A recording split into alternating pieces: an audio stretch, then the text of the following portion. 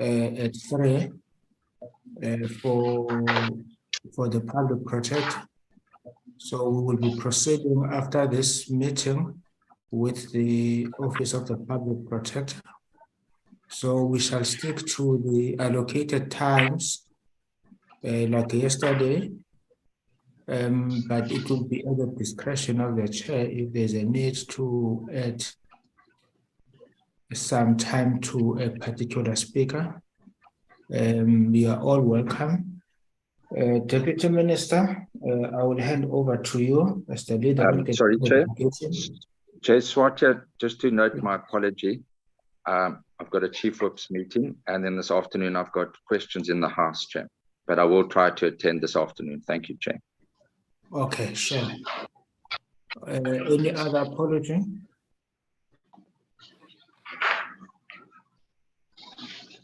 Chair, I can't see if Mr. Engelbrecht is on yet. He was traveling back to Gauteng, so he may be late.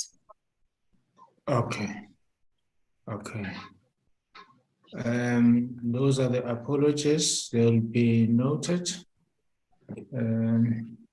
So over to you, Deputy Minister. Thanks, Chair, and good morning, members. Look, I'm just accompanying the department who are actually doing the report. So I'll be available to respond to some of the questions if necessary, but it's basically the department's show. Just to say, I will also be attending at the same time the Select Committee on Security and Justice. But I will be able to deal with questions from this side if necessary. But having said that, Chair, can I hand over then to the Director General? DJ. Thank you very much, Honorable Chair and Honorable members of the committee and Deputy Minister and colleagues, senior management of the department that are joining us here. Good morning.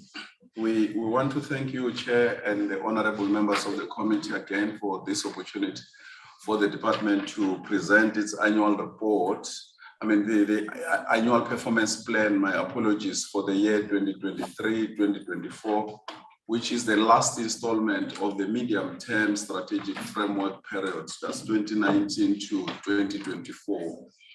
Briefly, Chair, just as a way of an introduction, that in developing the APP, the annual performance plan for this year, we have mainly been guided by the MTSF framework and the strategic plan of the department 2019 to 2024, and mainly looking at the areas that were still outstanding that required to be delivered, as well as the minister's performance agreement. And we did submit the annual performance plan to the Department of Planning and Monitoring for quality assurance, as well as the Auditor General to quality assure it for us.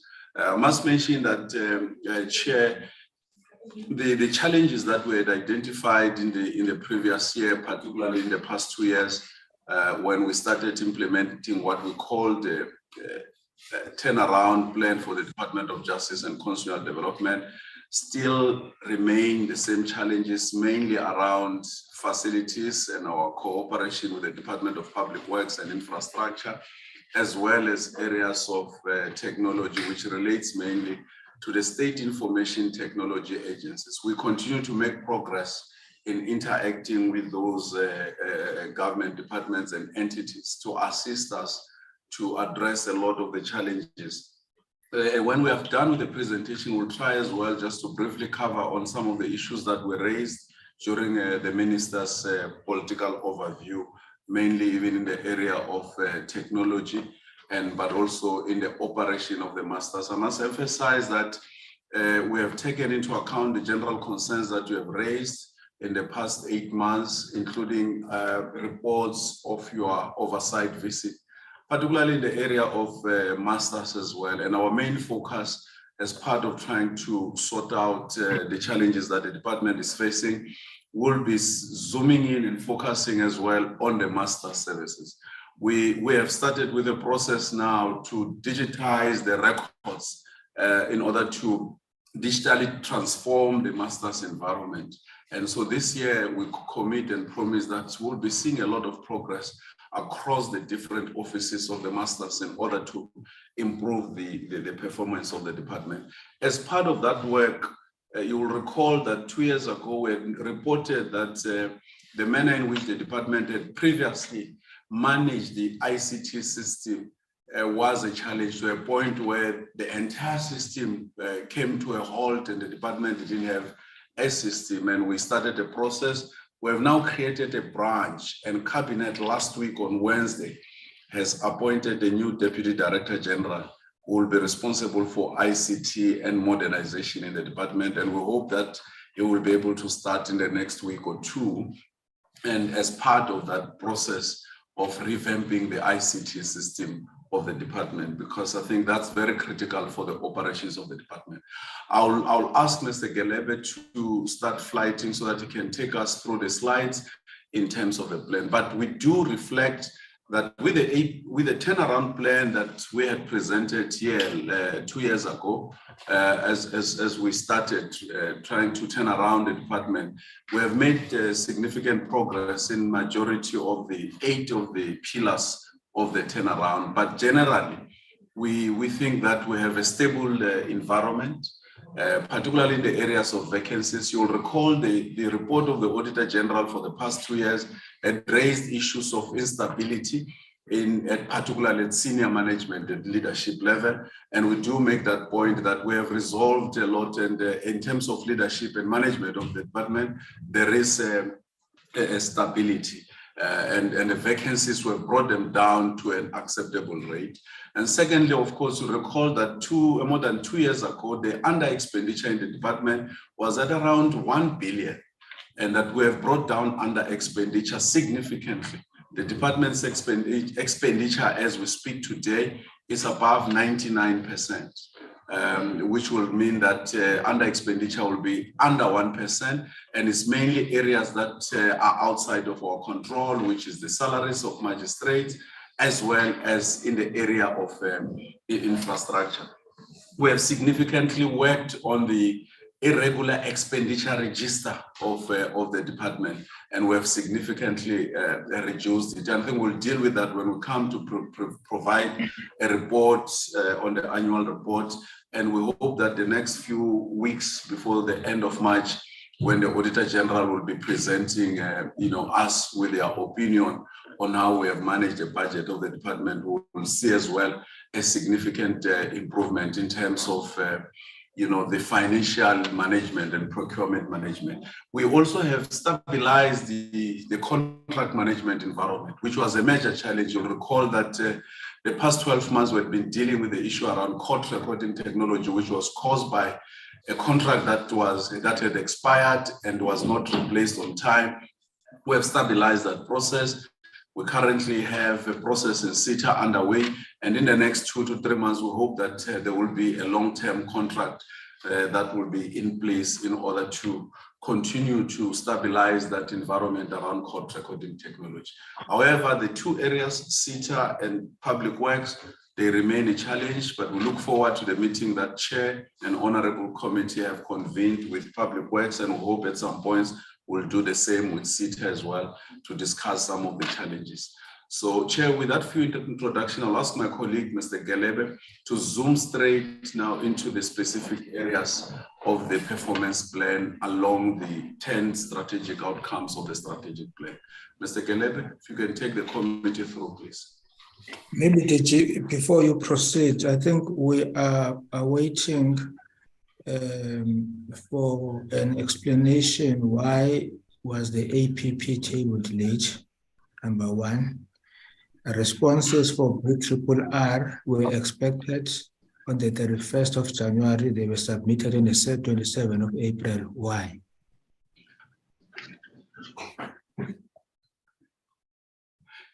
Chair, my apologies. The first one on the APP, I didn't get what that was.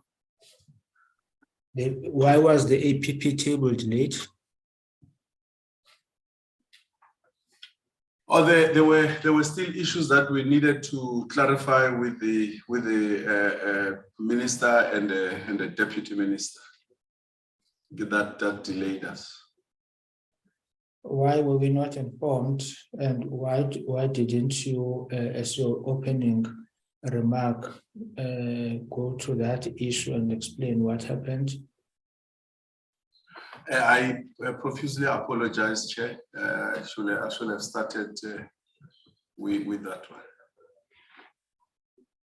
The BRRR, the late responses. The BRRR, I may have to check and I come back, Chair, before we finished. I thought it was done on time, so I just need to check that and verify that with the colleagues, because I think we had processed it on time.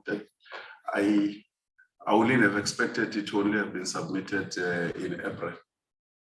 We were very conscious of the deadline, so I just need to check and find out what will have happened. But I will come back and add. Proceed. Mr. Gelebe?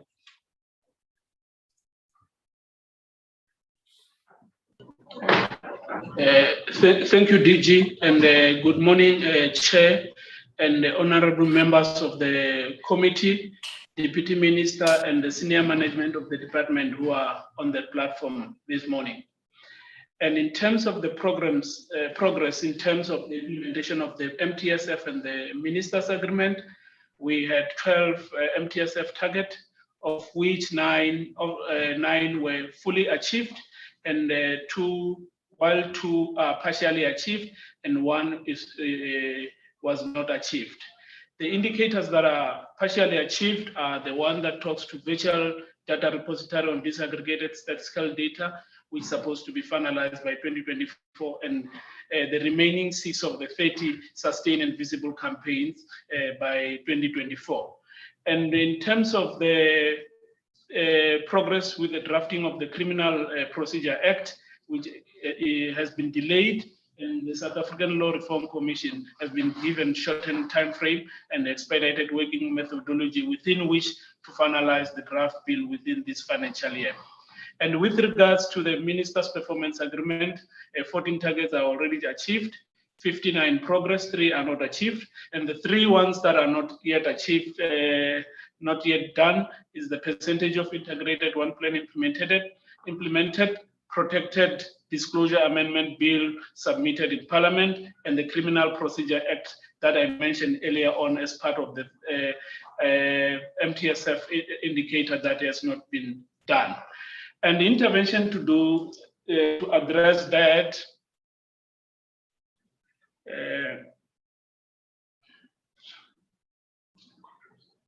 the intervention to address the poor performance and the misalignment. The department assessed the 2022-23 APP to check if we are fully aligned with the MTSF, Minister's Performance Agreement, Department Strategy, and SONA commitment. Where misalignment were identified, missing indicators were included in the 2023-24 APP to ensure full alignment. The department also took stock or evaluated progress relating to the implementation of indicators from the MTSF and the Minister's Agreement. Where performance was not satisfactory or targets not achieved, those outstanding targets were factored in the 2023-2024 APP. And we also want to share with the committee where we come from over the past 4 years in terms of performance. If we recall, in 2019-20, the department performance was around 51. And since we adopted the turnaround strategy that the DG mentioned or spoke about, we started to see progress in terms of improving the performance of the department. In 2021, we moved from 51 to 66.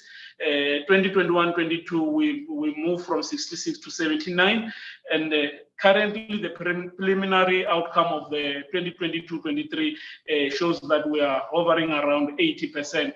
This shows that the performance is improving, but this 80% is still subject to audit process.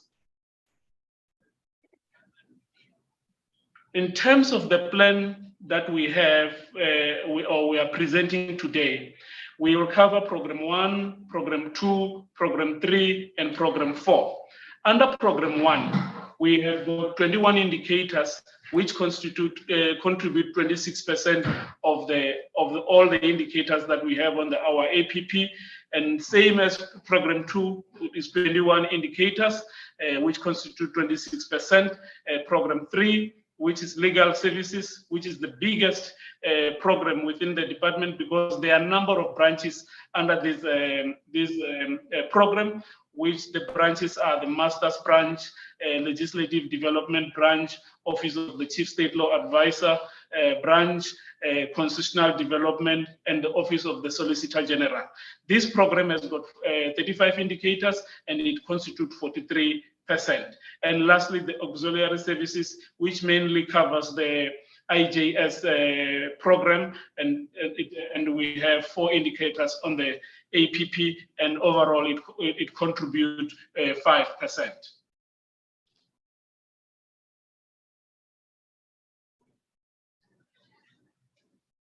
The department has got 10 outcomes, and these outcomes are the following. And these modernized and digitized service platform, which has got 8 indicators, and it contributes 10%. Second outcome, improve organizational capability and good governance, which has got 17 indicators and contribute 21% in the APP.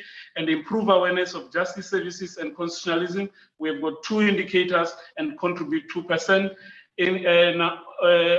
Outcome number 4, increase access to justice services, and we have got 20 indicators under this outcome, and it contribute 25% to all indicators that we have.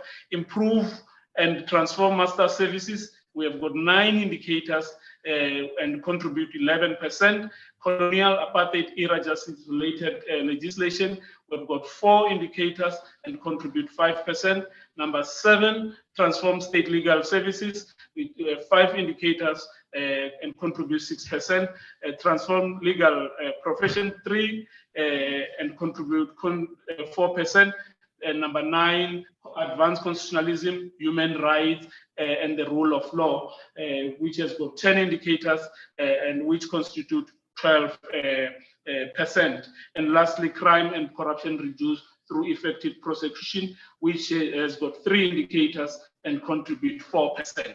And in the next slides, we will be outlining which are these 8 indicators under the modernized outcome number 1, which are the indicators under these outcomes.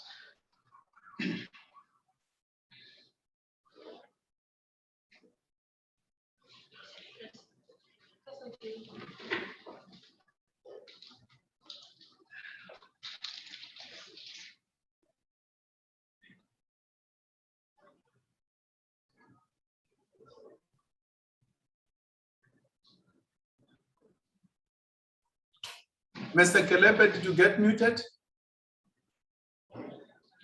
No, it's not. Can you proceed, Mr. Kelepe? We can hear you now. Okay.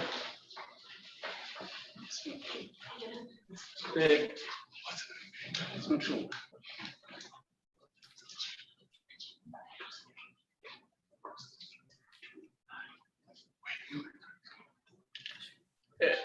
So this still assisting me here because I'm trying to move the slides, it's not moving forward.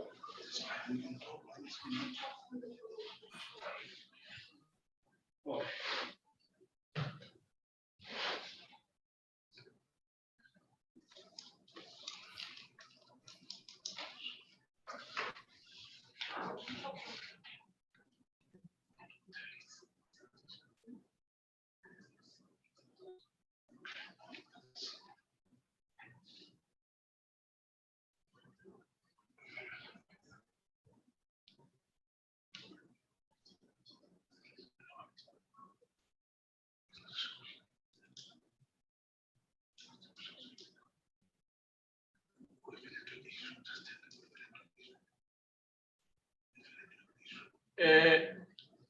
My apology, our technician is assisting us so that we can project the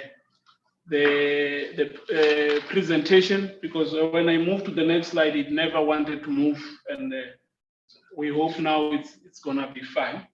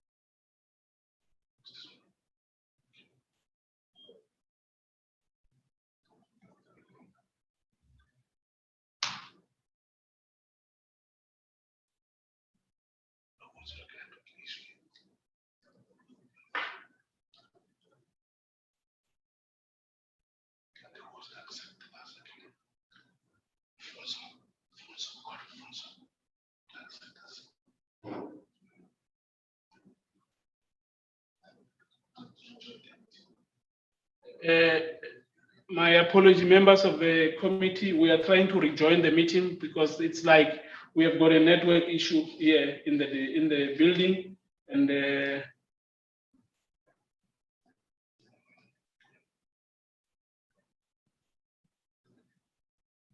DJ, we have read your presentation.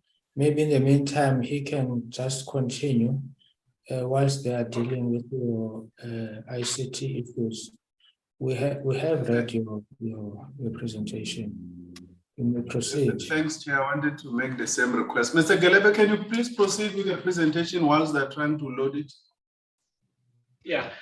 Under program 1, if you recall, when I said we have got 3 outcomes that contribute to this indicator, to this program. And the first one is the improve awareness of justice services, improve organizational capability and good governance, and modernize digitized services.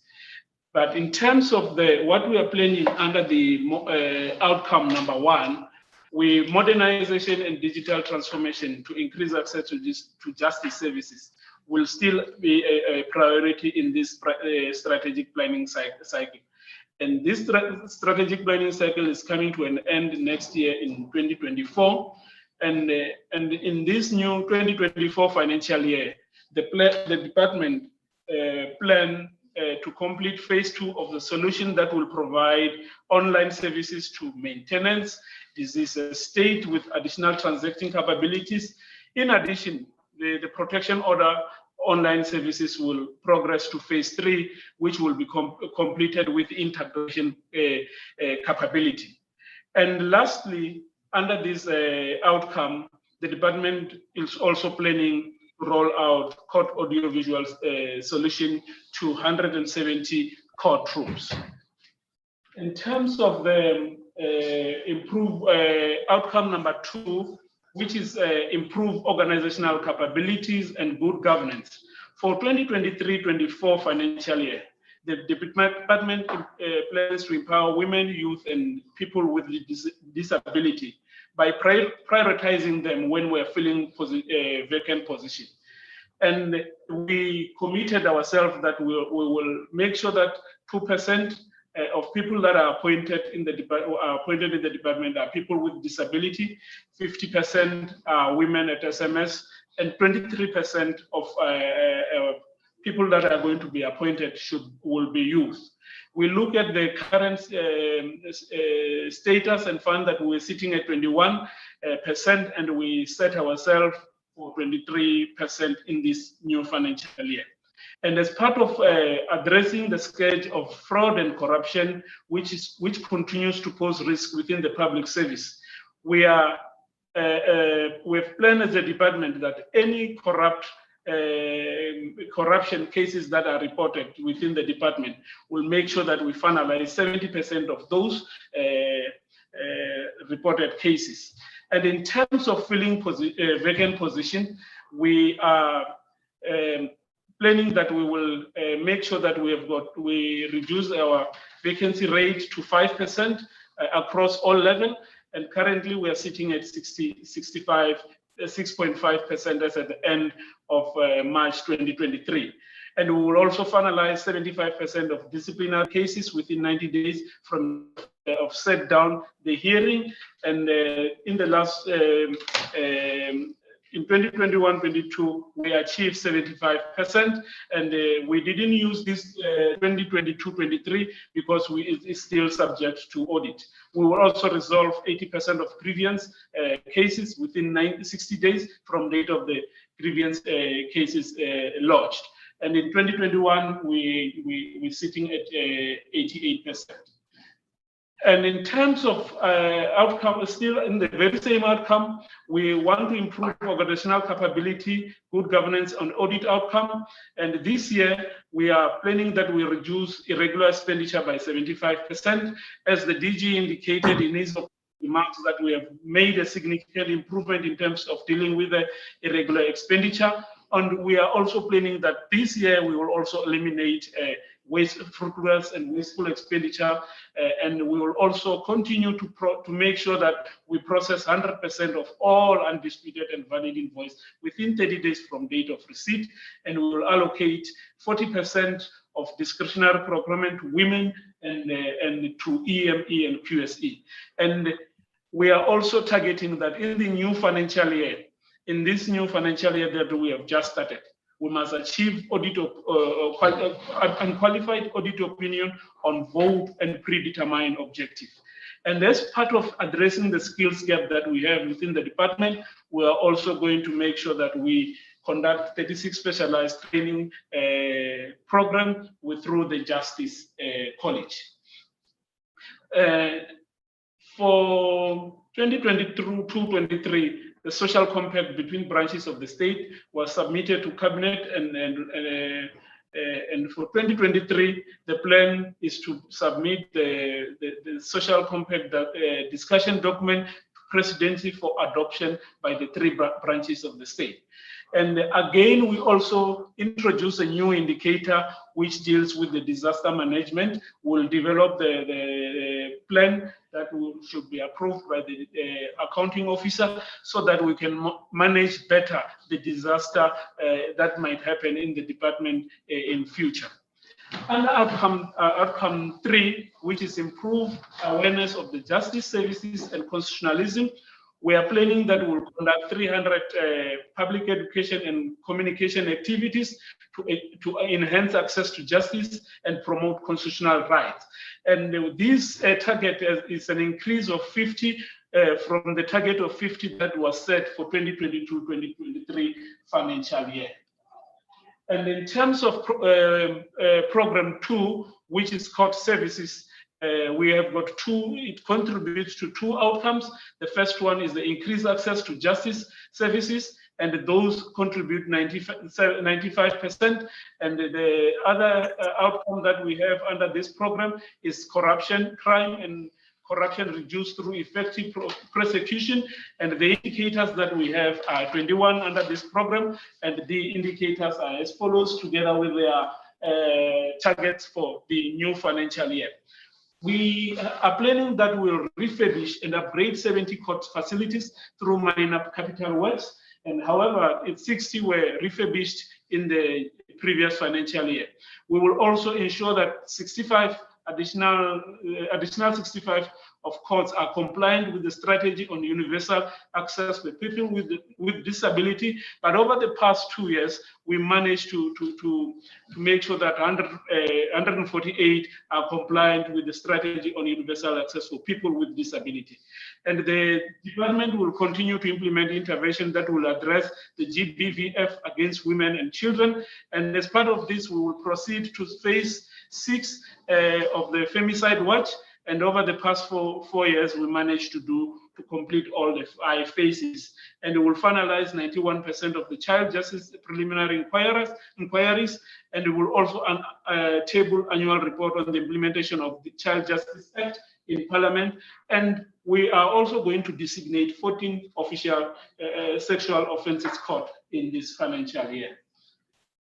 And in terms of continuing to implement intervention to address the scourge of GBVF against women and children. We will also issue 70% of NRSO certificate of application received in the financial year within 10 days. And we will also finalize 44,000 NRSO application on backlog. And last year we finalized 3,127 NRSO application on backlog.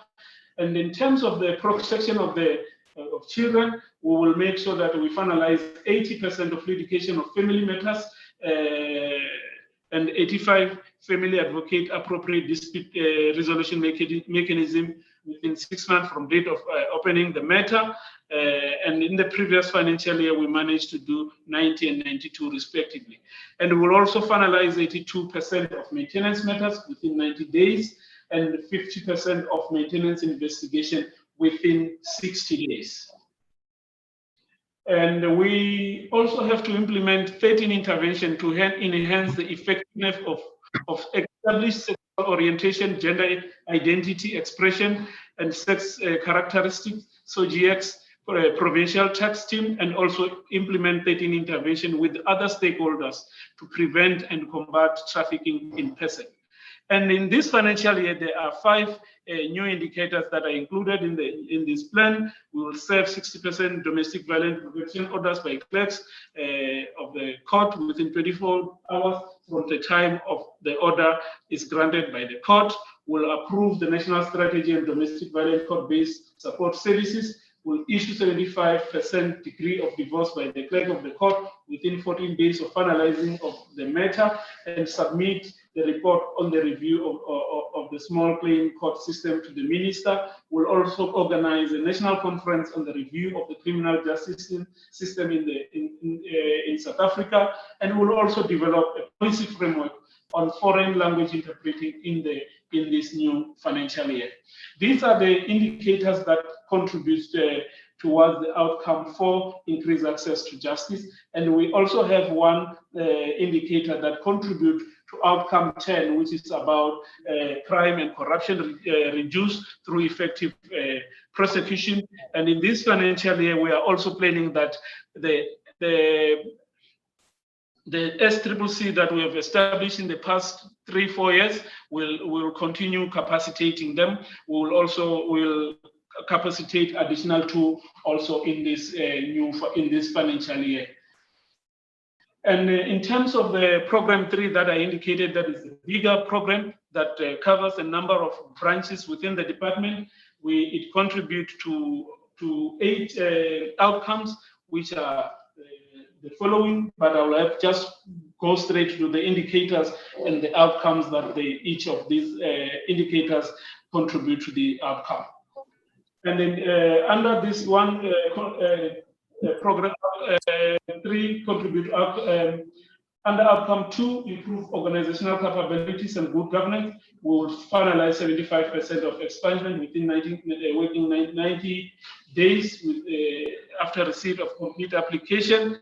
And in this financial year, the performance was sitting at 75%. That's why we remain with 75%. And under outcome 3, the department plan to conduct 6 sustained and visible anti-xenophobia campaign in collaboration with other departments. And however, the performance achieved in this indicator for 2022 was 9. And in terms of outcome number 5, which is improve and transform master services, will issue and examine 80% of LND accounts in deceased estate, where letters of executorship within 20 days from receipt of all documents. We'll also issue 70% of letters of appointment in deceased estate within 21 days from receipt of all required documents. And we will also pay 80% of guardian fund application within 40 days from date of receipt of all required documents, and issue 80% certificate of appointment in bankruptcy matters within 10 days from receipt of all required documents, examine 90% of LND accounts in bankruptcy matters within 15 days from receipt of all required documents, and issue 65% of letters of authority in trust within 21 days from receipt of all required documents, and issue 90% 90% letters of appointment in curatorship estate within 15 days from receipt of all required documents. We are also planning that we will table the policy on appointment of insolvency practitioners in Parliament, and we will also continue to implement the interventions from the masters turnaround, and in this year we are planning that we will implement 3 of those interventions. And under the outcome number 6, colonial apartheid era justice related legislation reviewed and replaced. And in this financial year, we are planning that we will submit 4 bills and regulations to the Minister for approval.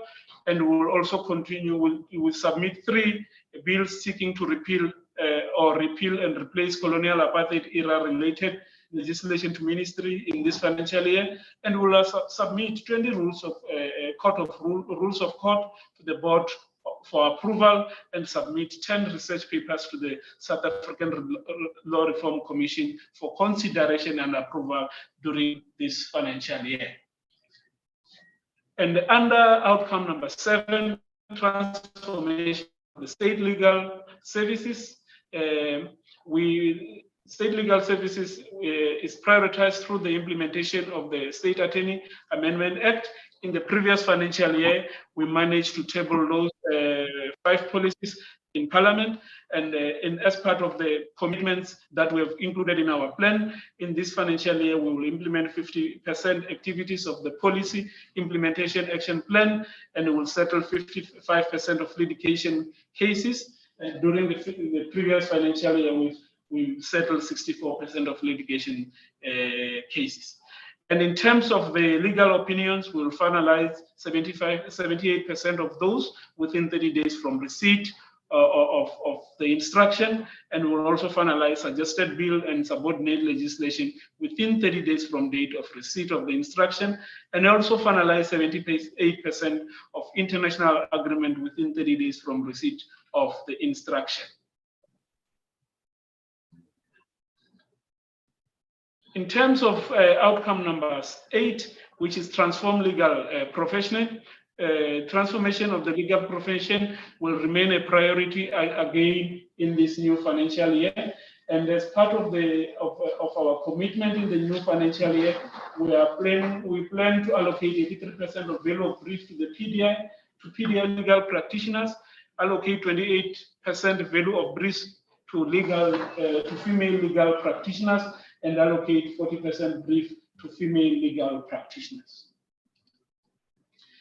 And under outcome 9, which is the last outcome under this program, the department plan to do the following. We will develop the virtual repository data for collection of disaggregated statistical data for measurement of racism,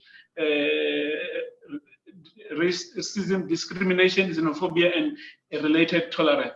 In the previous financial year, we developed the data set that will inform how this virtual data repository will look like. And we'll also submit 1 country report, and this country to the Minister for approval for submission to Cabinet. And this country report is the African Charter on Human and People's Rights. And we will process and submit to the accounting officer 85% of valid requests for extradition and mutual assistance within 20 days from receipt from receipt of the request. And we will also hold 6 engagement with stakeholders towards the promotion of equality courts, and we'll also hold the target has been increased from 4 that we had in the previous financial year, so that the new indicator on constitutional dialogues for the advancement was introduced with the target of 4. And the department plan to do the following in the new financial year. We will also submit 1 international human rights instrument to the Minister for approval. The other 2 were done in the previous financial year. We'll also conduct 200 constitutional right awareness education session, and conducted through the community advice offices. And we will also provide support to 50 of the community advisory services. And the above indicators were included as part of the pledge project. And this is a pilot project which will be funded by the National Treasury. And still under this one, we will submit to the accounting officer for his approval the framework on international relation engagement, and will also hold a national conference on the state of human rights in South Africa. Under this outcome 10, still under this program, we will submit 2 bills or regulation notices and proclamation to strengthen the anti-corruption architecture of South Africa to the Minister for consideration and approval, and will also implement 3 activities of high-level action plan to exit the grey listing of FATF. And in terms of the last program, DG, you have 20 minutes. So, sorry, Chair, 20. 20 minutes, inclusive of everything. Mr. Gelebe, can we wrap up this in 3 minutes? As you recall, they've already have the presentation, so can we wrap up? Yeah, we'll finish in 2 minutes. It's just the last program that we want to touch. And under this program, we plan to complete 1 KPI of the IJS dashboard. And so far, 27 are there, so that once this one is completed, all the IJS KPIs will be on the dashboard. We'll assess 2 IJS operational sites for vulnerability to cyber attack, and we'll deploy PBS to 20 police stations. And then in order to improve governance and management of IJS, the department plan to hold 14 IJS government intervention sessions during this period. And the successful implementation of this will play a significant role in achieving the outcomes set out in the strategic plan of the department and the medium-term strategic framework. And the department will be focusing on developing the Justice 2035 plan in this financial year. This is the presentation from my side, and thank you, DG, thank you, Chair, and honorable members of the committee, and the DM and senior management of the department. Thank you. Thank you very much, Chair, and we're grateful and indebted to you for allowing us the opportunity to present, and we apologize for the technical glitch, and we're aware that we might have slightly breached the 30 minutes that you had given us. This is the presentation, Chair. Thank you very much. Yes, we had given you an extra 30 minutes. Are you done with the finances, the CFO? Afternoon, My Chair. apologies. Okay. Afternoon, Chair and honorable members. I'll quickly go through the budget. The budget is in line with the estimate of national expenditure. Is the 2020-23 MTF, which had allocated 95.3 billion over 3 years. So currently we are just showing you the 72 billion over 3 years. This slide just shows you the allocation per program. You will notice that the biggest program is the court services, of which the lower courts are housed in this program, and then followed by the National Prosecuting Authority, and then the auxiliary services. Included in the auxiliary services is transferred to entities, and the biggest portion on the auxiliary services is your legal aid South Africa. And then we've got direct charge for magistrate salaries. So the budget that will support the plans is 23.1 billion.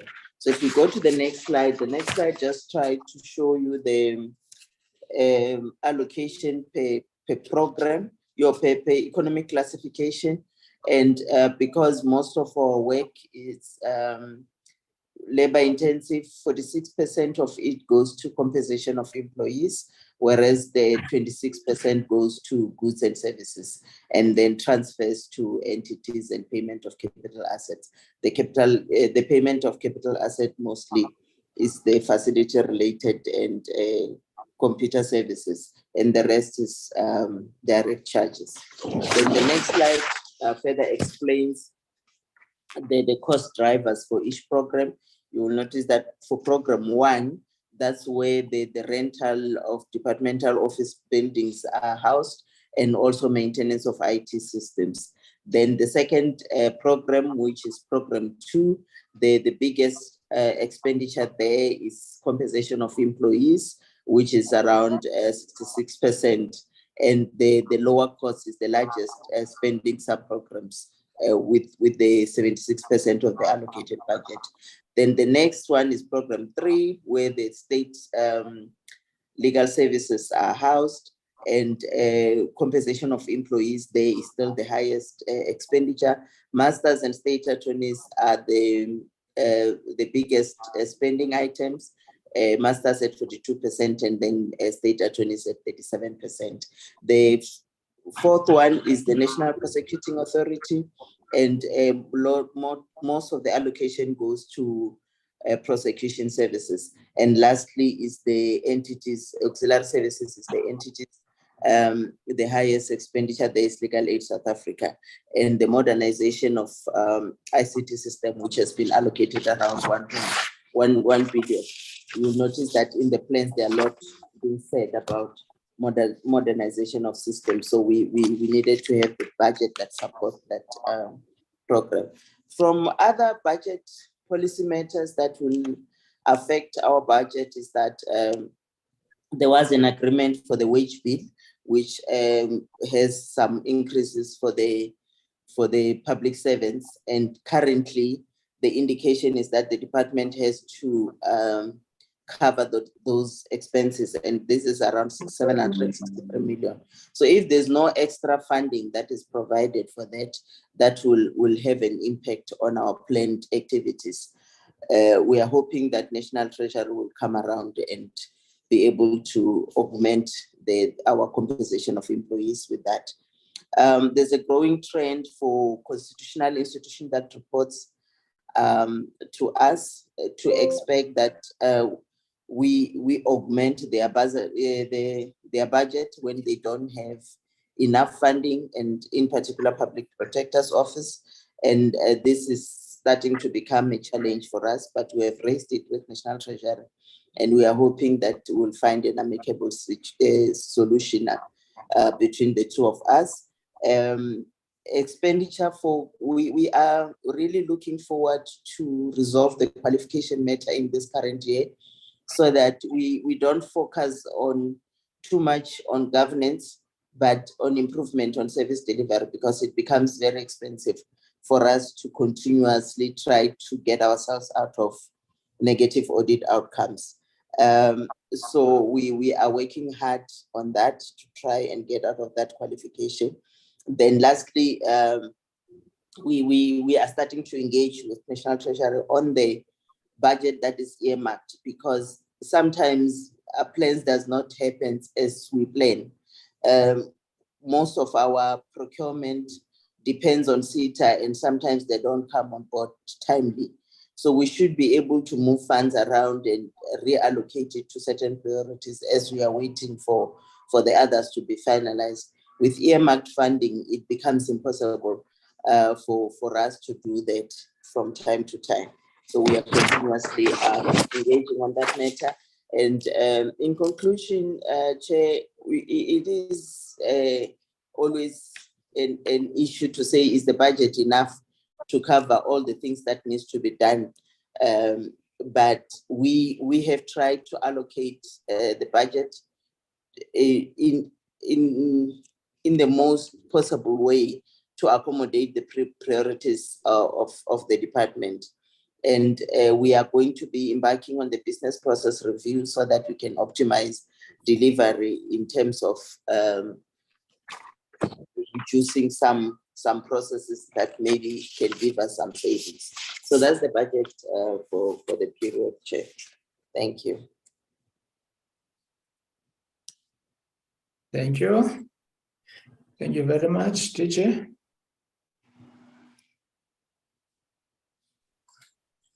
Thank you very much, Chair. This will mark the conclusion of our presentation. Okay, well, thank you very much. Members, that is the APP presentation by the Department of Justice and Correctional Services. Any questions or comments? Sorry, Chair, and constitutional development.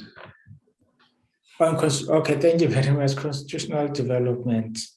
Sorry, TJ. I have the following hands: Honorable Horn, Honorable Yako, Honorable Breitenbach, Honorable Nibor Tochand, in that order. Thank you, Honorable Chair. Horn. Yes, thank you, Chair.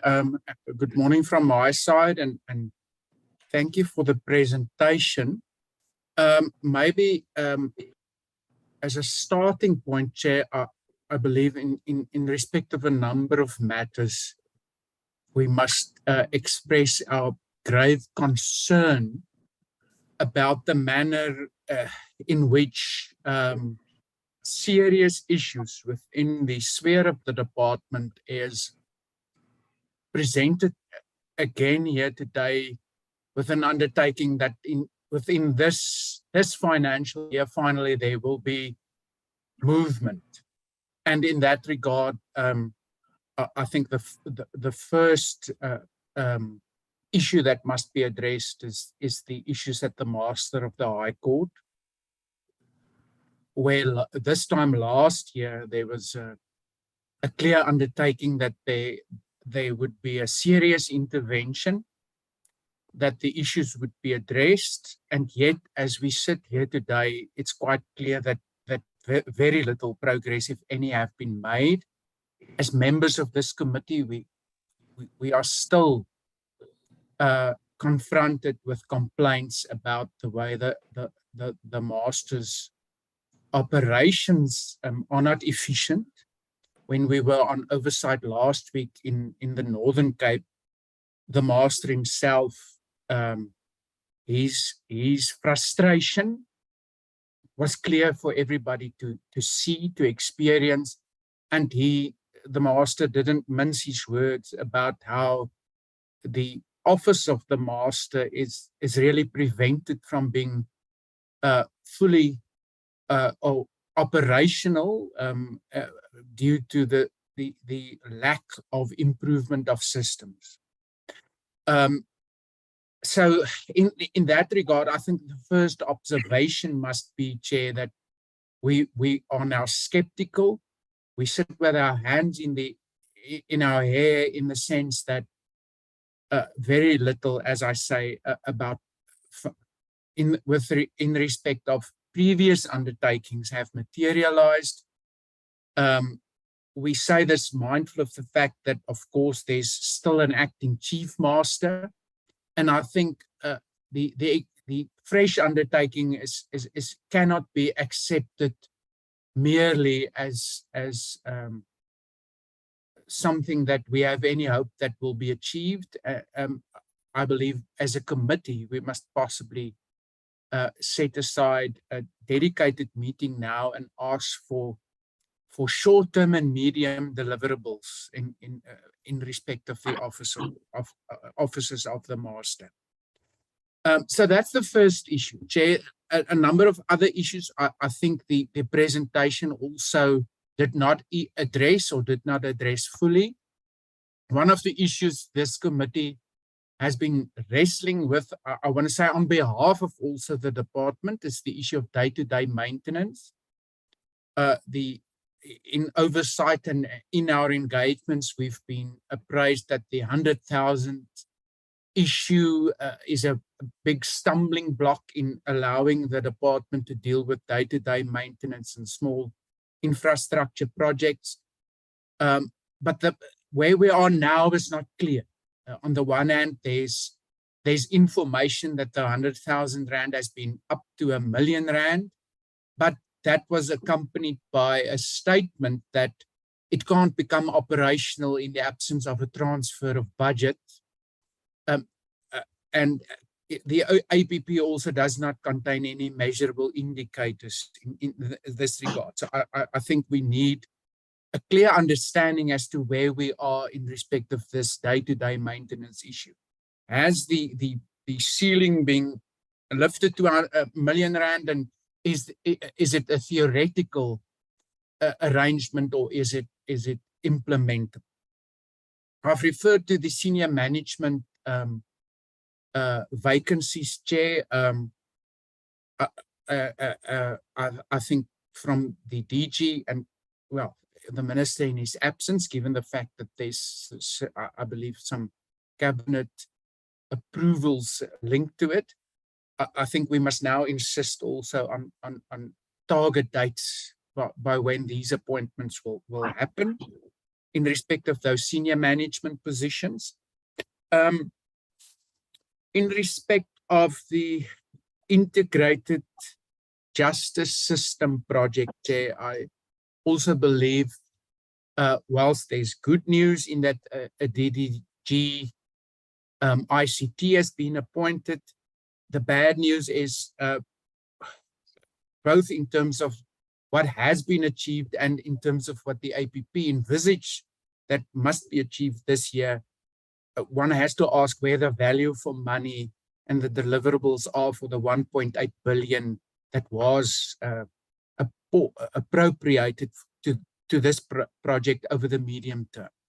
There's only 2 sites that seemingly is going to be assessed for vulnerability in respect of cyber attacks, and it's not quite clear what the further progress will be with the development of the IJS. And now, as we sit here, after 4 years having warned that it's not value for money, that in terms of what is being achieved versus what have been spent, the picture is also now becoming clear that the lack of progress and the status of this project is one of the factors linked to our grey listing, in that the measures against money laundering and terrorism financing is closely linked to whether this project is functional and will reach an end stage anytime soon. So I believe we must insist on some very clear medium-term targets, even if also through a dedicated meeting with this new DGT. A few other issues, Chair, in terms of the announcement during SONA that we will receive an amendment to the NPA Act to make the investigative directorate a permanent feature. Where is that specific bill? In terms of the audit action plan and the perennial issue of contingent liabilities, we were informed that there would have been an interim audit around the contingent liability register in January, which would hopefully position the department well towards addressing that issue. What has been the outcome there?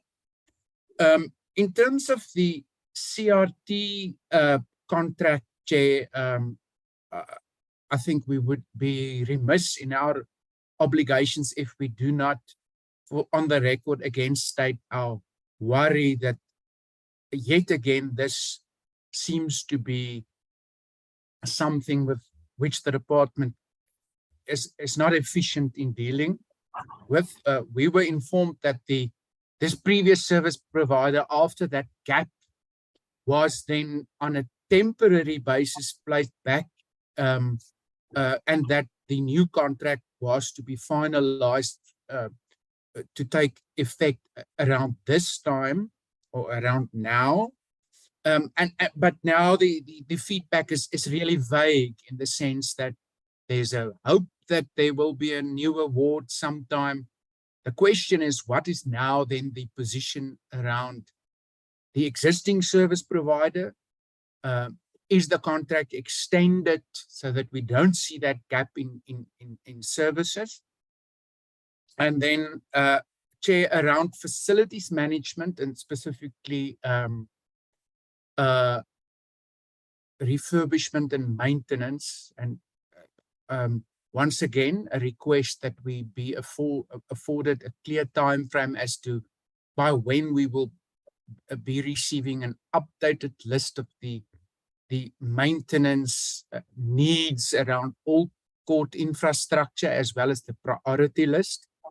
It remains a worry, and the list is too long to rehash here today about court buildings and specifically projects that's slow to get off the ground, that grinds to a halt because of contractor problems. When we were now in the Northern Cape, we learned of the Magistrates Court in the R, who 2-3 years ago already a portion was also gutted in a fire. And then in typical DPWI style, not that the department is not to be blamed as well, the committee were informed that, yeah, they're now in the final phases of appointing a contractor. That's always seems to be the response to these issues. Around that as well, Chair. Honorable Hon, Yes. don't you think that point, maybe we can ventilate it on the 25th with both the department and the two ministers present? Clearly, that specific point needs to be ventilated then, Chair, but I believe there's also an undertaking that there's a wholesale assessment about the maintenance needs for all of our court infrastructure that is being undertaken. So I think that the question today to the DG is, what's the progress with that assessment and by when we can meet? Okay. Thank you. And then lastly, in terms of also court infrastructure, Chair, and then I'll leave the rest for either a second round if colleagues do not cover it, is around the Limpopo High Court, where the department in its BRRR responses expressed the risk that the newly built Limpopo High Court might have to be condemned because of the water table issues. Now, I don't know whether that's a remote risk or a very real risk, but I think it's something we must get clear information on. At this stage, one doesn't even want to contemplate a situation where this building built at an overrun cost of hundreds of millions of rands might have to be condemned. And the question must be, what other options have been explored?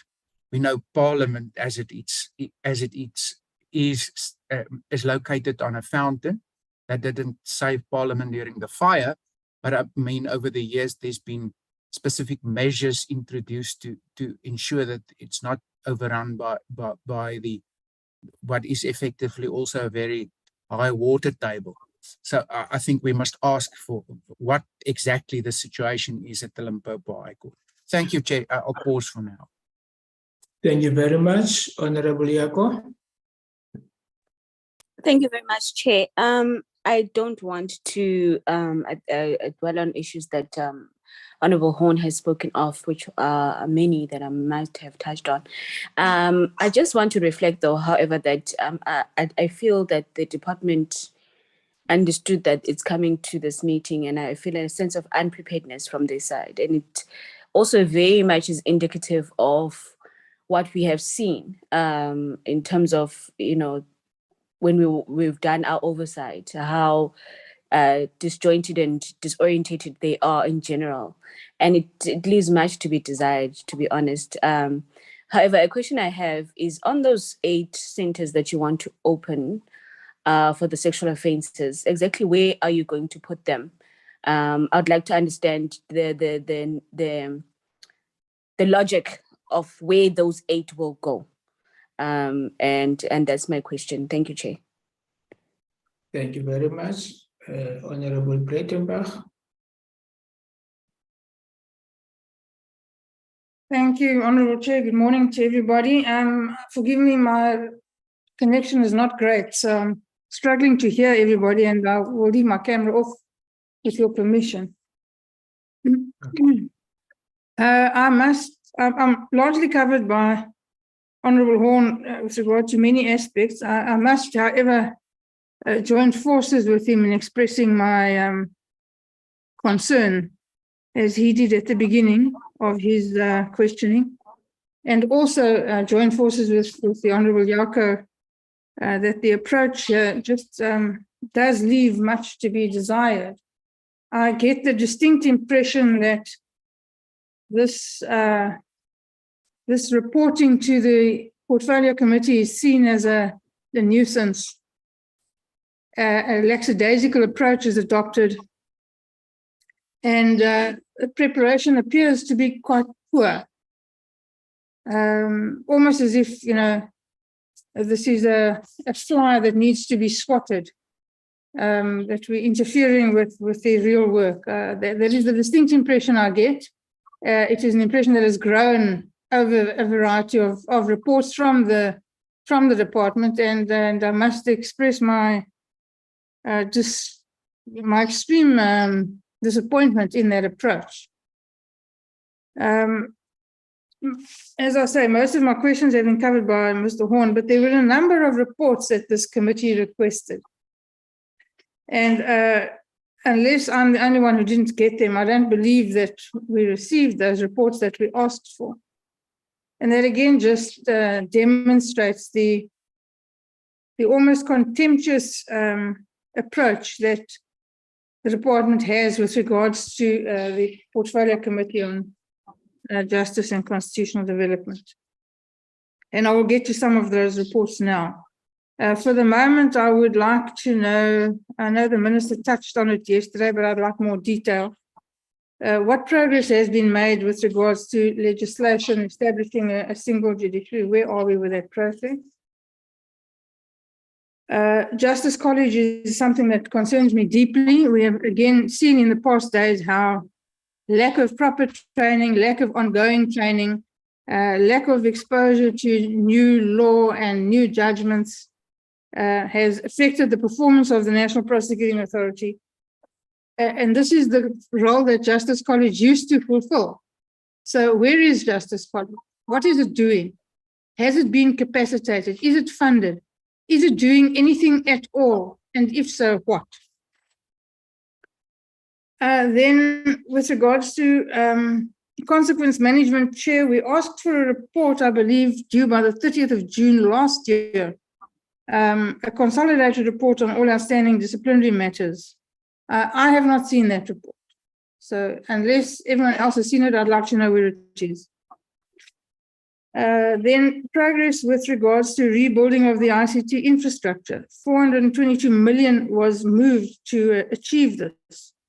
We asked for a report of how the funds have been used. I have not seen that report.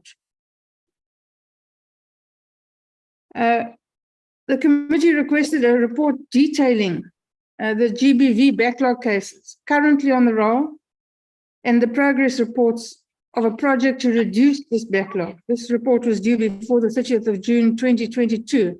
I have not seen that report. With regards to barrier-free access to justice, many courts, as we saw on oversight now, do not meet these requirements. Many courts remain extremely difficult to access for people who are movement impaired, and some of them are not accessible at all. A report was requested to provide an explanation as to why the target for compliant courts was reduced from 100 to 27 in the 2022-2023 year. We also asked for details as to which courts have been made compliant and which courts were going to be made compliant. I have not seen that report. The Office of the Solicitor General has been in the pipeline now and been there and thereabouts for the past 2 years, but it's actually nowhere. Nobody actually knows where it is. There's no discernible progress. What is the factual position with regards to the capacitation of that office? Similarly, the Office of the Legal Ombudsman. What is the position with the funding and capacitation thereof? There was a report due by the 30th of June 2022. I have not seen that report. Also, we requested a report on court modernization projects. I don't believe it was received. And then finally, Chair, with regards to the Potchefstroom Magistrates Court, which is a busy court, it's a big court, it serves largely that entire province. It is the only point of access to justice really for the citizens of that province. Where are we with that court? Has it been rebuilt? How far are they? What is the progress being made? We don't hear any news about this magistrates court and its rebuilding. So those are my questions. I have many more, but I will leave them. I'm sure they'll be covered by my colleagues. Thank you, Chair. Thank you, Honorable Breitenbach. Honorable Newport, Tuchen.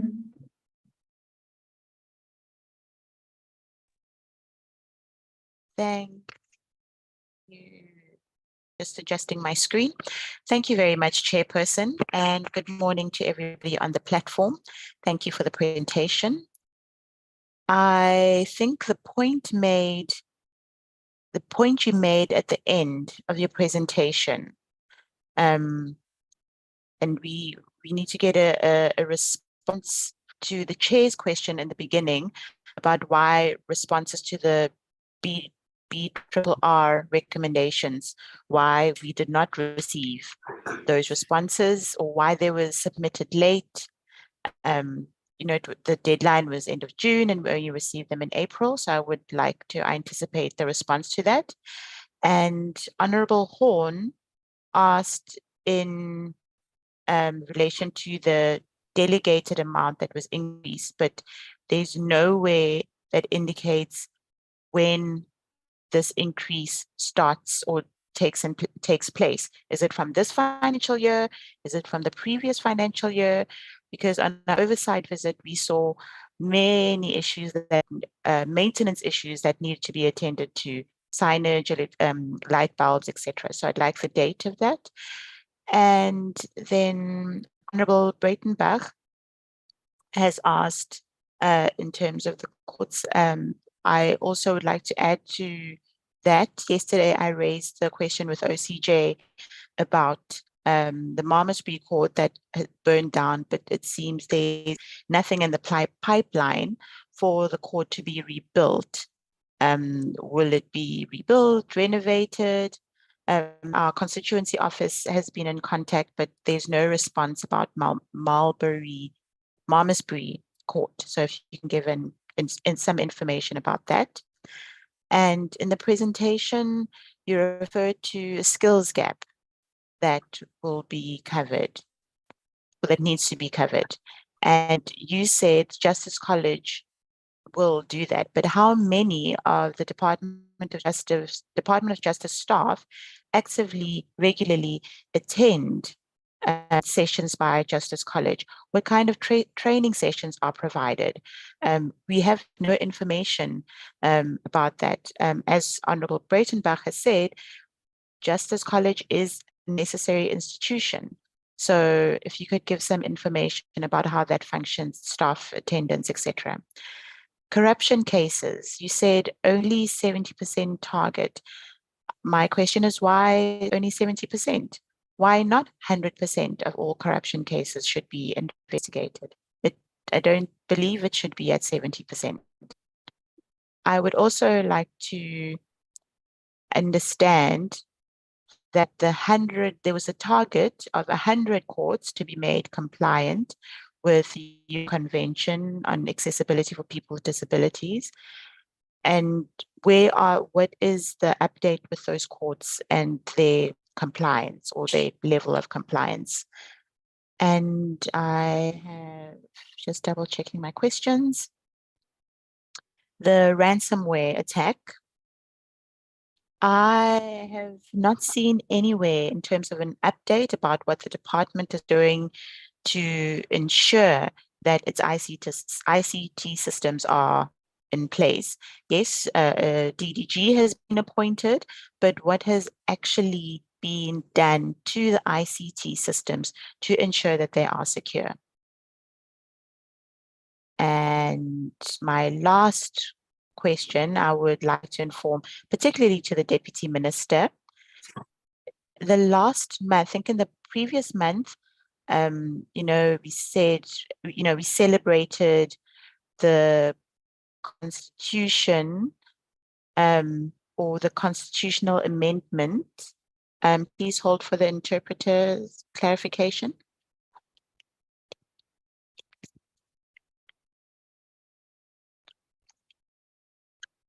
Oh, so there was a celebration of the Constitution, 27 years celebration. There were lovely speeches, but it was not accessible to deaf people. There were no interpreters, and the deaf people struggle to understand. The interpreter that was there, interpreter's mistake, was a very tiny little box, which is hardly visible to see. And that is actually more difficult to see than using Zoom, because on Zoom you can make the interpreter bigger, and you know, questions were, you know, it was said that questions must be typed in the chat box, but nobody actually looks at the chat box. So I would like to request to the Deputy Minister and the department to really make a really a more concerted effort to make your presentations or your events more accessible, especially seeing as, you know, to celebrating the Constitution, and that's really important. Thank you very much, Chair. Please, unpin Wilma. Thank you very much. Honorable Chance, your hand was up.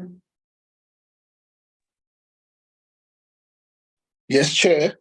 Thank you, Chair. Just a couple of issues, Chair, that one would like to raise. I think I want to start with the one that you raised up front. This issue of the late submission of the APP. And I want to just get an honest reflection from the team led by the DG. Because this matter seems to be linked in what the AG has picked up in the department, which is there's a growing culture and tendency of non-approval, which is beginning to hit the department on its plans, that the department can on time prepare things submitted to the minister, and it takes ages, if it does happen, that these things are approved at the level of the minister. The AG has picked up that issue as one of the issues contributing to issues of non-performance and sometimes non-compliant. So it has now become a reality. So I don't want it to be just reflected on it as it was just a once-off issue. It's clearly been indicated as it's a growing culture and a tendency. And I want to know, what is the problem? It's a pity the minister is not here, because it's a direct question, would have been a direct question to the minister. Why does it take so long? It's not only the APP. So even other issues, the approval process is just not happening. Is there something that we need to help the ministry and the department with around this issue? Because it gets to be queried as part of the audit of the AG. That's a sincere thing that I would want to get a reflection on. Still on some of the issues raised by the AG CFO, there's an issue of irregular expenditure. Because I was looking at your plans, and I'm not able to pick that up as to how you're responding to this. Firstly, perhaps there's a 2 billion regular expenditure that I would like you to give this committee the breakdown of that 2 billion, what it is made of. But secondly, for today, we have also been informed that this irregular has grown up by 50%. So in 2021, it would have been 413 million. It's now currently 966 million. It's not getting better. It's getting worse. It's an upward trend, but in a negative way.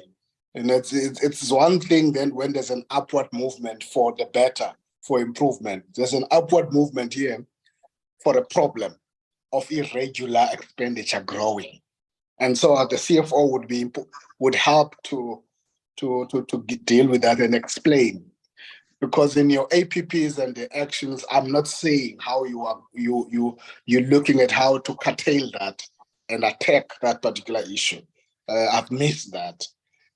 And then the next issue, Chair, is on some of the audit issues.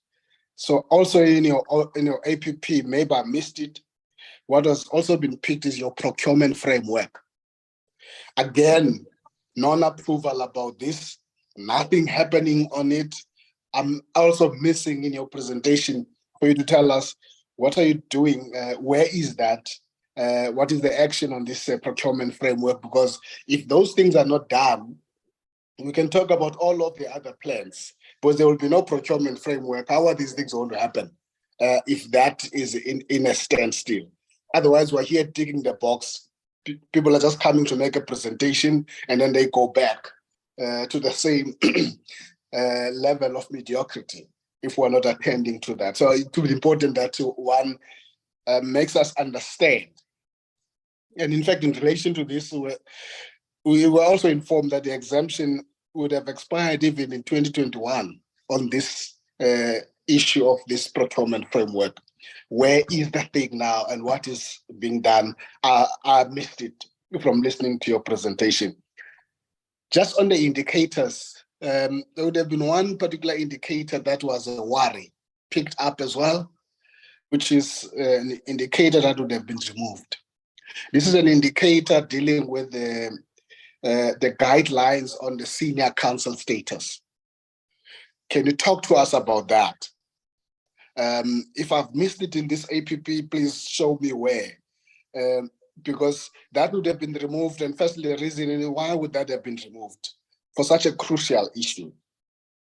And as a further response, where are we on it? What is being done on that issue? The last area of interaction to go to is on the risk management space, and I would have taken this as our own issue, Chair, that everybody we meet with, we are interested in this. So yesterday I said they are twins of project management and risk management. They go together for any successful entity and department. Now, in both your APP and what you have put together, we have to register a concern on this risk management process of yours. Firstly, it is so loud, the absence of a risk manager on the following issues. Risk register on the infrastructure, which is a problem across. It's not taken up in that area. Issues of load shedding, you don't have that being part of your risk register. Your case backlog issues. Is there a reason why you're considering these not as a risk to this department, to a point where we don't see an effort to have them attended to and mitigated as particular risk? But even more worrying, please explain this phenomenon that and in your external opportunities and the threat kind of assessment and the scanning, given now this current period and the previous one, the same kind of opportunities and threats remain the same like in the previous. So are you saying to us nothing has changed?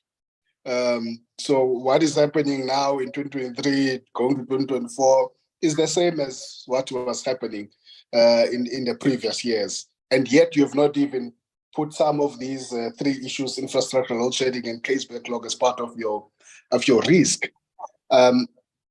Again, there's serious issues of, I don't know, again, this might also come to this non-approval culture and tendency.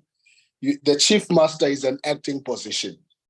And yet here in your plans, you are telling us how you're going to fix the chief master. That is an acting position, has been acting for a very long time. I've missed the actual plans. The DDG of court services, It seems that you still are in nostalgia about Skosana. You want to bring Skosana back because since Skosana left, this post has never been filled. That's a long time ago, because he would have been a DDG of Court Services, the head of the Justice College. That's another acting position. And yet here we're told about the plans. Now you're not fixing the fundamental head and those that must drive this, and then we're given plans below that of what will happen. Now, then for me, it raises credibility of the plans that you are putting forward. When you can't attend to the first button that you must switch on in this regard, because quite clearly there seems to be a lack of risk appetite in this department, but also a lack of a continuous risk assessment issues. It's not enough to just put a list of risk and never be having a plans as to how do you continuously going to do this. Imagine if you were not assessing risk, then you have got COVID, which have never been part of the things that we'd have identified. And so one is being worried about that, because you can put every plan in place. If we're not focusing on that area, we're going to be here next year doing the same plans. We're going to be here in October, November this year in the annual report being told of the same outcomes and without an impact on society. Those are the few issues, Chair, I wanted to raise. Otherwise, I would have been covered by yourself and other colleagues. Thank you. No, thank you very much, Honorable Janji. Are there any other hands? Honorable Breitenbach, is that a new hand or an old hand? Sorry, Chair, it's an old hand. Okay. No, thank you very much.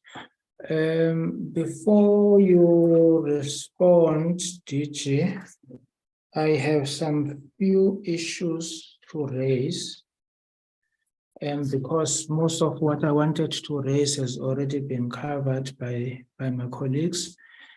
The first one, service level agreement with DPW and the draft guidelines for day-to-day maintenance.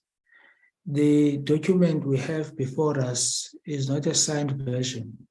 Do you have the signed version, and why did you send an unsigned version to us?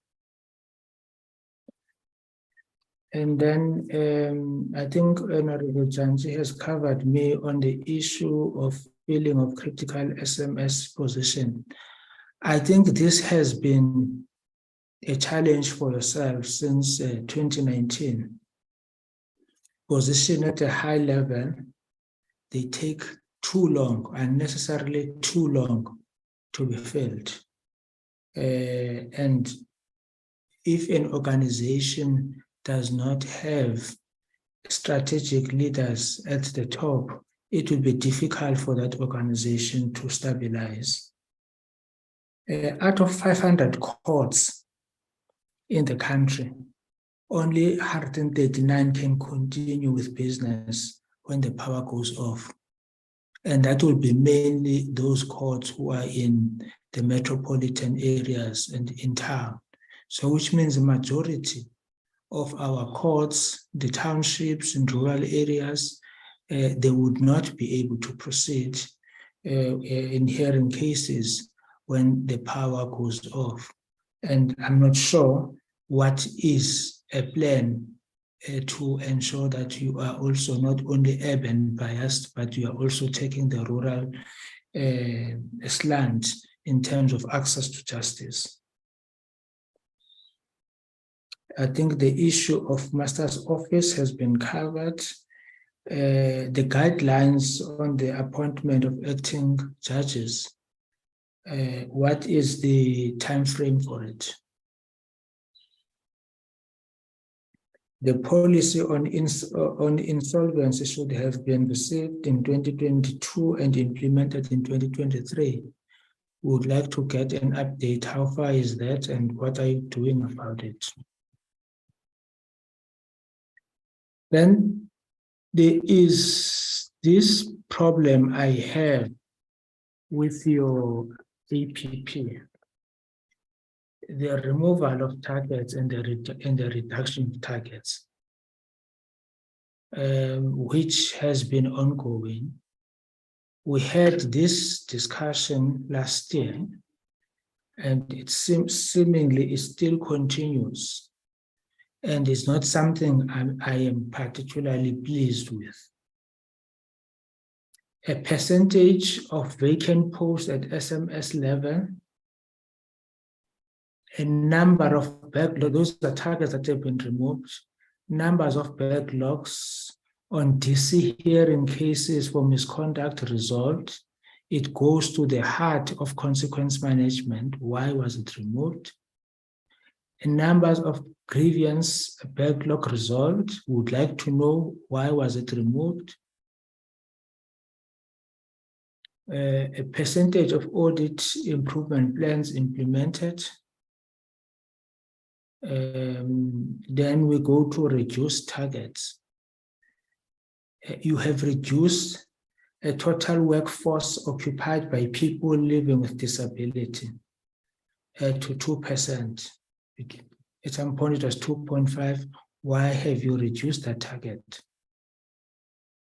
A percentage of investigations on reported corruption cases finalized in 2022-2023, the first target was 90%.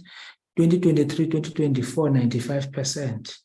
Now there is a static target of 70% for 2023-2024 and over the medium term. So you are reducing or removing targets on core issues of service delivery. It's not cosmetic issues, core issues of service delivery. If a person wants to look at how impactful the department is, a person should be looking at these targets. If they are reducing, we are reducing service delivery itself. A number of courts compliant with the strategy on universal access for persons with disability. I think it was raised by Honorable Breitenbach. 2022-2023, it was 72%. 2023-2024, it was 75%. Now it has been decreased, 23-24, 65%, and then thereafter 55% over the medium term. Core issue. A percentage of maintenance matters finalized. 2022-2023, the target was 83%, and then 2024-25 was 85%. Now the new target is 75%. Core issue, especially for women. The briefing patterns for PDI have been reduced, I think from 84 to 83.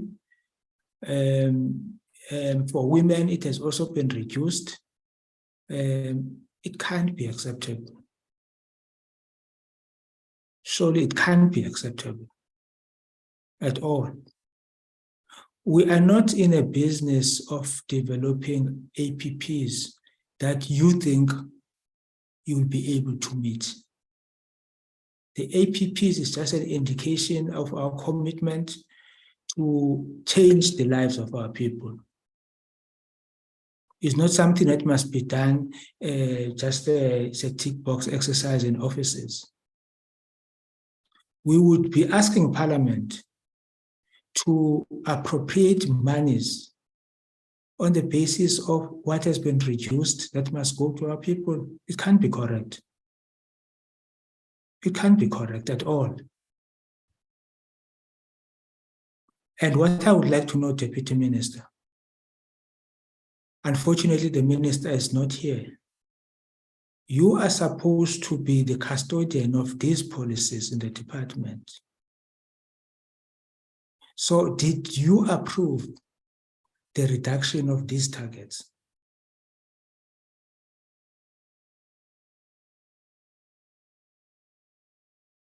And the removal of some of these targets?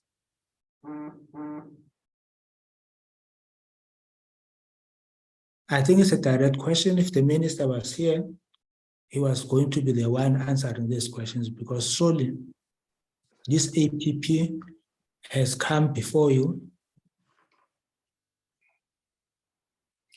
Chair, are you wanting me to respond? Because the minister is not here, it was generally meant for the minister. Look, the minister and I both signed the APP in the end. One of the reasons for the delay was unhappiness with it, and in particular the target.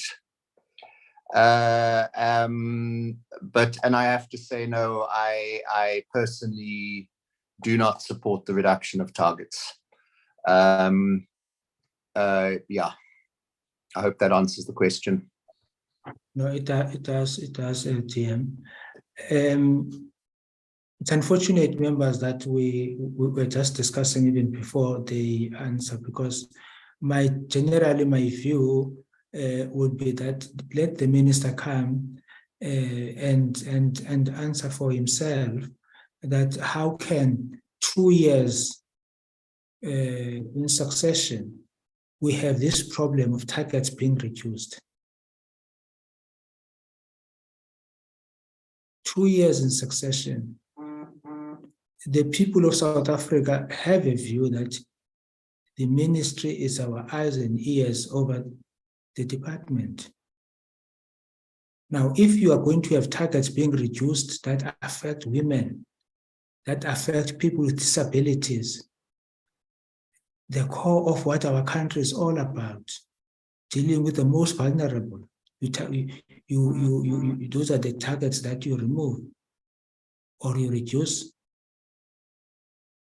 I think members can mull over it, and maybe before we adjourn this meeting, we have that discussion.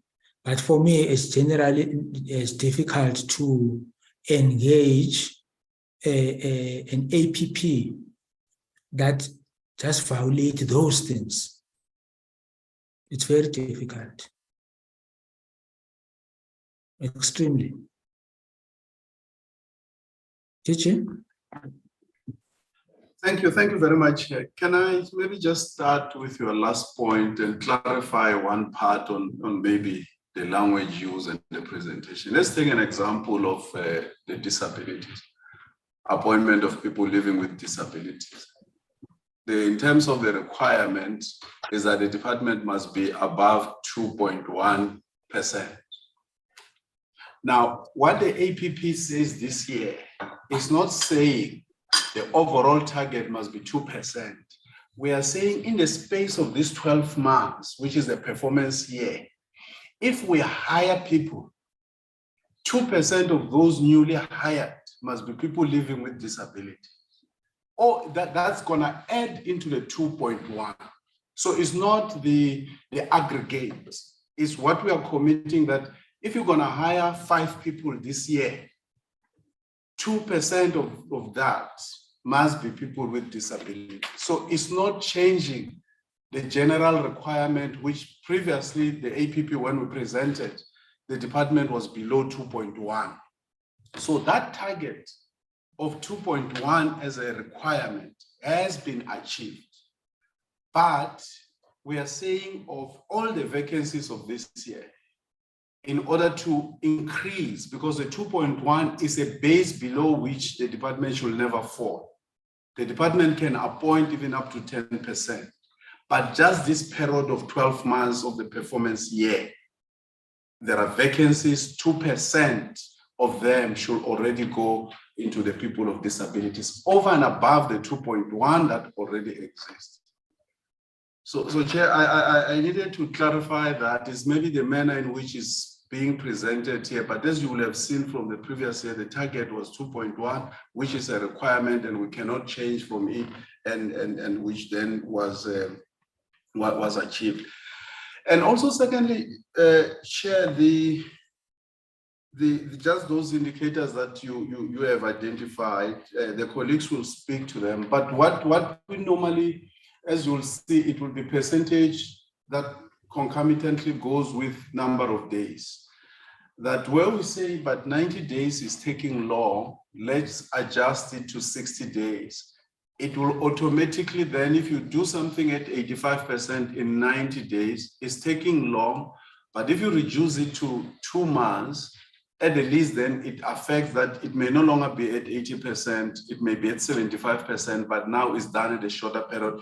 And as a base, you will see when we present the annual report that the figures are a base. When you say 75%, it's not that you stop at 75%. You can still have, it's a base that you are starting at, that at least this is the target. But it doesn't mean that we stop at that particular target. We can still proceed to a much higher target. One of the things that maybe we didn't show, and maybe the CFO in the slides didn't show, is the reduction of the budget of the department over the past 5 years, which every other department has experienced.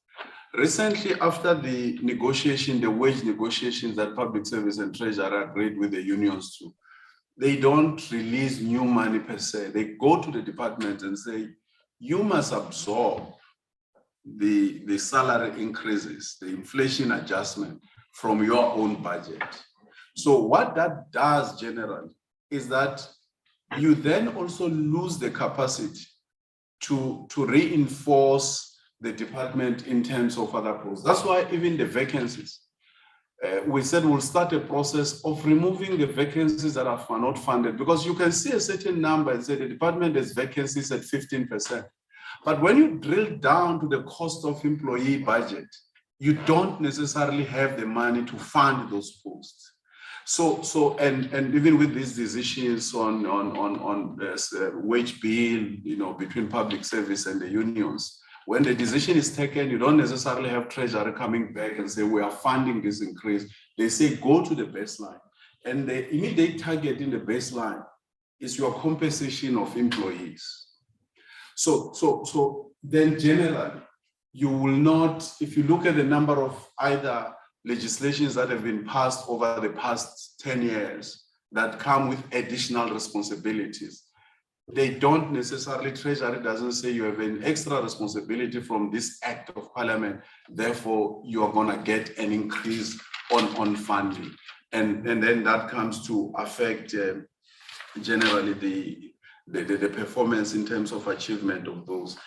The feeling of strategic vacancies, as you have correctly pointed, Chair, those that are at Deputies Director General level, the cabinet process, the minister and the deputy ministers have to sit. Of course, the Director General provide technical support.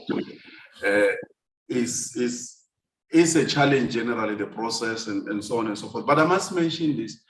There was a chief master appointed 3 years ago. He only left end of January, Honorable Janchi, to join the asset forfeiture unit in the National Prosecuting Authority. So the current acting chief master only started acting in February. So there was a chief master the past 2 years. The post was vacant when the new administration started, and that post was filled. And the process to fill that post has started. The post has been advertised. And that long process, again, that requires the minister and the deputy ministers to take that process through cabinet. The service level agreement, my colleague who's responsible for DPW issues and facilities will speak about it. I wouldn't have seen it, and I don't remember signing one with my counterpart who now has been moved as well, because there's not been a Director General in Public Works for some time. There have been acting Directors General, I think now more than 3 that I've had to interact with in the space of the past 24 months. that have been in the post. So in terms of those posts that then are below that level, we have really done our best in the past 18 months to fill posts of directors and chief directors. You recall when the administration started, even provincial heads, there were only 6. Now all those posts have been filled. In fact, if there are posts at a chief director or director level, it might well just be people who just left recently. The head of court administration, the process ran, a candidate was identified just at the door of cabinet. The Department of Public Service and Administration, through their vetting processes, picked up issues. They came back and indicated to us that they are not able to proceed because of the issues they picked up. We consulted the candidate to get answers. We didn't get the answers. The process had to be started again.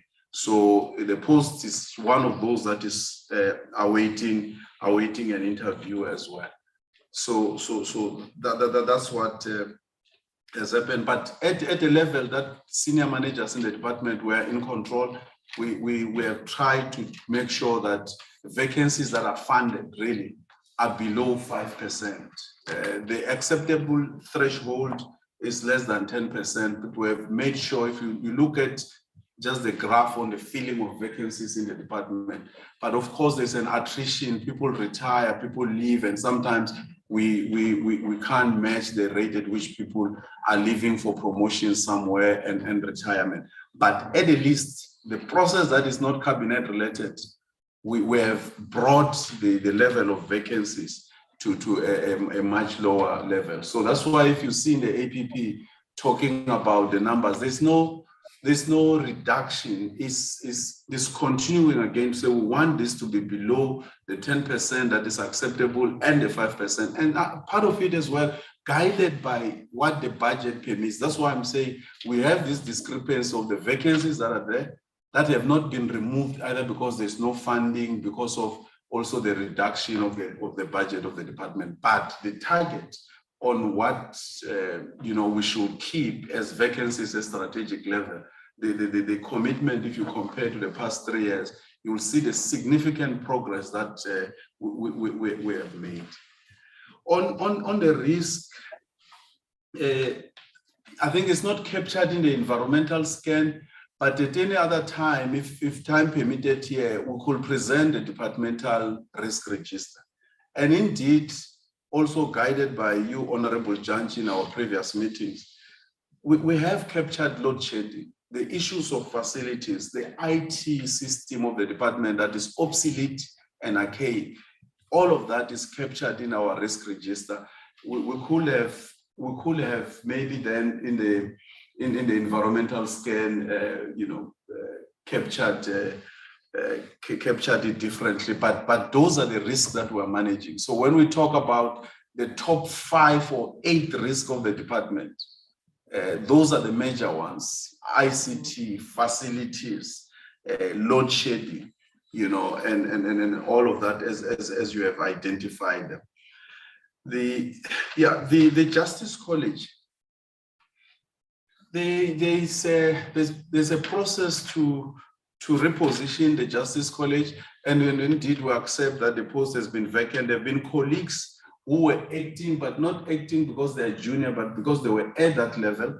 But we have decided that in the next 2 months there must be a permanent appointment to drive the plans indeed that were put in place, and maybe we could have finalized it much earlier. Honorable Judge, the irregular expenditure is unfortunate. The Auditor General is not here, and we had a meeting with the Auditor General last 2 weeks ago. And we agreed, we raised an issue with the Auditor General that Auditor General, when they present the irregular expenditure, and they agreed that this year they accepted and considered that indeed it was misleading on their part, where you simply say they said 2 billion of irregular expenditure, creating an impression that in one financial year, the department has incurred a 2 billion of irregular expenditure, when in fact it is a register that will date back to 5-6 years ago. And as far as we're concerned, as we'll come back when they finalize auditing by end of March, Honorable Judge, we have done what is required. The register has been substantially reduced because of the work that is required to be done by prescript in order to reduce it. Now, the procurement, which is not a general procurement, is a procurement of legal, services, which in terms of the rules of treasury currently, we require that when we brief council, we must obtain 3 quotations, which has been a problem to even the predecessors that were there before me. And there's been a discussion even before the current Solicitor General came in with Treasury. The other year, as you correctly mentioned, we got an understanding with Treasury to give us an exemption. Because part of what even the legal profession will have raised with you, Chair, and the Portfolio Committee, is how this system of 3 quotation for briefing of counsel or legal work general doesn't work. And as a result, what normally happens, the government gets accused that government doesn't have quality legal representation in courts. Part of the reason in courts is this 3 quotation system. We have raised it with Treasury. We proposed as a department a framework. It's sitting with Treasury now as we speak. I spoke to the Acting Director General of Treasury 3 weeks ago. I said, let's resolve this matter. The information we get, they're taking it through their own processes at their own pace. If there's one request at least I can make, is that if it's permissible, Treasury be requested to join us here before this Portfolio Committee to specifically deal with the framework on the procurement of legal services.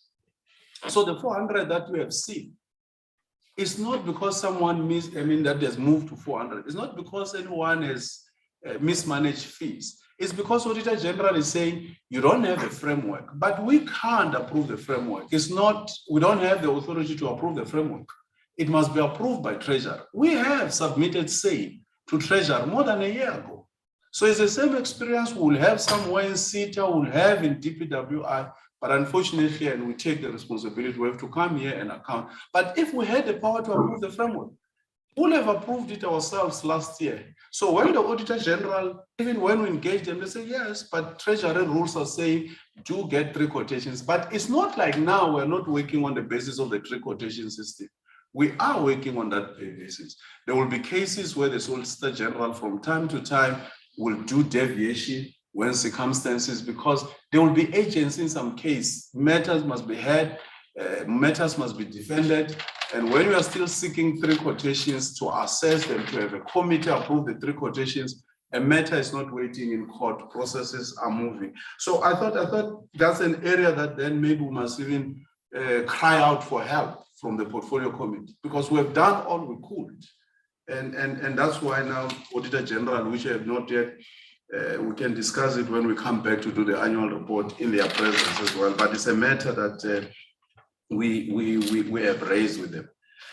The guidelines on the appointment of acting judges, the work was done, the judges were consulted, they gave us their response and comments and made their own proposal. But there was a court decision from the Limpopo High Court where one counsel took the minister to court and forced that the minister must adopt and publicize guidelines. But that decision has since been rescinded, and unfortunately the counsel who took, the lawyer who took the minister to court has been disbarred by the same very court for a different reason. But I'll ask the Solicitor General just to speak on those, the briefing of the council and the framework, and Ms. Mamecha to briefly, in detail, actually speak about the facilities management, including the issue of the Limpopo High Court that Honorable Horn has raised. Honorable Nivo, on the Constitution, the conference on the 25th anniversary of the Constitution, we profusely apologize. We had sign language interpreters, but I do take your point that on the system, I think on the YouTube, the social media part, things may not have appeared in a friendly manner. And we do take that feedback to heart, that we'll work on improving it so that for the future conferences that we will host, we will make sure that we address that part. Then I'll ask the other colleagues as well to come and address the other issues that have been raised. But maybe Honorable Horn, on the contract, as you will recall, what happened, we asked the former service provider, who was the original service provider on court recording technology, more than a year ago now, with the approval of Treasury, to come back as using the so-called sole source provider. And since they've been back the past 12 months, they have stabilized the environment, have resolved the issues, and for more than 95%. Then unfortunately, then load shedding comes back and affects the same machines that they have resolved. So in terms of the process, and this is again, another one of those, the State Information Technology Act requires that when we procure technology-related services, it must be done through SETA. We've gone to SETA on good time, and they are working through their processes. What we currently have now, the current contract has not expired, is continuing until such time that SETA, which we hope, and we keep on following up on daily basis, we hope that can be finalized in the next 2 or 3 months, which will be a long-term contract of 3 years. So we're not going to remove the current contract which is in place. It will continue for the next 2 months until SETA finalizes the process of awarding a long-term service provider to deal with court recording technology. So that's where the matter is now. And the acting chief master will speak on the matters relating to insolvency practitioners. Maybe just on the masters as well. It was unfortunate the chief master left for greener pastures somewhere when we're just at the height of finalizing the plans. And I do take the concern from Honorable Horn that we did mention last year that we are focusing here. Part of the challenge that we have had to resolve a lot of the problems that we have in the masters, because now the masters, how they work, the first half of the day, they meet members of the public. The second half of the day, they have to go and do the back end work in the offices and not be able to assist members of the public. That's part of the function of the system of the department. The unfortunate part, if it was possible to resolve an ICT system in a space of a year, we would have done that. But now we are dealing with a deep-seated and deep-rooted legacy problem. The department is huge. The system there was no focus on building the system. What had happened over the years was a project management of ICT. So even the chief directorate that was there was not a chief directorate that was building a capacity of the department to have its own system, but it was project managing the service providers. Now, when you deal with that environment, the rearrangement and the cleanup that starts there to even remove the obsolete systems that are there, things that everything is out of warranties. That's why last year, some members didn't take kind, but I mentioned this point that when the ransomware attack happened, it was always an issue of when was it going to happen, because there was just no system. And that's what now we have started on, just from the foundation, to rebuild the system, hire people that are skilled in ICT, not to manage the project, but to come and capacitate the department in managing its own system. It's going to take time. I mustn't lie and say in 3 months' time we'll have resolved the problems. We had even old computers and desktops and laptops, which we are trying to refurbish now, as in like refresh by procuring new systems, but still have to painstakingly go through that process of SETA, which is not necessarily friendly. It's not the most effective or the swiftest thing when we're trying to rebuild the system. The integrated justice system, we of course succeed our predecessors who have come before us, who have been with that process for a number of years, up until the 7 billion from that period of the first administration and the work that has been done. But Mr. Nyai will speak more in details on because what we needed to sort out was even just to make sure that the IJS, the integrated justice system, there's a proper governance structure so that the work that has been done in the past or resources that have been spent do not go into waste. But the IJS itself is a victim of the challenges of procurement of ICT in government, which has to be done through the SETA. And now with the new CEO who has been appointed, we've started the discussion, and we hope that we're going to make a significant progress in that space as well. So I'll ask my colleagues, I'll start with Mr. President Pandelan, the Solicitor General,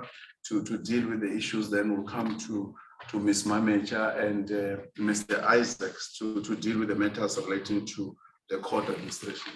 Mr. Pandelan.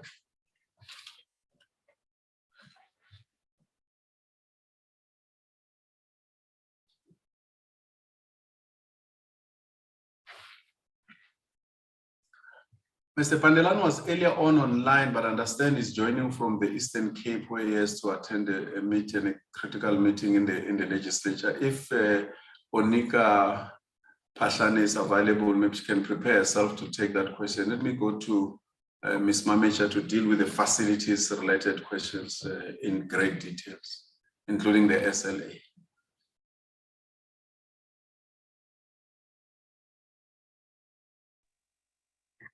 Good morning, Chairperson and the members of the committee. Good morning. Am I audible? Yes, you are. Let's see your face first before you can switch your video off. Okay.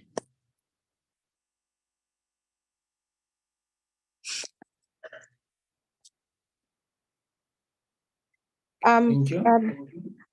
Thank you, Chairperson. I think the DG has already dealt with quite a lot of issues that are relating to the HR, the vacancy rate.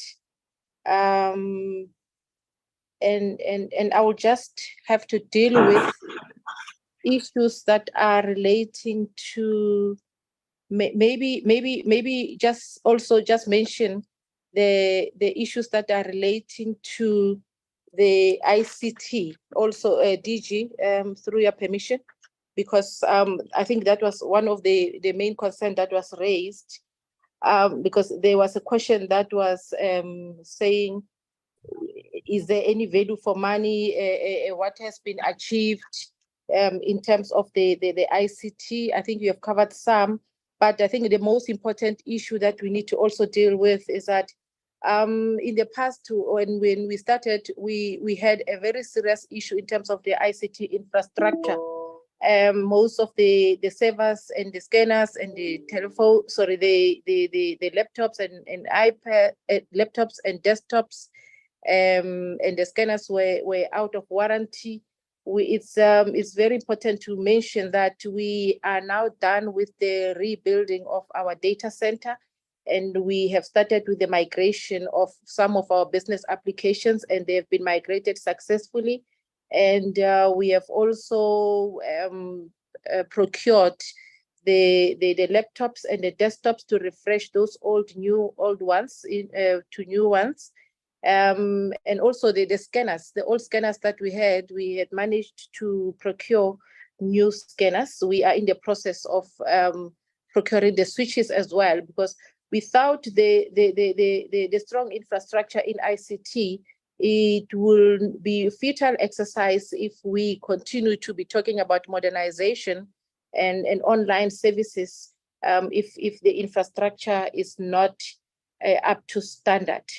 So the new DDG, we welcome him, and we are hoping that he will try and maintain the systems and also moving forward in terms of new systems that we put in place. The DG has already mentioned the fact that the CRT contract, yes, has been extended, and the the SETA is starting with a long-term contract.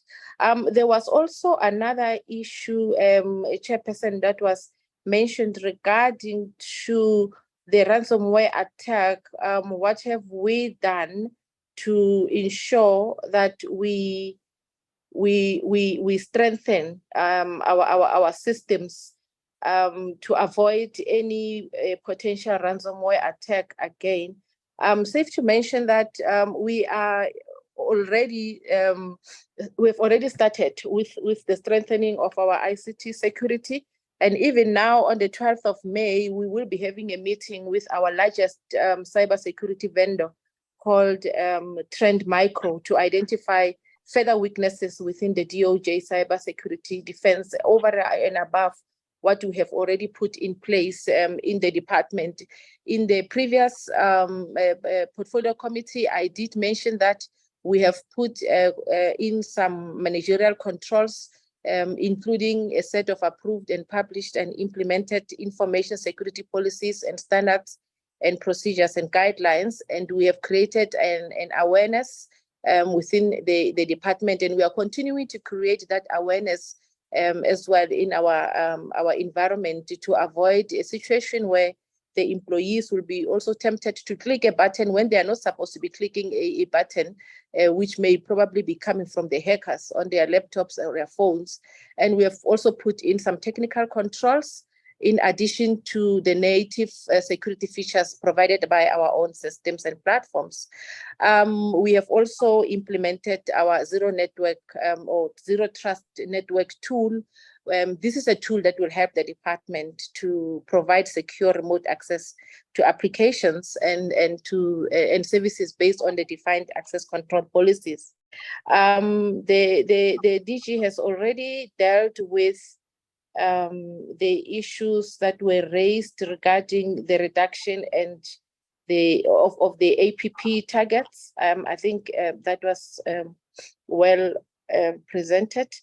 The issue on the Ms. Manager, if there are targets that relates to your area, I think I spoke in general terms. I would suggest you deal with it. The targets in our area, in corporate services. Yes. Okay. Yes, I'm saying on targets that have been, whatever that has been adjusted, rather deal with it, because I just spoke in general terms. Okay, DG. Okay, no, thank you. So on the indicator relating to vacancy rate for SMS members that was removed from the APP, it was due to the fact that the department has already achieved that target at 9.4% with a further reduction in April due to people assuming duty on the 1st of, who have assumed duty on the 1st of April, and we have therefore not included them in that target. This has improved from 24% and is likely to decrease even further over the next performance cycle. So the indicator was amended to 5% vacancy rate across all the salary levels because this will allow the department to monitor that there is consistency and also maintaining that low vacancy rate of below 5% in the production or the junior and middle management, and also at the senior management level. So the vacancy rate was also amended to 5% over the performance cycle, because this has improved to 6% from the 9.7%. Now I'm talking about the overall vacancy rate of the department, and this reduction is actually good because it's better than the pre-COVID vacancy rate. Safe to say that the vacancy rate, as we are talking now, it is stable in the department. But the compensation of employees' budget will however have an impact also, Chairperson, on the filling of the vacancies, and is also likely to see a number of vacancies in the department declared and unfunded to stay within the capped remuneration budget. The women in SMS positions, that remains stable because we are already above 50% and is likely to see a sustained performance for the year under review. There was also a question on the reduction on the target for the grievances. the finalization rate for the grievances has improved significantly and stabilized with a decrease in the number of grievances submitted. So the indicator on the backlog that was removed as the department, the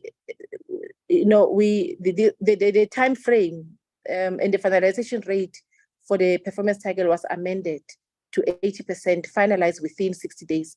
So this is the indicator that measures all the grievances, both the backlog and the current.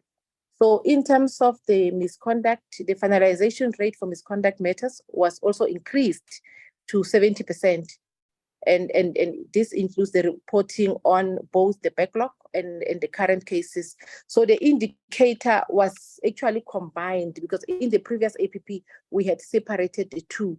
So this indicator was combined, as it previously resulted in a duplication of reporting, where firstly on backlog and then on cases not concluded within or cases not finalized within 90 days, to avoid this and to ensure improved accountability. So the cycle was concluded with only 6 backlog cases that were not finalized. So that is why we have said, in terms of the misconduct cases, we have not achieved that target. We were only left with only 6 backlog cases that were not finalized. And the reason why they were not finalized was due to the complexity of the matter, the long absenteeism due to medical reasons and withdrawal of departmental and employee representative in the cases. This is mainly for SMS members. The indicator on the disability was amended to 2% to basically align with the target, to align with the departmental EE plan and DPSA targets as per the previous cycle. It is also foreseen that the impact on the filling of vacancies will have an impact on the appointment of people with disability, as we are likely to be having to place some of the positions on hold because of the budgetary constraints. So the target for the youth was achieved, and it has now increased to from 22% to 26% over the MTSF period. So I think I've just highlighted the issues that were of the concern regarding the chairperson's concern on the removal and the reduction of the vacancies. Now, if I can come to disability to the disability, we have amended it to 2% to align that target with the department's EE plan and the DPSA target, because the 2.1% that we had put in the previous cycle was basically the arrangement within the department. But in terms of the EE plan and the DPSA target, it says 2%. So we have already achieved that 2.1% that we have put as our own target internally as the department.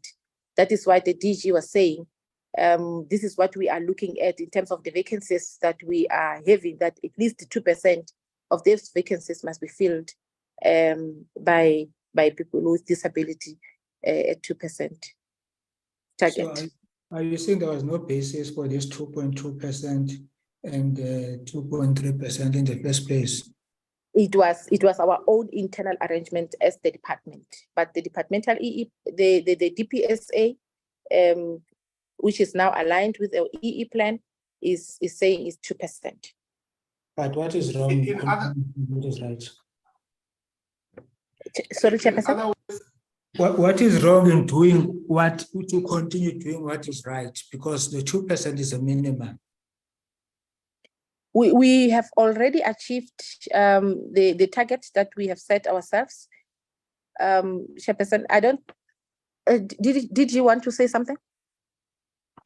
Yes, Chair, what I wanted to say was what we are required by prescripts is 2%, but we ourselves, we then set a challenge for ourselves and say we don't want to to sit at 2%. We want to be above that. So that has been achieved. And if we then maintain, like I always said, it's just the base. We have even agreed that even if it's not written here, we may well get even into a 3%, which is still 1% above what has been set. So in most of those instances, given just the general challenges in making sure that we align with the prescripts, we said, let's do the 2%, but because we are within the range, it will not drop us. It may still even increase us to more than 3% when what the requirement is 2%. That's it. Okay. No, thank you, DG. Thank you, Chairperson. With regards to the question that related to the Limpopo High Court that is sitting on a waterbed, the question was, what is the situation right now? The response is that there are currently water pumps that are used to pump the water out, and the engineers and the municipality have approved the occupation of the court at the time when we started occupying it with those significant challenges with the water table. So the DPWI is also working on a procurement of a total facilities management solution for the 4 new courts that we have built, and Limpopo is one of those. So the TFM will also deal with the maintenance of the court, including the pumping of that water out, which will then control the water table. Indeed, Chairperson, we are still having a lot of challenges regarding the facilities management, and we are looking actually beyond the DPWI for an alternative service delivery model. We are already starting to engage with the DPWI to allow us to implement the alternative service delivery model that we have put forward to them. There was also a question on, I think it came from Honorable Breitenbach, on why the report on the misconduct matters was not submitted.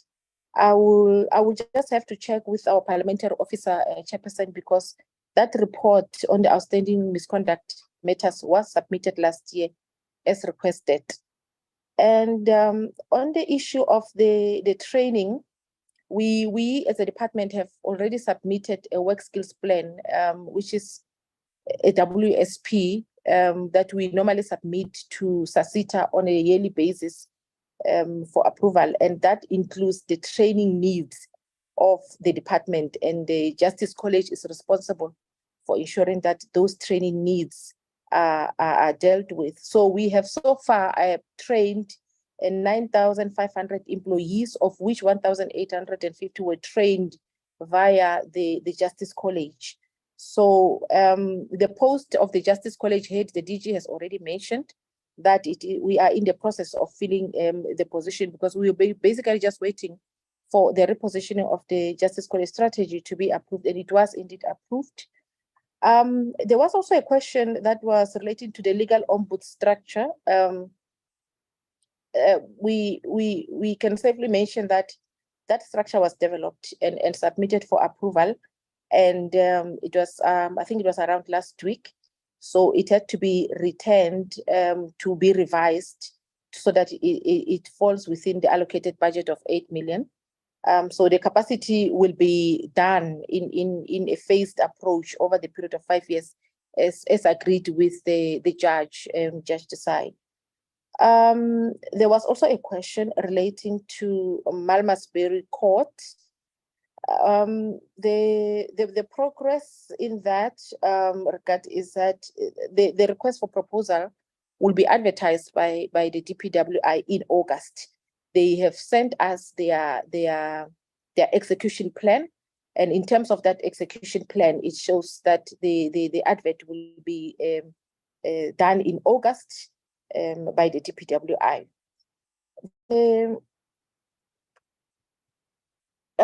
There was also a question on the draft guidelines on day-to-day maintenance that were sent to the committee unsigned. Yes, indeed, they were not signed at the time that they were sent because we were still in discussions with the DPWI on the devolved budget for accommodation charges. And the DPWI is revising the maintenance guidelines. The first consultation with the DPWI was done in April. Once those consultations are completed, then the documents will be signed. And I must also mention that what the DG has mentioned in terms of the instability in the DPWI has also contributed to the delay in the signing of those guidelines. For maintenance, yes, indeed, we have received the increase of the threshold from 1 million per incident from 100,000 to 1 million per incident.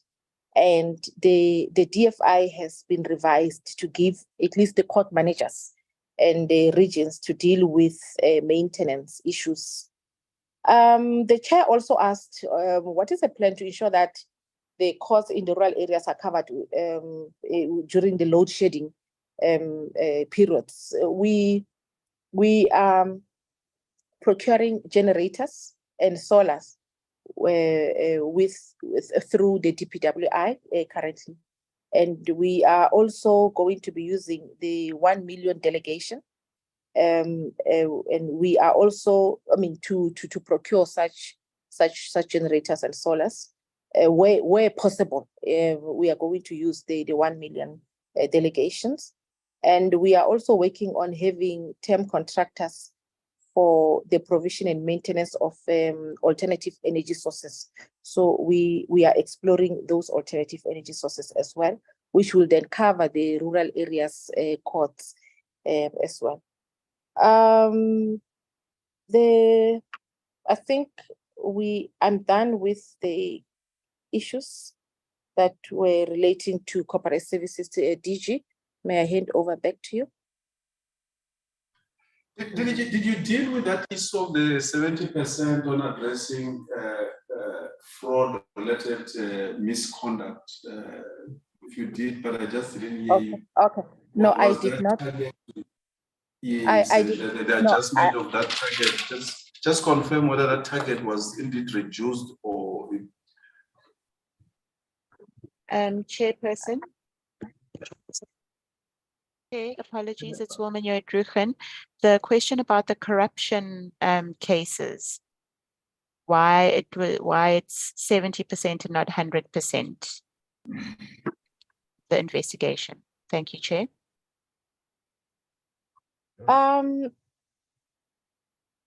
Why it's not 100%, but at 70%? Yeah, indeed, it is at 70% and it's not at 100%.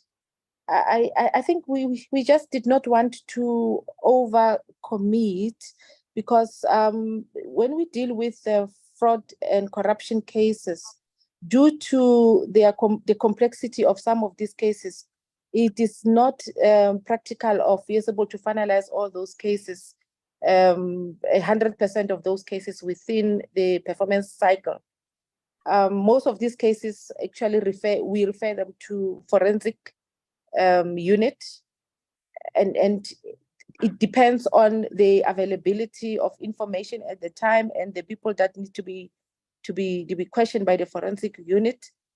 Sometimes it takes quite a lot of time, but the indicator that we are talking about is actually referring to the cases finalized within that period and not necessarily those that are being investigated. So we were afraid, actually, DG, to just put 100%, knowing very well that we may not be able to achieve it. It was not reduced. It has always been at 70%. We really did not want to overcommit due to the complexity of the cases that we normally deal with. Thanks, Chairperson. And maybe, Chair, in addition, just on that, I think there's a term, I don't know what it is, it's a column which will show that in 21-22, the department, even though the target was at 70, performed at 75%. So if you look at the spread, maybe the number there when it appears before you, Chair, it shows the 75, but 75 is the percentage of 21, 22. And then when you see the target estimated performance for 22, 23, and 23, 24, it says 70. So it appears as if it's a reduction when actually the figure on the extreme left is the assessed and audited performance. So the assessed and audited performance is sitting at 75 when it is the target is 70. So because the 70 still serves as the base. So in that case, that was not reduced. And like she says, the DDG says, is the finalization of these matters, which are complex, and part of it as well is not necessarily within our control. I think it's the same case as what Ms. Isaac will be saying, as well as on the case backlog indicator that Honorable Judge, if I'm not mistaken, had said was reduced, or what was removed, or you, Chair.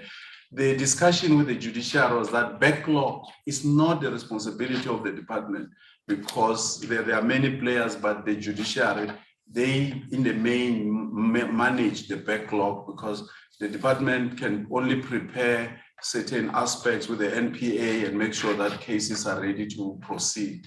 But the department will not have a control of how many matters are disposed, whether within the Chief Justice norms of 4 hours per day and so on and so forth. So maybe those are some of the issues we needed to clarify, but specifically on this one. And we'll see even the other related ones that I think the chair had identified. As we move into it, we'll then specifically speak about it. Okay, thanks, DDG Mamesh. I'm not sure if you are done. Yes, DG, I am done. Thank you. Sorry, DDG. I think sometimes these percentages can be misleading. It would be important if you put a percentage and you also put the actual number. For instance, the 2.2% and the 2.3% of people with disability that you said you were able to achieve. How many were these people that you appointed? Not in percentage form, the number of people appointed. DG Chairperson, can I just be given 2 minutes to just go through my notes, my documents, to check the numbers exactly? You can respond at the end. We'll give you that time so that we don't. Okay.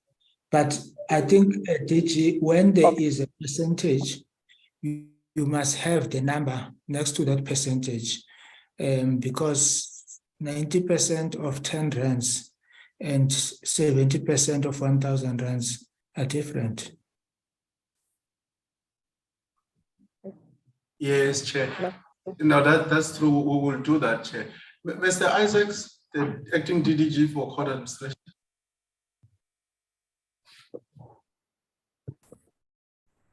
Thank you, DG.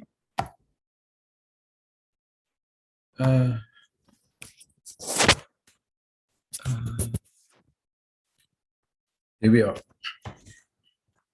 Thank you, DG. I will just start with the gender-based violence matters, DG. From a domestic violence point of view, we have early in and during last year commenced with training on the bills that were estimated to be considered, and we continued that training all the way through the year, and the training continues. We use our prosecutors and our magistrates with extensive experience in the various provinces, and we have also used Justice College where possible, DG. This training continues, and because we know that it is a tremendous amount of new forms, lots of responsibilities on court officials and court managers, and so the monitoring and the training continues.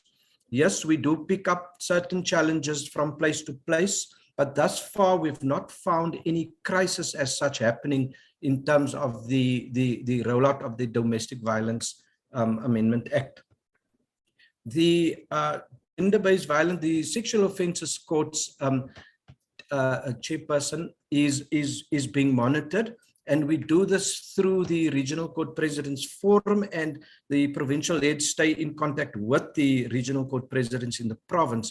I know that in June, there is a big Regional Court Presidents convening a meeting with the major stakeholders in order to discuss the roles and reasons for possible role collapse and how resources can be used more effectively and efficiently.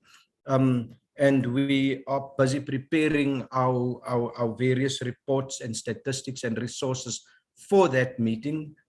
Hopefully there will come some concrete and dynamic decisions and solutions from there, from which we can manage and monitor regularly as an integrated group of government officials together with the judiciary.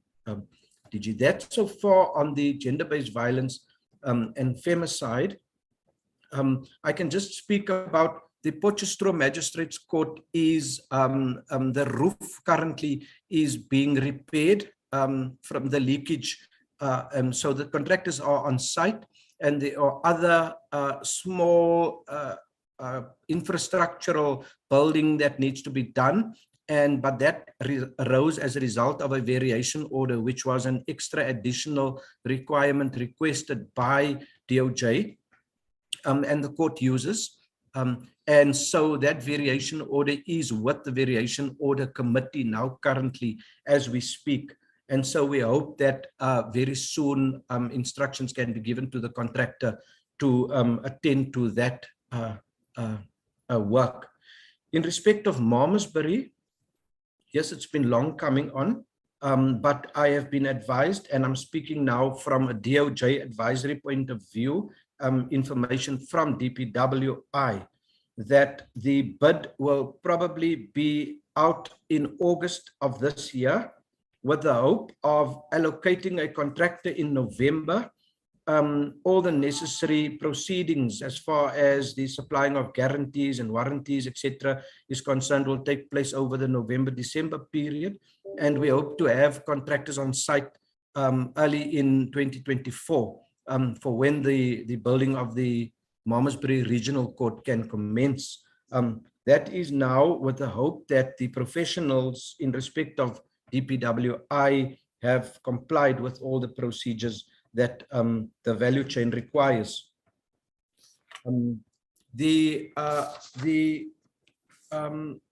As far as the sign language, more sign language at our events are concerned, yes, the sign language has now come into official operation.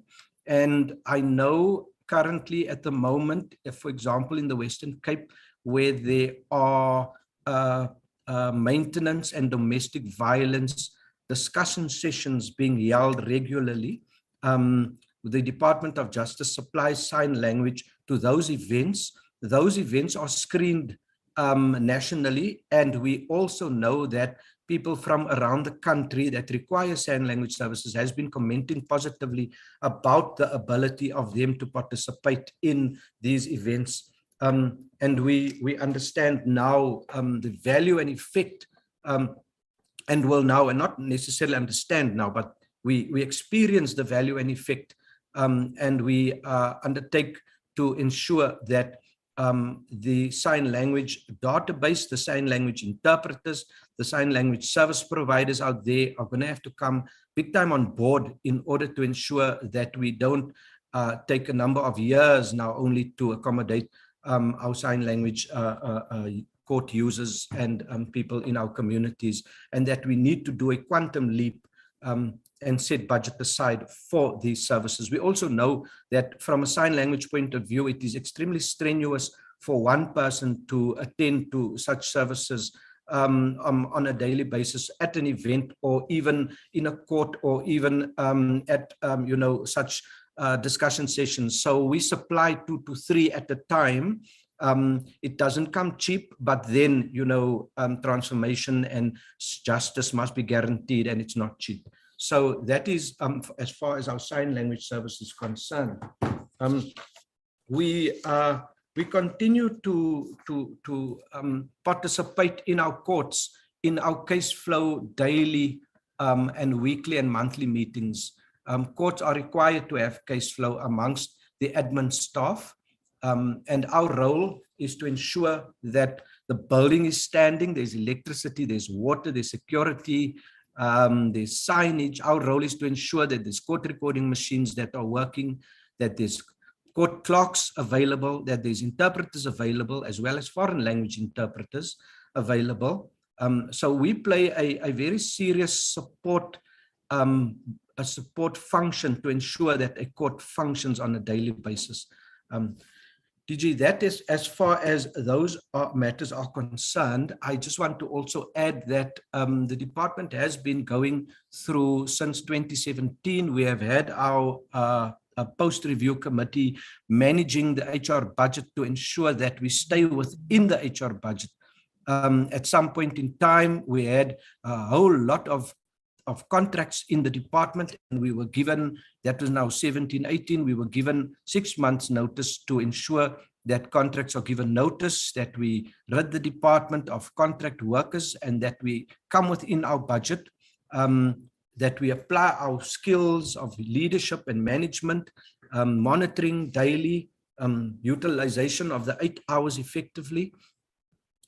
As we moved on over the years, the monitoring HR committee, budget HR committee continued to do their work. We continue to stay within our confines of the HR budget.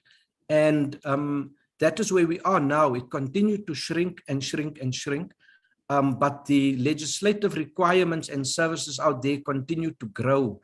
And therefore, one of the maybe non-excusable reasons is the maintenance and or reduction of the key performance indicators.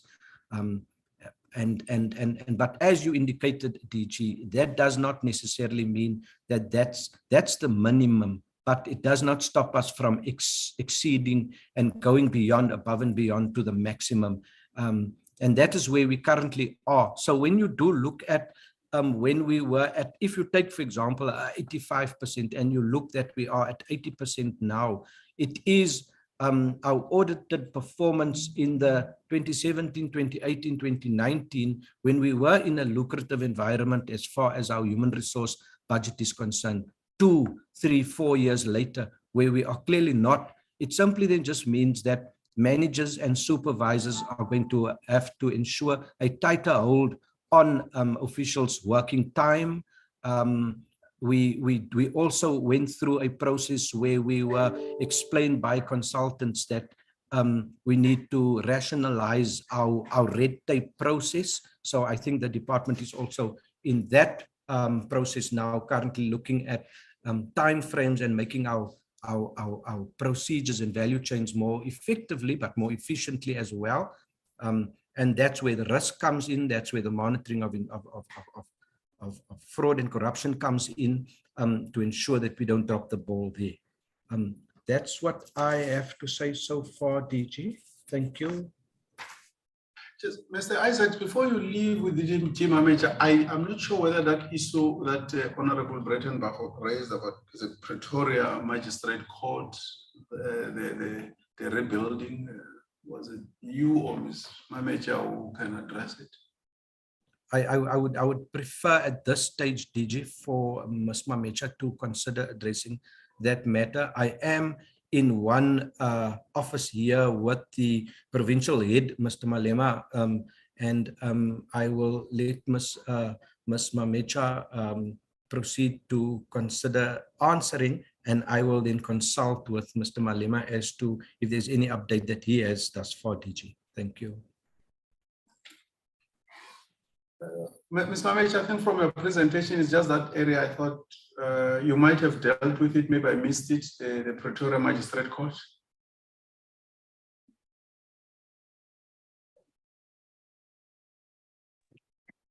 No, so thanks, DG. Yes, I will address it. I just, I think the response to that is that the process of appointing a new contractor is under evaluation by the DPW as we speak. So we have not received any further progress, because this is the progress that we received, I think, before the end of April. So I will just check. I will just check with the DPW if the evaluation has been completed. Okay, thank you very much. Ms. Penny Roberts, the acting chief master.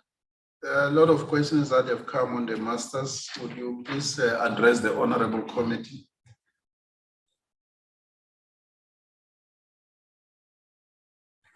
Thank you, DG. Thank you, Chairperson, honorable committee members. DG, I'm actually connecting from Kanyani Matibe's device. We had technical glitches earlier on, so when I actually joined in, I only had the question about the insolvency policy on the appointment of practitioners. In that regard, we have actually, I'm aware that the memo was actually submitted for the minister's consideration and approval so that it can be tabled in Parliament. We have made follow-ups with the Office of the Minister with regards to whether it has been approved or not, but we haven't had any feedback in that regard. So DG, you also, yeah, because I also heard you were talking about the issue of the reduction of the APP targets. If you can also just remind me of other issues that I might have missed. With regards to the reduction of the targets from the masters, we've actually reduced the target with regards to the backlog. We initially had it at 100%. We have reduced it to 75% now currently for this financial year 2023-2024. Basically looking at the issues with regards to challenges from our side, from the masters, for example, load shedding, ICT issues. With load shedding issues, the provincial officers are also working together with the masters officers in the provinces in order to assist with generators and all that. And in terms of business continuity, by identifying, for example, magistrates' courts, which can be made available, that can also assist with the issue of letters of authority and letters of executorship.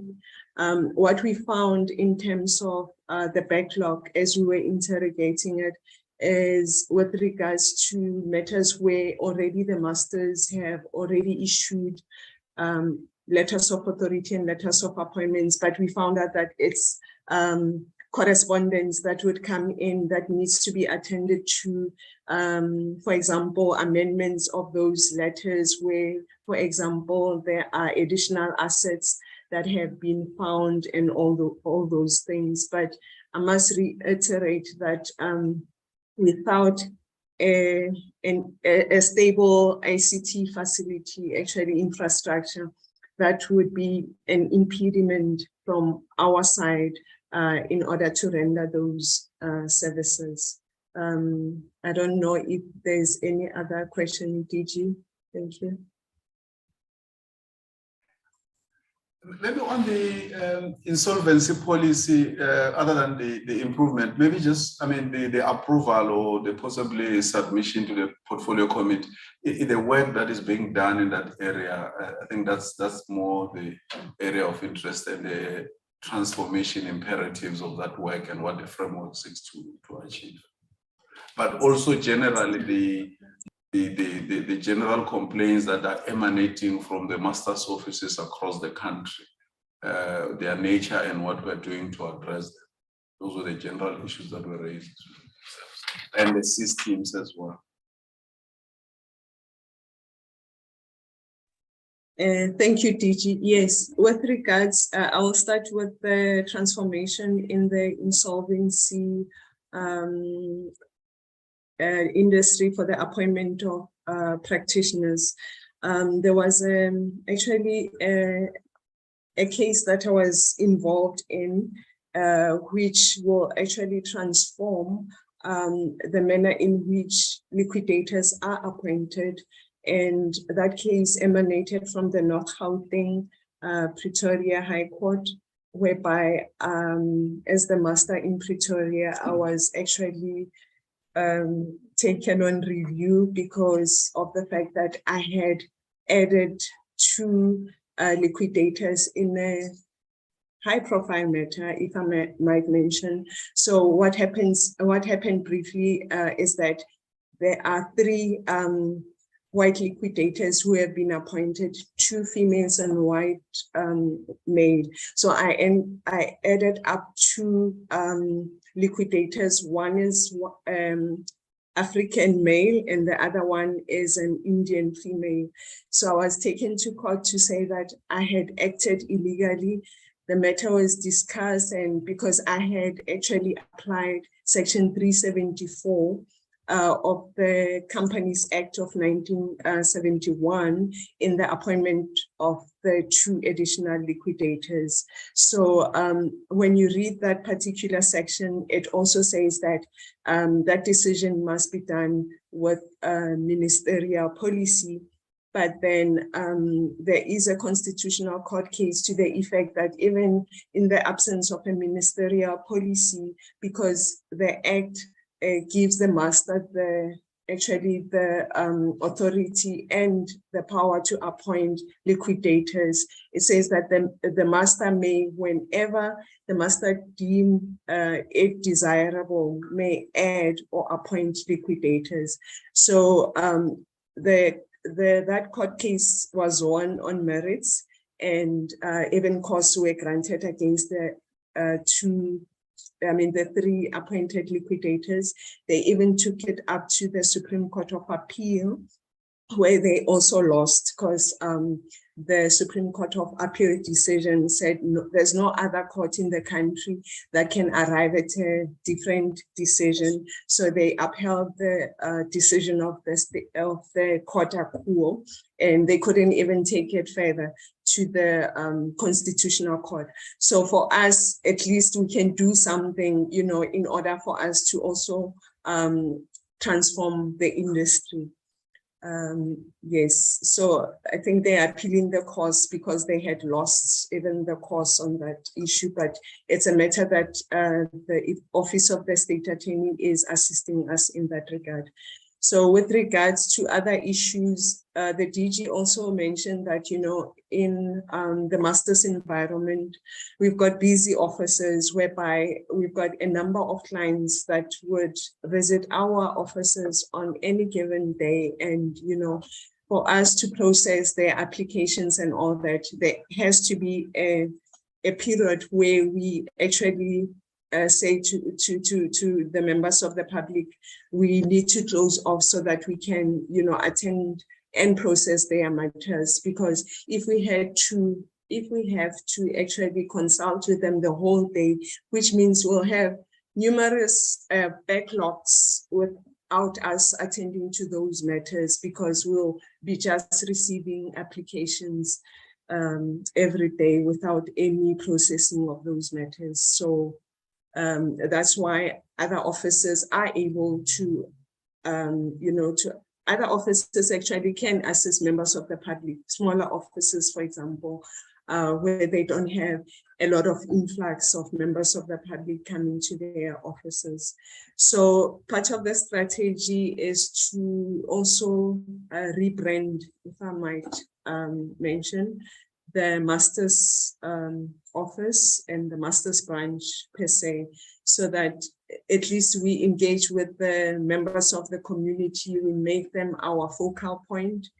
We were in discussions with institutional development with regards to the public education communication strategy, whereby we feel that, we have to also have a survey, to conduct a survey just to actually iron out what the complaints are all about. Is it, for example, people are not aware of the master services, or is it because they don't make wills? You know, just to interrogate those so that we can be informed accordingly in terms of our strategies going forward. Thank you, DG. Thank you very much, Penny. Is Mr. Pandelani back or available, or Ms. Onika Pahlani? If not, we'll ask Mr. Munyai to speak on the integrated justice system.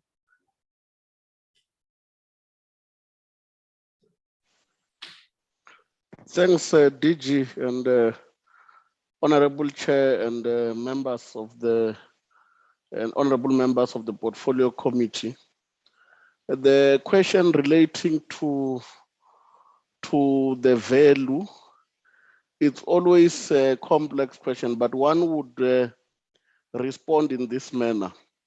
There's been a lot of progress that has been done in the IJS program. If you were to look at the number of participating departments or member departments, we have got a hub that is continuously maintained and it's available 24 hours. And there are 11 departments that are connected to that hub. And it is also in line with our MTSF targets of ensuring that by the end of this administration, 11 departments should be connected to the hub, not only on the simplicity form, but exchanging information. And the 11th one, DG, is the SIRA, primarily on the basis that they were finding it very difficult to verify the private companies that that they would give them certificates. Not only that, also to verify security personnel from a real-time perspective. And this is what they will start to be doing. They will be verifying all more than 9,000 private companies that are registered with SIRA. And on top of that, to also verify people that are being employed by these companies to be security officers. So that is one thing that they've requested. On top of that, colleagues would know that IJS has three key work packages. One, it's on the question of case management. If you check all involved departments, they have case management systems that are integrated to the hub through endpoint connection. You've got at the core, at the beginning of the criminal justice system, when a person is arrested, the docket continues to be captured using the ICDMS. Of course, police are unlike other departments. They depend wholly, 99% on CETA in everything. So they will always be delayed. If you look at the ICDMS, the module on administer case has been completed, working, and continue to capture cases so that there's that integration that goes to the ECMS of NPA so that prosecutors would then be able to proceed or not proceed with the case. So there's still issues with the investigate case module, which they've been delayed by CETA. We're making intervention. We have had a session with CETA and subs on the intervention that we need to take. Suffice to say, from an IJS perspective, DG, we have even established what we call IJS CETA war room to deal with these issues, because the AG will always qualify us if we do certain things outside CETA in terms of their may and the must services as per the CETA Act. Even when I was in 2 weeks ago, we had a session with AG, also around the issue relating to the audit on the value add of the IJS. And I was indicating to them that you are indicating here that CETA is a problem. But if we do things outside CETA, you still qualify us. So it's that dilemma that is still there. They are acknowledging that there are those problems.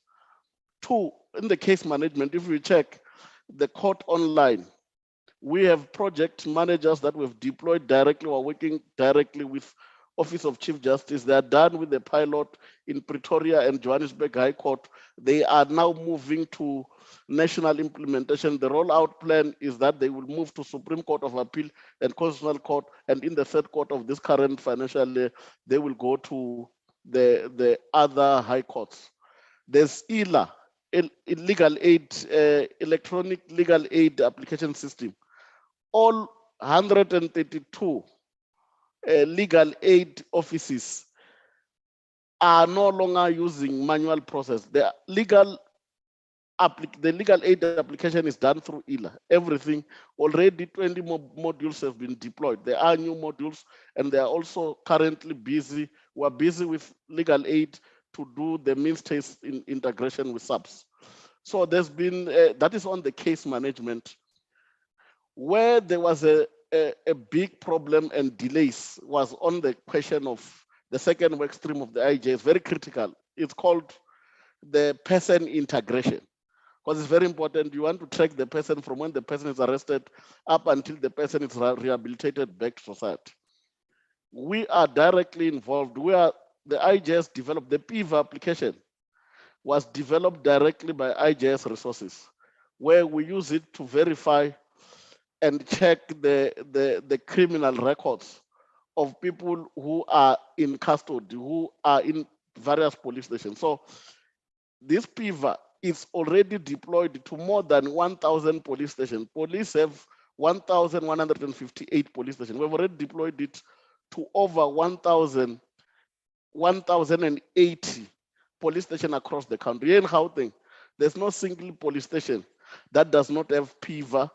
So it's only certain things are change management issues, because we think it should be a standard. Where the meeting with SAPS TMS, that it should be a standard. You must not have a situation where there are people who are not verified. When people are in custody, first thing that you do when you're capturing docket is also to go and verify these people, because there's a DHA profile, there's a PIVA verification, there's AFS, so that you're able to extract this person that we are looking at. This is Dr. Mashawane. Dr. Mashawane resides here.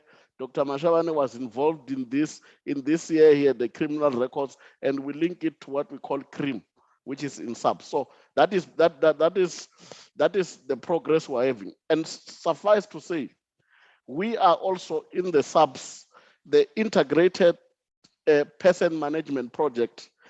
It's even ahead of schedule.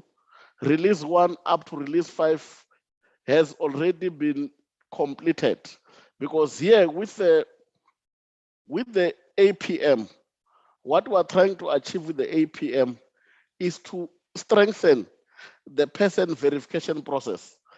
The release 1 deals with integrated booking.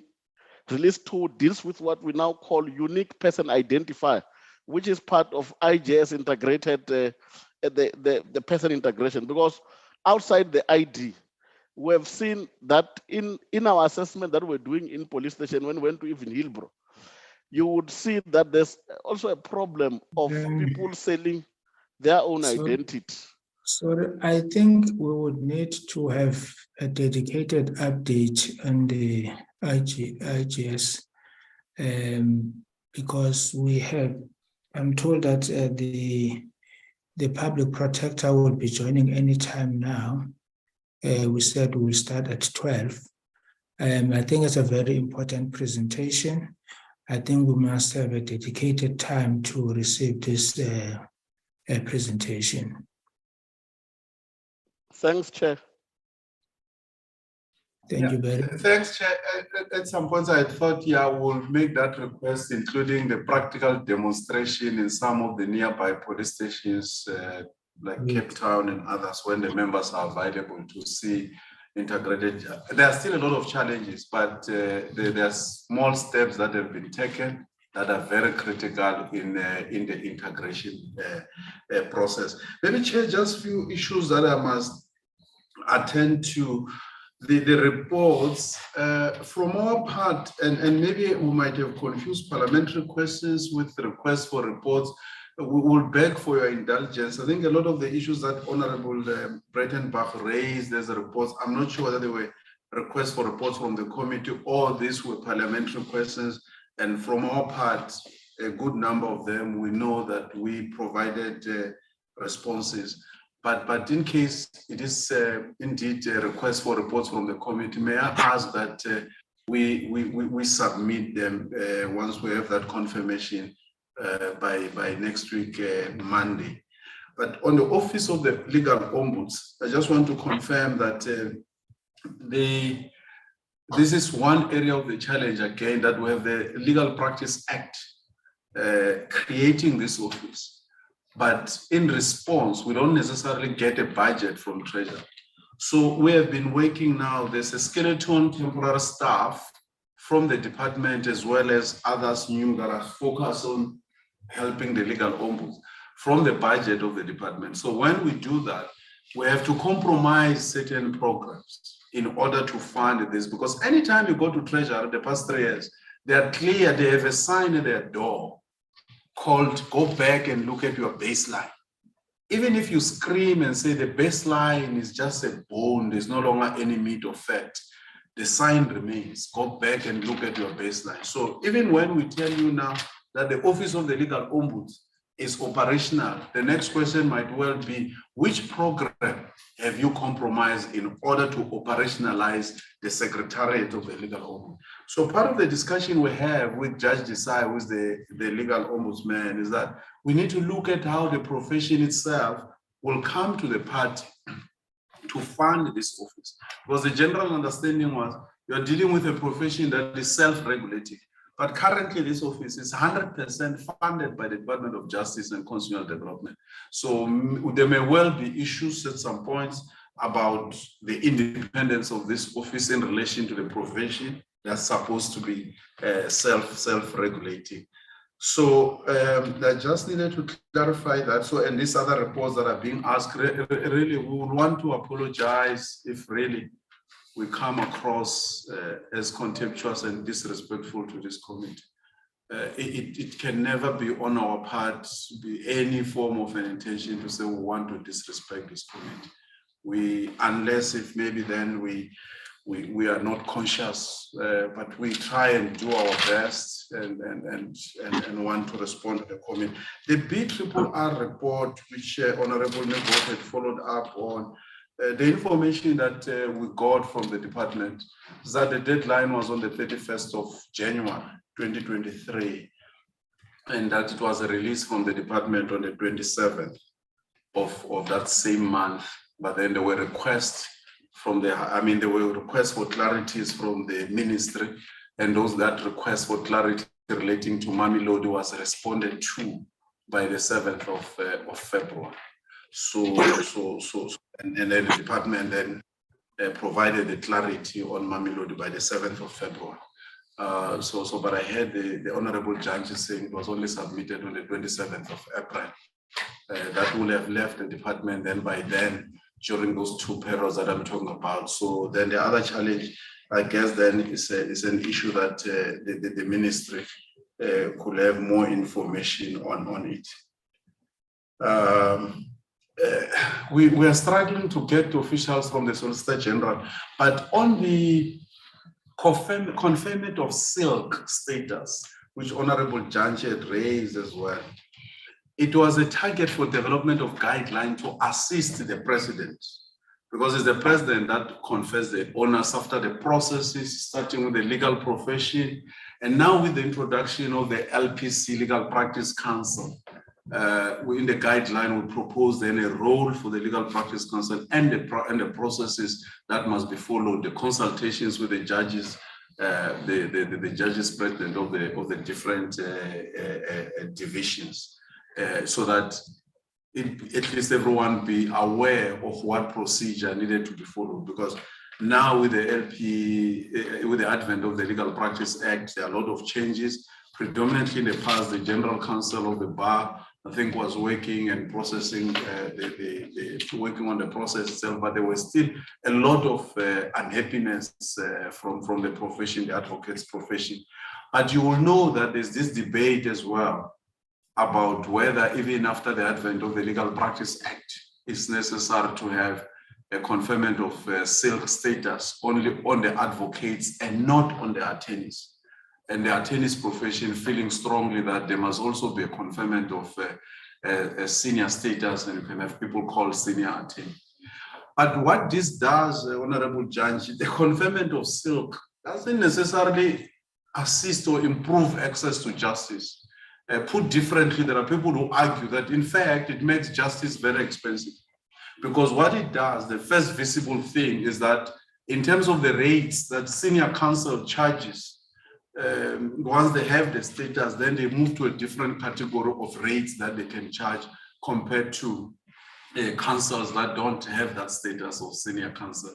But just to mention to you that that framework was done, was submitted to the president in March. Towards the end of March, president says, ask us just to clarify some of the areas or some of the things, but the minister just assists the president merely with the process, coordination of the profession, the JPs who have to make comments. And recently, JPs, the judges, presidents have become very, very reluctant to express their views on whether a particular practitioner indeed qualifies for a senior legal status, because it so happened that one JP told me that somehow some practitioners who aspired to that status got to know about the views that the JP had expressed in that consultation process, and some of them, they take serious exception to the fact that there will have been comments that will otherwise at the end be seen to have adversely affected the decision to have them granted a senior counsel status. So part of the reason why we don't have, there are those targets that have to be done, dusted and delivered and removed. We may bring it and say, I don't know whether that will be implementation, but it's not the role of the department.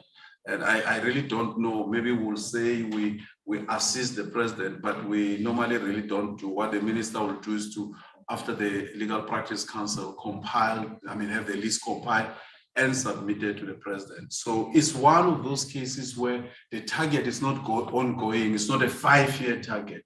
But I'll ask Advocate Ushara Supol to just speak on it as well. Advocate. No, I think you have said enough, DG. If I may ask the Secretariat, has the PP joined?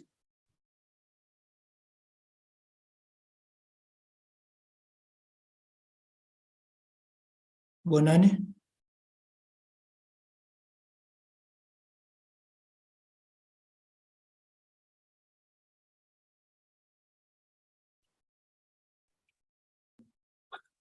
Sia? Sorry, Chair? Has the PP joined? No, Chair, they said they will be joining us immediately, 15:15. Okay. So I will give them a call now. Okay. Let's move towards concluding this meeting, DG. Thank you very much. Ms. Olita Pashane, please, would you address the issues that were raised on the Solicitor General, particularly the briefing patterns to PDIs and women in particular? Why do we reduce that target? And immediately then I'll ask the CFO to deal with the irregular expenditure. Ms. Pashane, I'm advised that you are in the meeting. Oh, okay, we seem to have lost her again. CFO, may you please come through? Thanks, DG. I think you have answered the question on irregular expenditure well. Honorable Janchi had thought that irregular expenditure has increased. It has actually not increased, it has decreased. We had 2.9 billion at the end of 2022. We are now closing at 792. There's an echo behind. I hope you heard me. So it has reduced because some of the irregular expenditure was controlled, and there were no new irregular expenditure that was. in case. And there's an iPhone that is speaking while the CFO is speaking, so she may not be heard clearly because of the iPhone that is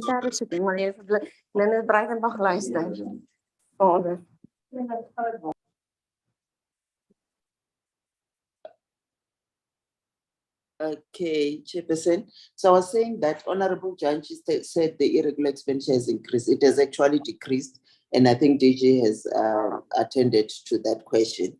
We had 2.9 billion closing the year in the previous year, and we are currently sitting at around 792 million because we have done the determination test and followed up and on irregular expenditure. There was a question by the chairperson around implementation of audit action plan. Chairperson will remember that initially we had a turnaround strategy for audit, which last year was sitting at 50%, and this current year we are looking at 100%, meaning that we would have gotten out of the qualification. So we've just rephrased it. We are no longer now, from the new financial year going forward, we are no longer tracking implementation of audit action plan, but we are tracking the outcome. So going forward, we expect an unqualified audit opinion. So the indicator is still there that will deal with audit issues. Lastly, there was a question around contingent liabilities. Yes, we had agreed that we'll give the Auditor General the interim audit report. There were a lot of technical issues that needed to be consulted with between ourselves and the Treasury, which we have managed to finalize. We have now given the register to the AG to look at it, and then they will give us feedback before we submit. We have done a lot of work around that area, and we are hoping and praying that this current financial year of 2023 will get out of the qualification. Thank you. Chair, we had asked DG Mamecha to check the numbers on the percentages Ms. Mamecha, if you can quickly assist. Yeah, no, thank you, DG. The number of people living with disability in our workforce is 340. And that is the number against 15,932 employees. So thanks, Chairperson. Thank you. DG, are you done? Chair, barring Ms. Onika Patlani from the Office of the Solicitor General, I think we have tried our best to attend to all the questions. The office keeps on advising me that she's online. DG, can I come in, DG? Sorry about that. I had to rush to please. We've the been acting looking for chief you. master. Okay. I think, sorry about that. I think the problem was with my I don't know, my connectivity. Yeah, it was a problem. So let me just start with, I'm going to be short. Let me just start with the reduction of our target when it comes to value of briefs to female PDI. Sorry, I was running. So yeah, it was just a struggle, Chair, to reach that target. We moved from 29% of briefs to female PDIs to 28 because of the composition of the bar. We did our best, but more especially when it comes to high profile matters, you will see in the Constitutional Court, in the Supreme Court of Appeal, you know, you see more males than females. So ordinary matters like unlawful arrest, detention, that is where the majority of females are. So it's a struggle. And then coming back to the framework contract, there's a dependency element here. Like the DG has indicated, we depend more on National Treasury.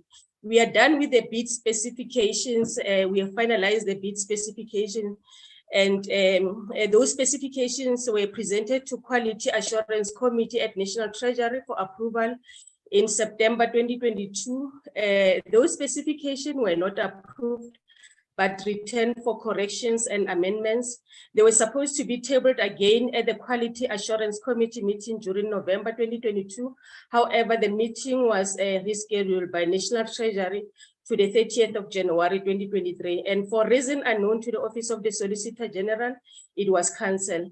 However, offices of the state attorneys are currently following the SOP and the supply chain management process. So it's not a challenge because, for an example, when it comes to PFMA supply chain management instruction number 3 of 2021-2022, it gives the accounting officers powers to deviate from the normal procurement process if there are valid reasons. A typical example in agent application.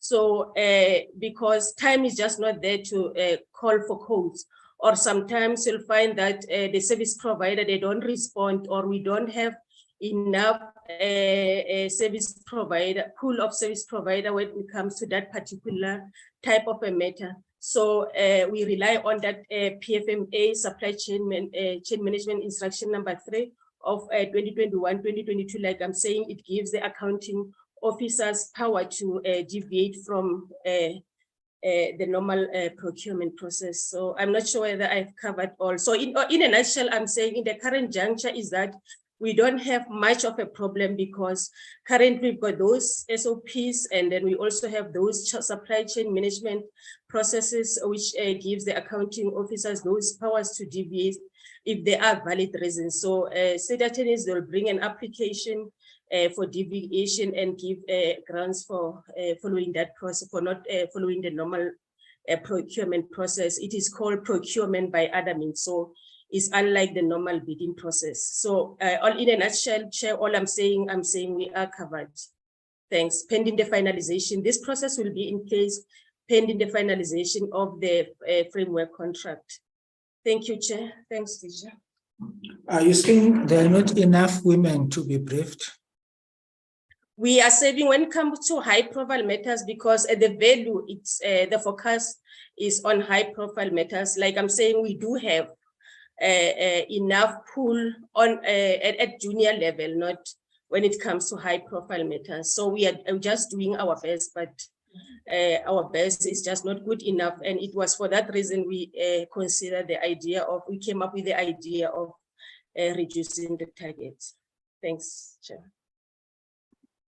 But the target, is it for, you have reduced the target for high profile? No, not necessarily. We read here is that you have reduced the target for what happens? Women.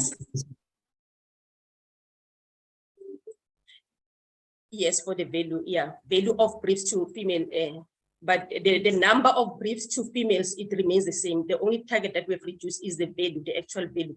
Hence, I'm saying when you put in monetary terms, high profile matters, they carry more weight than, this unlawful arrest and detention matters. But a person who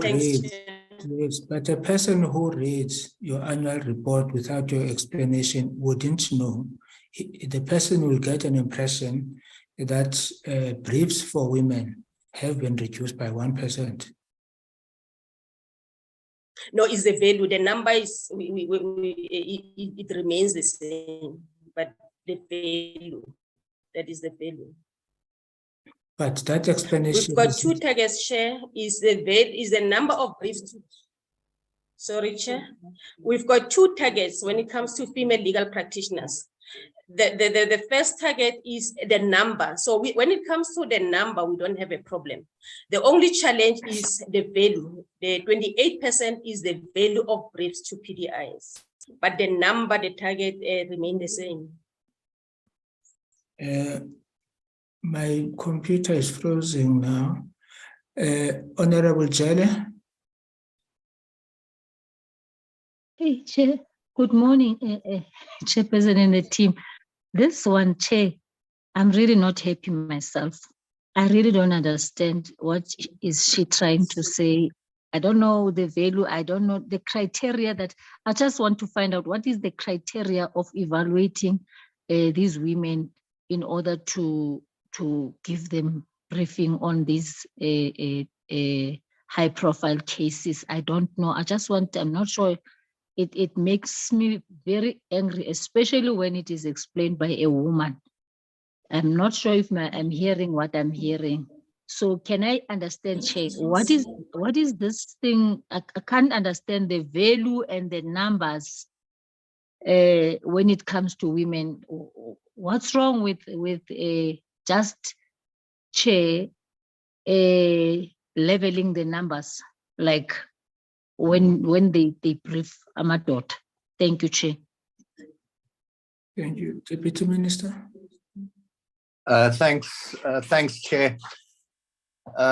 Maybe just to assist, and this was also one of the points where I'm not in agreement with the department on, and we've had a lot of discussions on it.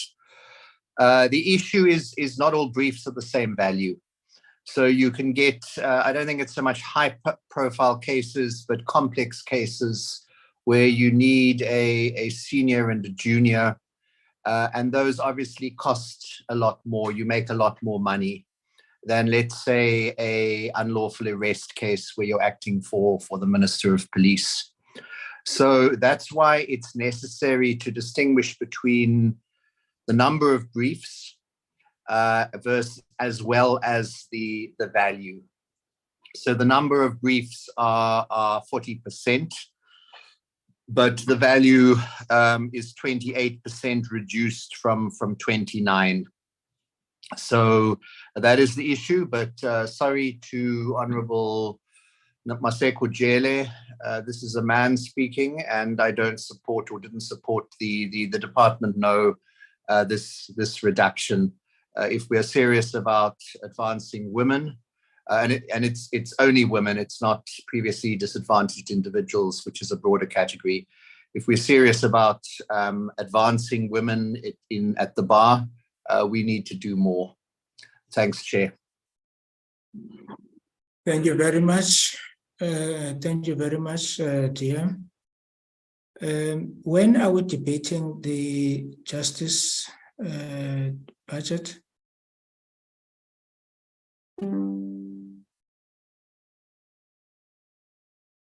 Committee Secretary?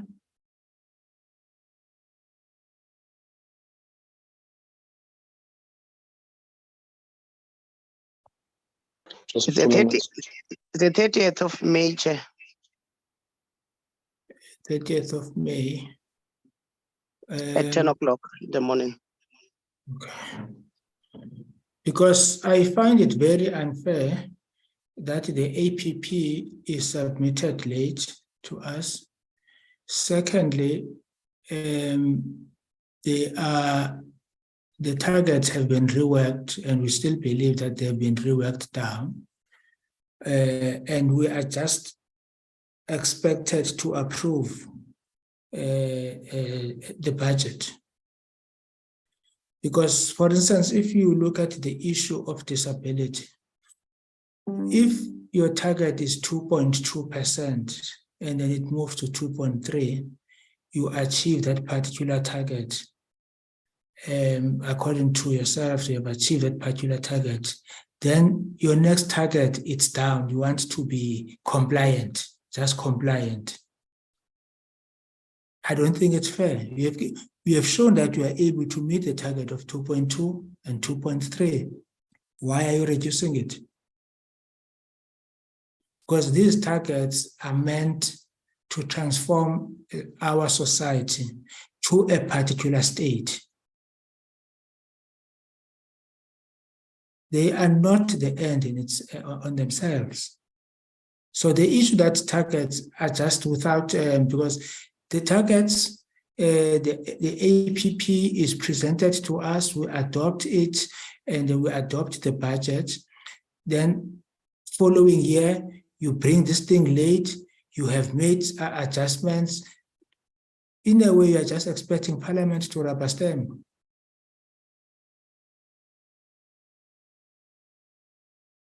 So is it possible that we can have another meeting where we're just going to be focusing on the targets? There is a proper motivation, and but generally I am tempted that targets that are core of our policies, we can't accept the reduction. We can't accept the reduction on the issues of briefs for women. We can't accept a reduction for disabled people and all other issues. The fact that you would say that you are only reducing because you met the target, I don't think is convincing at all. I don't think it's convincing at all. Because it just means that we are just compliant without really commitment to what type of society do we want to build through these measures.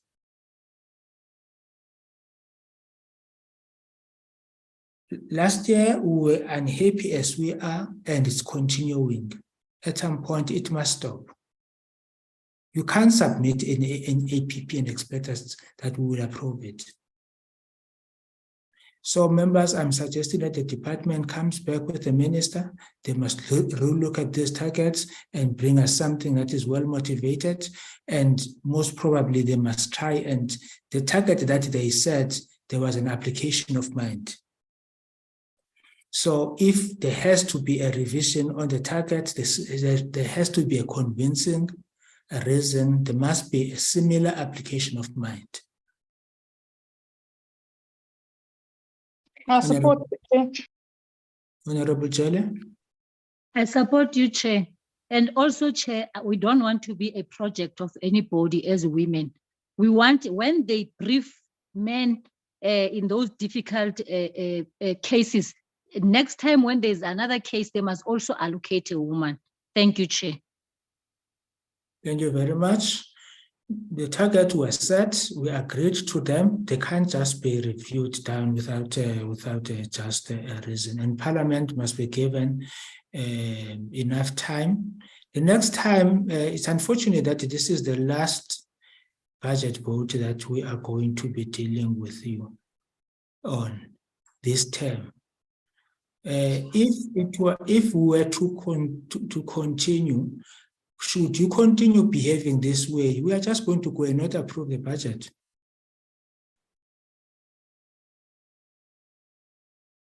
Thank you very much. On the issue of the Office of the Solicitor General, we agreed last time we are going to have a dedicated discussion on that one, including the capacity of that office, how capacitated that office is. We will need a dedicated discussion, and on the issue that was raised on the Master's office.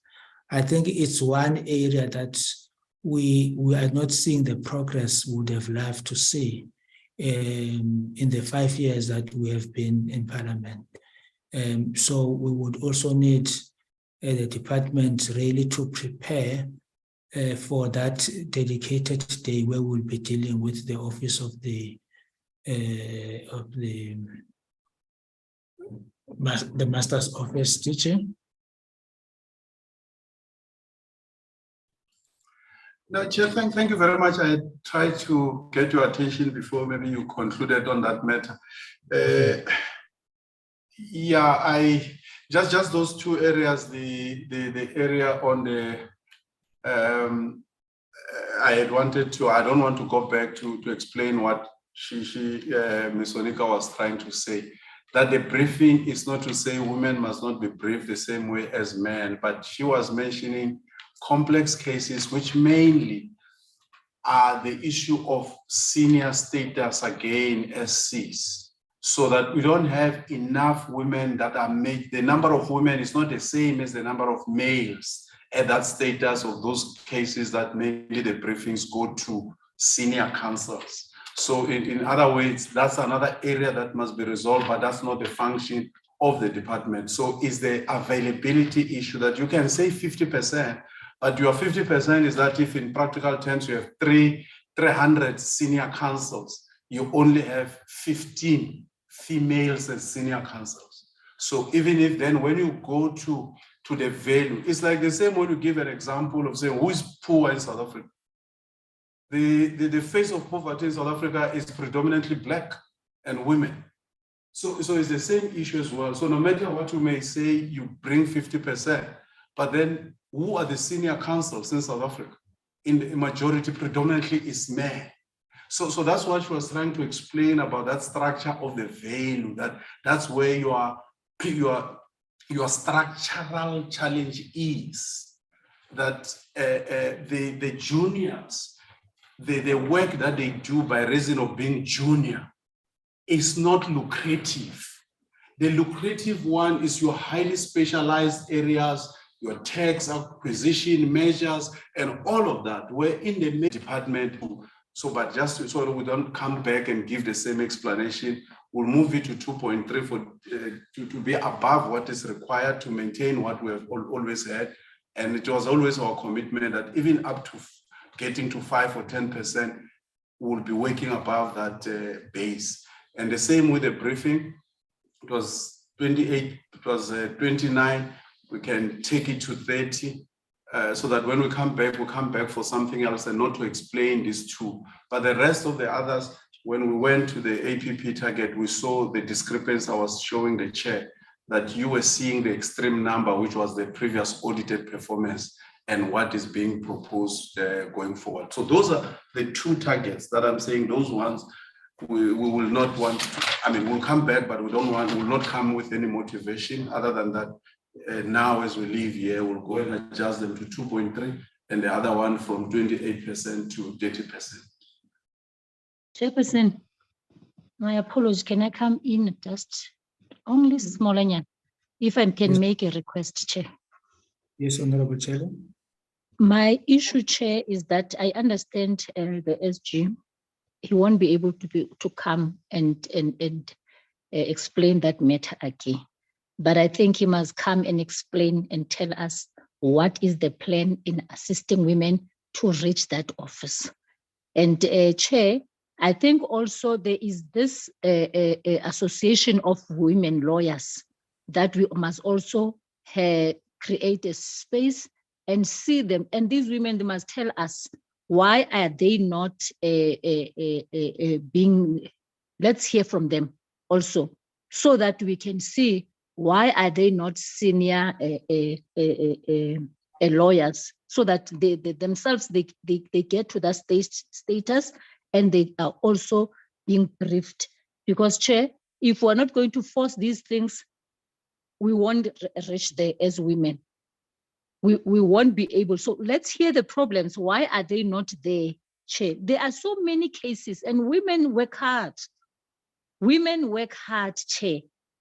So equally as men, we want them. We want more senior lawyers, advocates at that position, at that level, Chair. If we can be assisted, please. No, thank you very much. Thank you very much, Honorable Chair.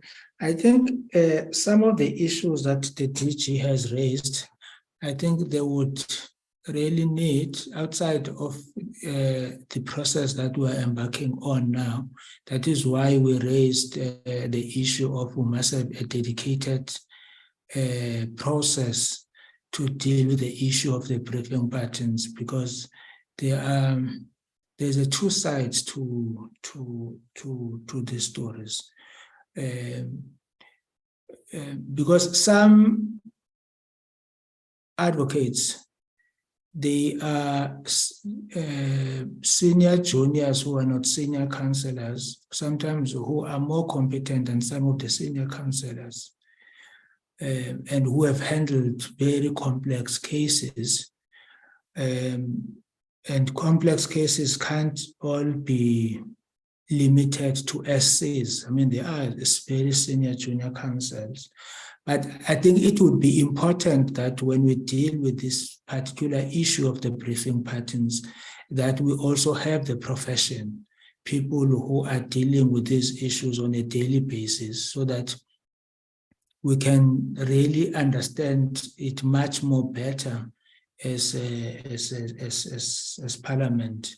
I think it will be an interesting discussion, because I mean, if we are going to continue the way we are continuing, at the rate at which we are doing, most probably even in the next century, we will still be marginally where we are or a little bit better. So it is not, I don't think that as government, we are doing enough to deal with the issue of the briefing patterns.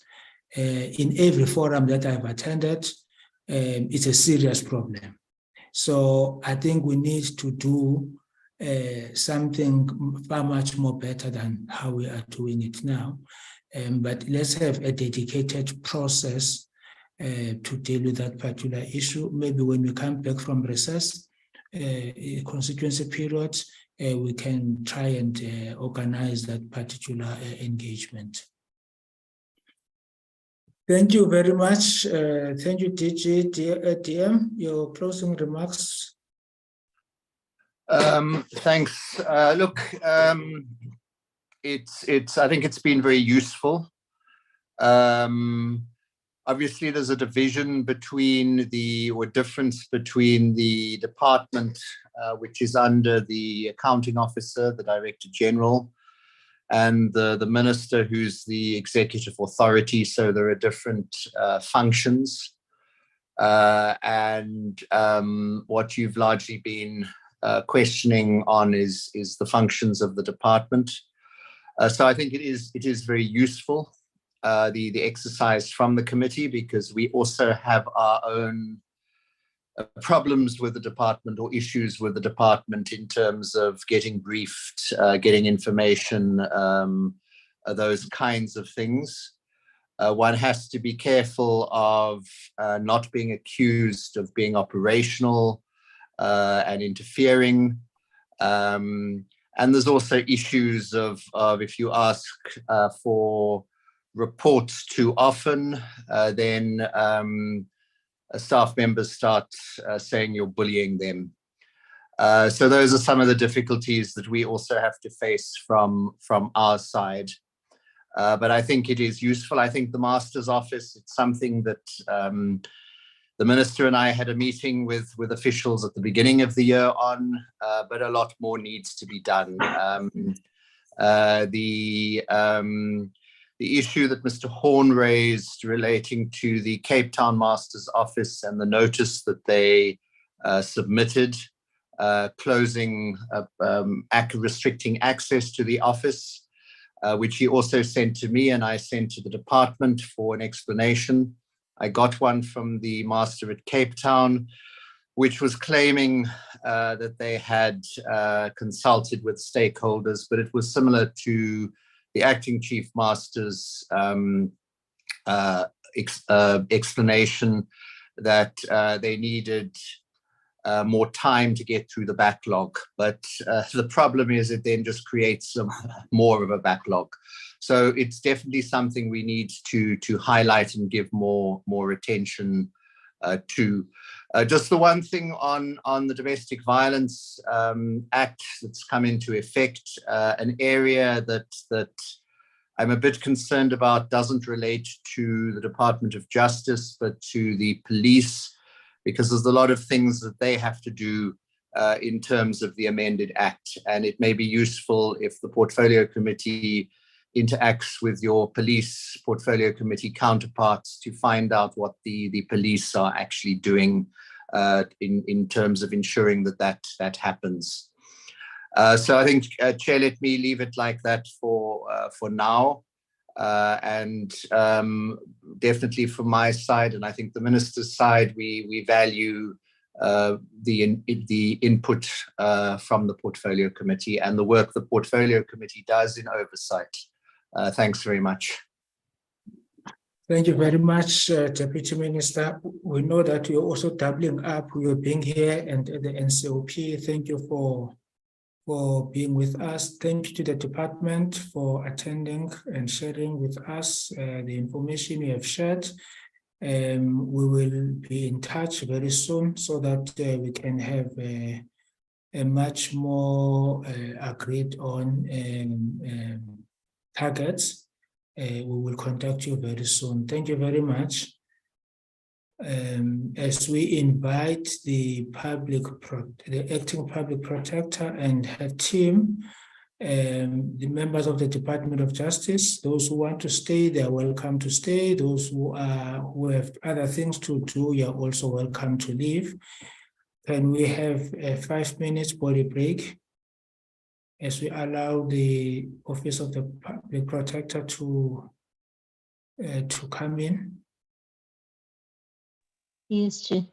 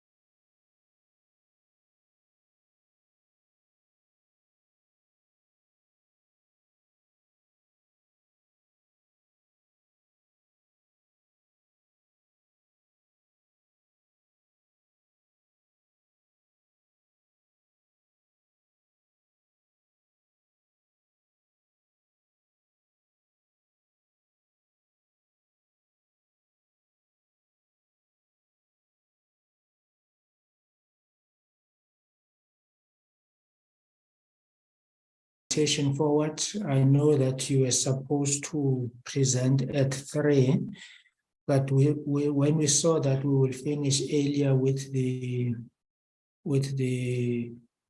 Justice Department, we thought that maybe let's bring you forward so that you are able to be free after that and do your other things.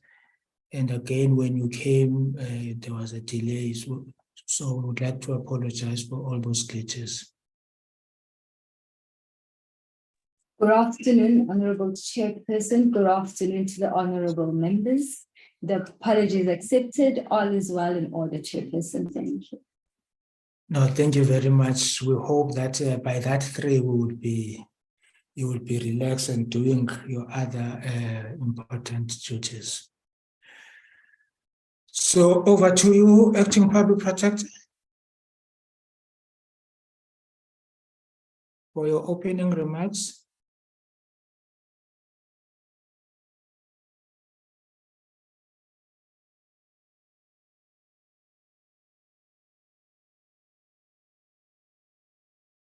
Performance plan together with the budget. Just before I proceed, I would like to introduce the Public Protector South Africa team. With me, I have the Chief Executive Officer, Ms. Thandi Sibanyoni, as well as the Chief Financial Officer, Mr. Mfundo Mdingi.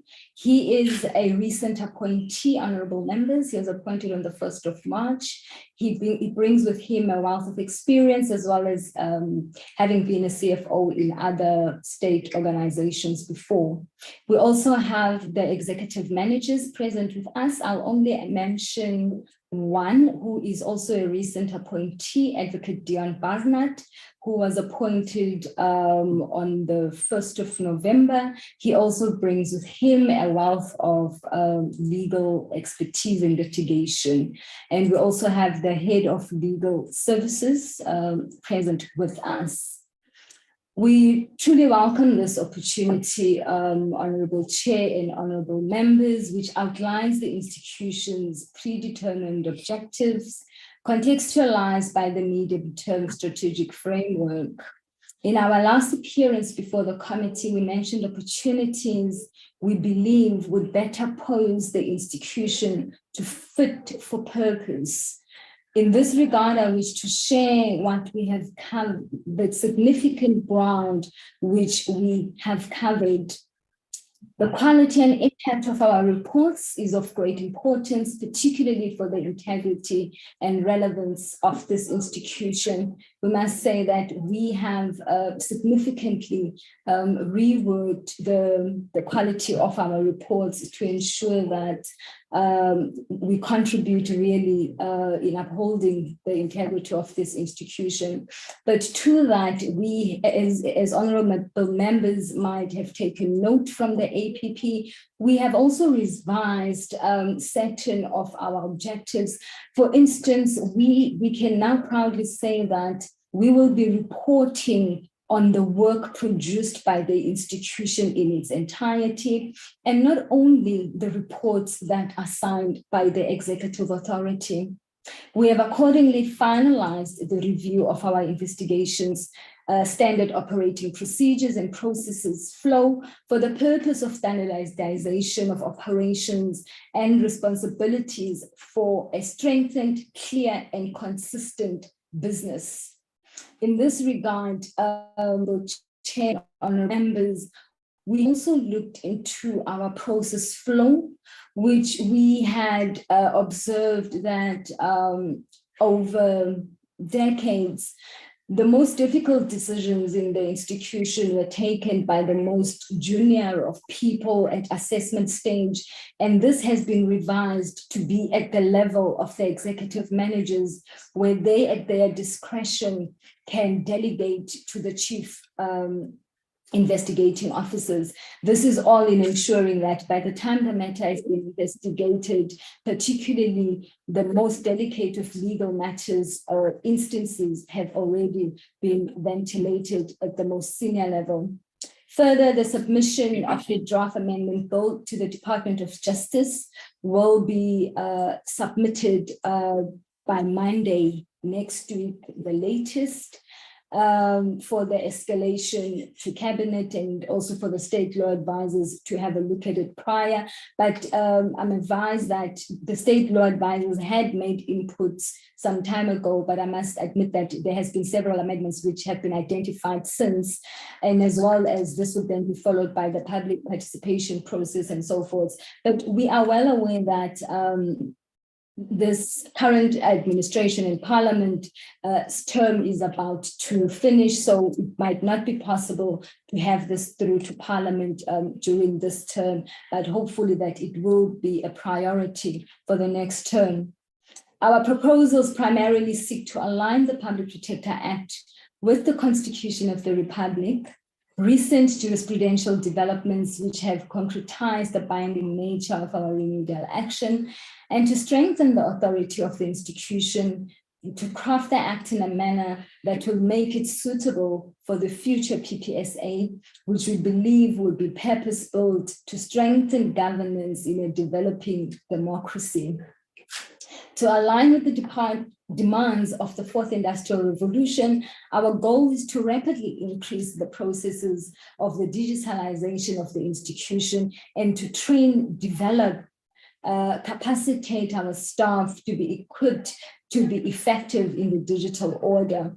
Honorable members, what we've also observed is that from the institutionalization of Public Protector South Africa, there are fundamental elements that were left out as we move on with the years. That is to institutionalize and structuralize digitalization of the institution. Yes, we have started with the case management system and other projects. However, there is more that needs to be done in this regard. Furthermore, to institutionalize learning, development, and knowledge management and training. And lastly, strategic human resources and development to ensure that this institution is able to run on a daily basis without us having to fill in from time to time as we are doing currently. In line with enhancing our impact, we have entered into a number of collaborative agreements with provincial governments and legislatures across the country to collaborate with them in outreach and advocacy-related activities in order to operationalize the integrated access and stakeholder management strategy. The agreements have given opportunity for the Public Protector South Africa to outline the state of governance in these provinces to the executive, as well as the legislature, and encourage state organs to utilize the outlook to plan on governance reforms to change the status quo in the country. The Public Protector South Africa endeavors to continuously expand its accessibility, being able to deliver services to all the people of South Africa. To this end, this annual performance plan encompasses a number of interventions which collectively include our business continuity plan. We are confident to the efficacy of these interventions and their ability to create agility to the Public Protector South Africa to respond to the prevailing circumstances. The organizational development study, honorable members and honorable chair, which we had mentioned to you before, which was commissioned, has recently been finalized and contains a number of recommendations required by the Public Protector South Africa to perform core functions and improve its ability to deliver on the mandate.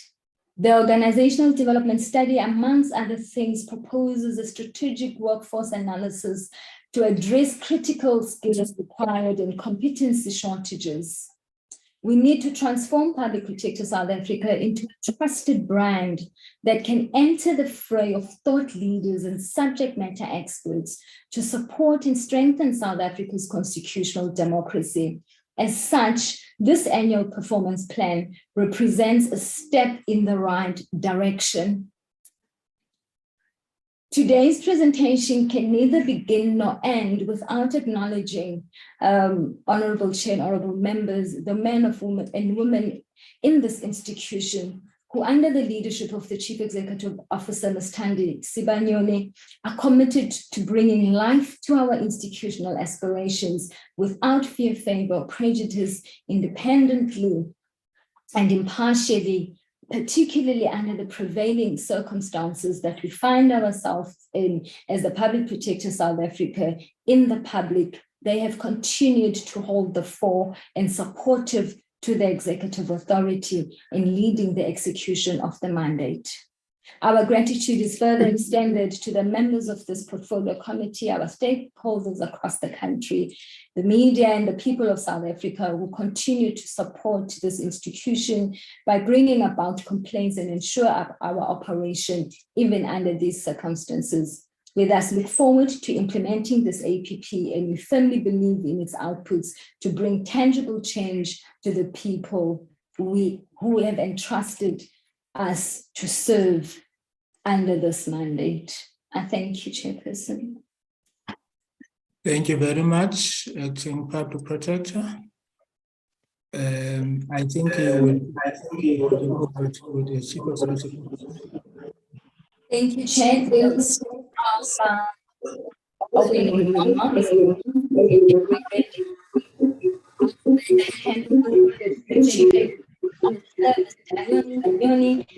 Take the committee through the APP, and thereafter we will hand over to the Chief Financial Officer, who will take the committee through the budget.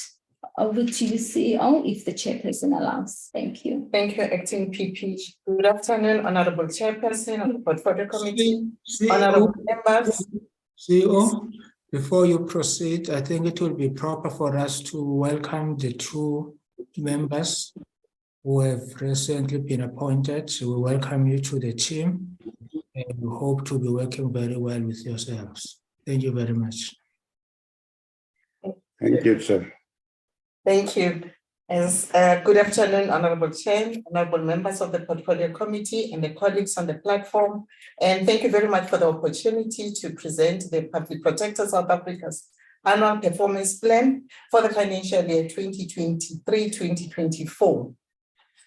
First, I'll start by taking the members through the vision of the Public Protector, which is empowered people and accountable public administration. We continue with our mission as outlined in our strategic plan to protect all persons against administrative injustices, improve service delivery, and promote good governance and state affairs. And our institutional purpose statement is to be a catalyst for change in pursuit of good governance. We are also still driven by the values of accountability, the principles of accountability, integrity, and responsiveness.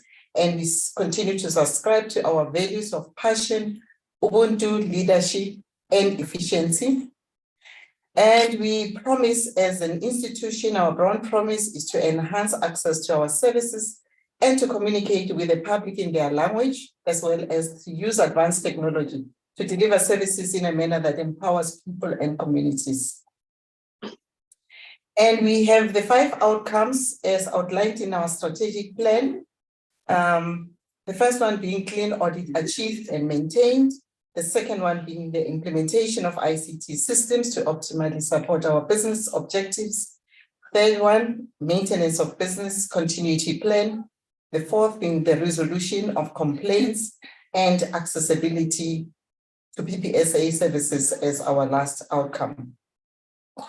Honorable Chair and honorable members, I'll then take you through the plan targets for the current financial year, starting with the administration targets. The first one, in line with our strategic plan, is a clean audit achieved and maintained, and the indicator is obtained clean audit annually. So far, we've managed to keep a clean audit status for the previous 3 years, and we intend to continue doing so in this year and in the outer year as well. The second outcome is the implementation of ICT systems to optimally support our business objectives. And the indicator is the implementation of ICT systems. In the previous year, we planned 100% of the implementation of the case management solution that Acting PP mentioned. We managed to develop this system in-house because we have a resource now who does our systems development. And therefore, in this year, then we plan to enhance the system and to deploy a portal, a self-service portal that can be utilized by anybody anywhere in the country to access our services. If they want to lodge a complaint with us, they can do so digitally. So that's what we planned this year.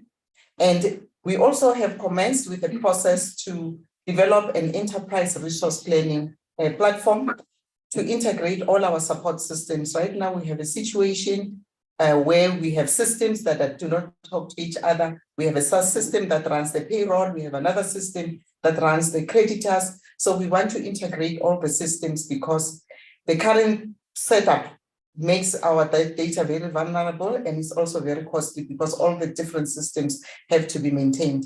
So we're starting then with the process of developing a single platform that will integrate all our systems.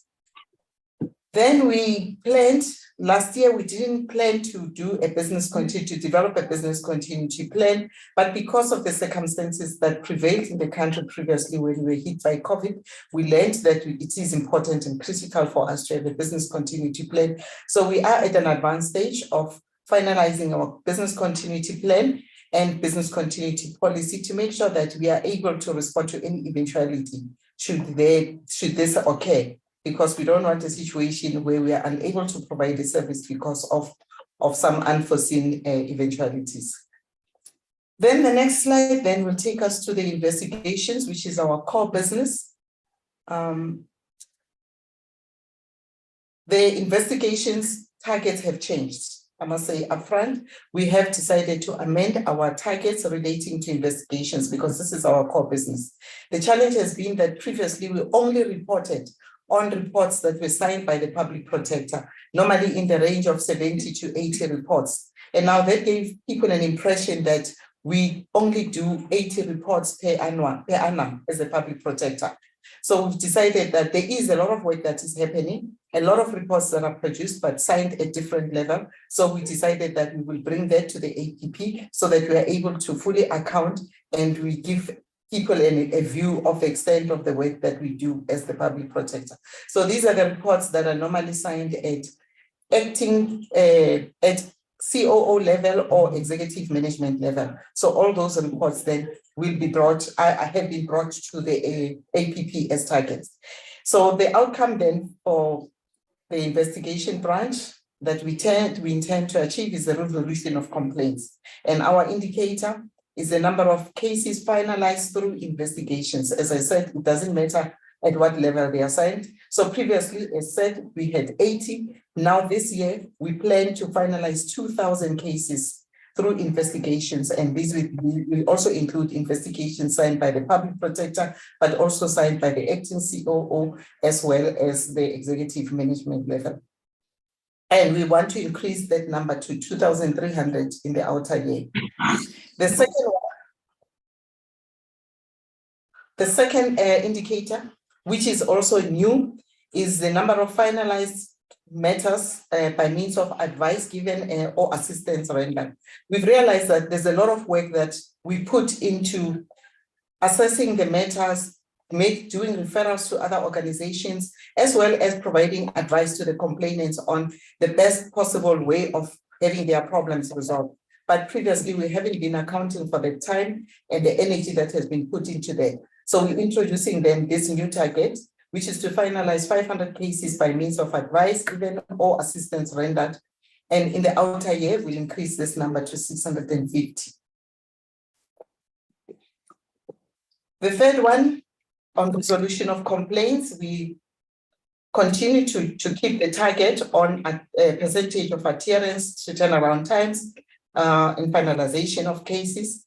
We planned last year to finalize 80% of the cases within the turnaround times. This year, we also again plan to finalize 80% of all the matters within the turnaround time. And as the members know that we have different time frames for different matters, classified as early resolution, we take up to 6 months to finalize. Service delivery matters, we take up to 12 months. Good governance integrity reports take 24 months to finalize. And then we have those complex ones that take up to 36 months to finalize. So all these matters we aim to achieve to at least finalize them within turnaround times. 80% of them must be finalized within the turnaround times, and we keep that target in the next financial year as well. The other target that we keep is the number of systemic investigation or interventions that we need to finalize. In the previous year, we planned to do 3. In the current financial year, we plan to finalize at least 2 systemic investigations. And the number of systemic investigations is always low because of what is involved in a systemic investigation. These are normally complex matters that require probably an integrated approach, looking at different departments at the same time. So they are not really easy as others. That's why we give ourselves two years at least to finalize each systemic investigation because of the complexity, because we look right across the system to try and identify the cause of the problem, especially where we continuously get repeat complaints around the same matter. Then that takes us to our other program, which is stakeholder management, and which talks to the outcome then of accessible PPSA services. The output indicator that we have is the number of activities executed in the implementation of the integrated access and stakeholder management strategy, which we developed a year or so ago. So we increased the number of these activities from 117 that was planned last year to 328 that we plan for the current financial year. And why such a significant increase is because now that all the restrictions have been cancelled, the COVID restrictions, we are able now to go back to the communities. So we have activated as well our outreach clinics to enable people to access our services irrespective of where they are. So we increased those. So 324 of those will be public awareness sessions, including the clinics. And we also want to maintain our Good Governance Week, which is an event where we will also probably invite the members of the portfolio committee to join us. And we also intend to sign 3 collaborations. As Acting PP mentioned, that we've signed a number of MOUs with a number of government departments, both nationally and provincially, to also make sure that they implement our remedial action, because we believe it's only if people know and understand us better that we stand a good chance of them implementing our remedial action. So we also want to tap into the available stakeholders in the communities, like your faith-based organization, your community-based organizations, and try to see if we cannot sign agreements so that we can use those people as our ambassadors on the ground to market our services, but also to assist people to bring complaints to us as the public protector. We thought of sharing as well the statistical analysis, just to contextualize the work that we're dealing with and why we increased the number of investigations from 80 to 2,000. And we believe that this will help the members better understand the workload that we confronted with and why we believe we have to increase our numbers, and everybody needs to understand. Then the next slide indicates the caseload over the 3 years, starting with 2019-20, where we had a caseload of 10,111 cases. Then we saw a drastic decrease.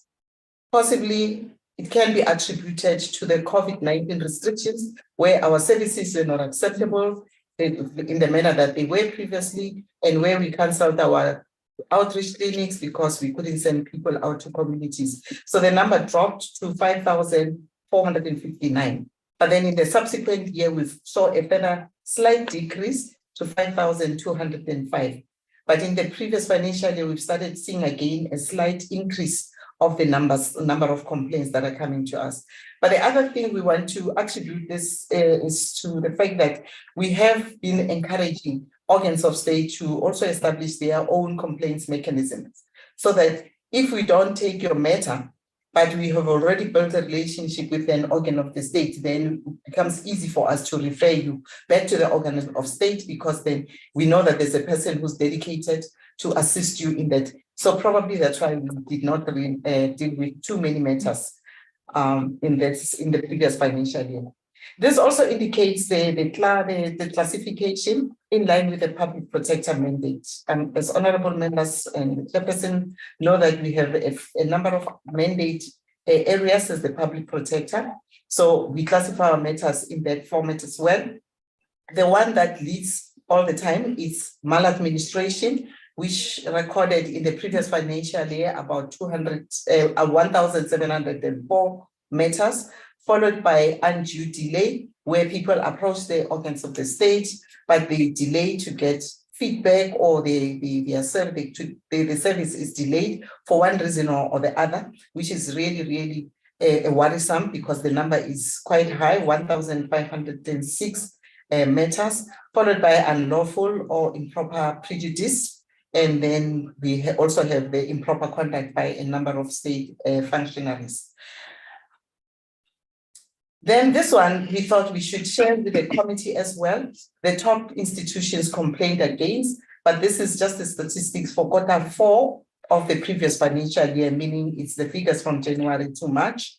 We have various municipalities. Municipalities continue to receive, to contribute the number and the biggest number of complaints about services, about conduct failure, about maladministration, which is really a concern, followed by home affairs, which continues to be really a challenge for people in the country, and then labor, and followed by the Department of Education as well. Then we also have health, SAPS, as well as SASSA. So these are the institutions that have the highest number of complaints, but the numbers of municipalities complained against vary some. And it's something that continues all the time. And the next slide then just shows the numbers, then the actual numbers. And as you can see, the various municipalities with 197 matters that we received in the previous quarter only. And then the others then are indicated there. As I say, home affairs as well continues to be a biggest problem, followed by the Department of Labor. Then over and above the matters that we received in the previous financial year, we also have matters that we carried over from the previous financial year. These are the matters that were either received late in the financial year or were received earlier, but we couldn't finalize them because of capacity constraints. So we carried them over to this financial year. And when you look at that slide, the investigations, which is a branch at head office, contributes 375 of those matters that we carried over. But the reason for this is that the investigation branch at head office is the branch that deals with complex and all TGI matters are dealt with by that. So these are matters that cannot just be resolved. But as you can see, the provinces as well also have their fair share of matters that have been carried over from the previous financial year, which means then these matters plus will be added to the matters that we will be receiving in this financial year. And this is primarily the reason why we cannot budget for all 80% of the matters to be finalized within one financial year. It's because of these carryovers for various reasons that we have to carry over. Okay, Chairperson, with your permission, I think that concludes the first part. With your permission, may I hand over to the CFO to take us through the financial plan of the Public Protector. Thank you, Chairperson.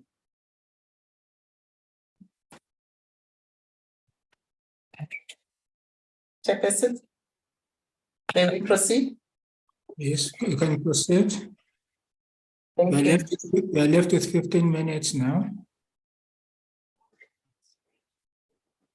Good afternoon, Honorable Chair and honorable members.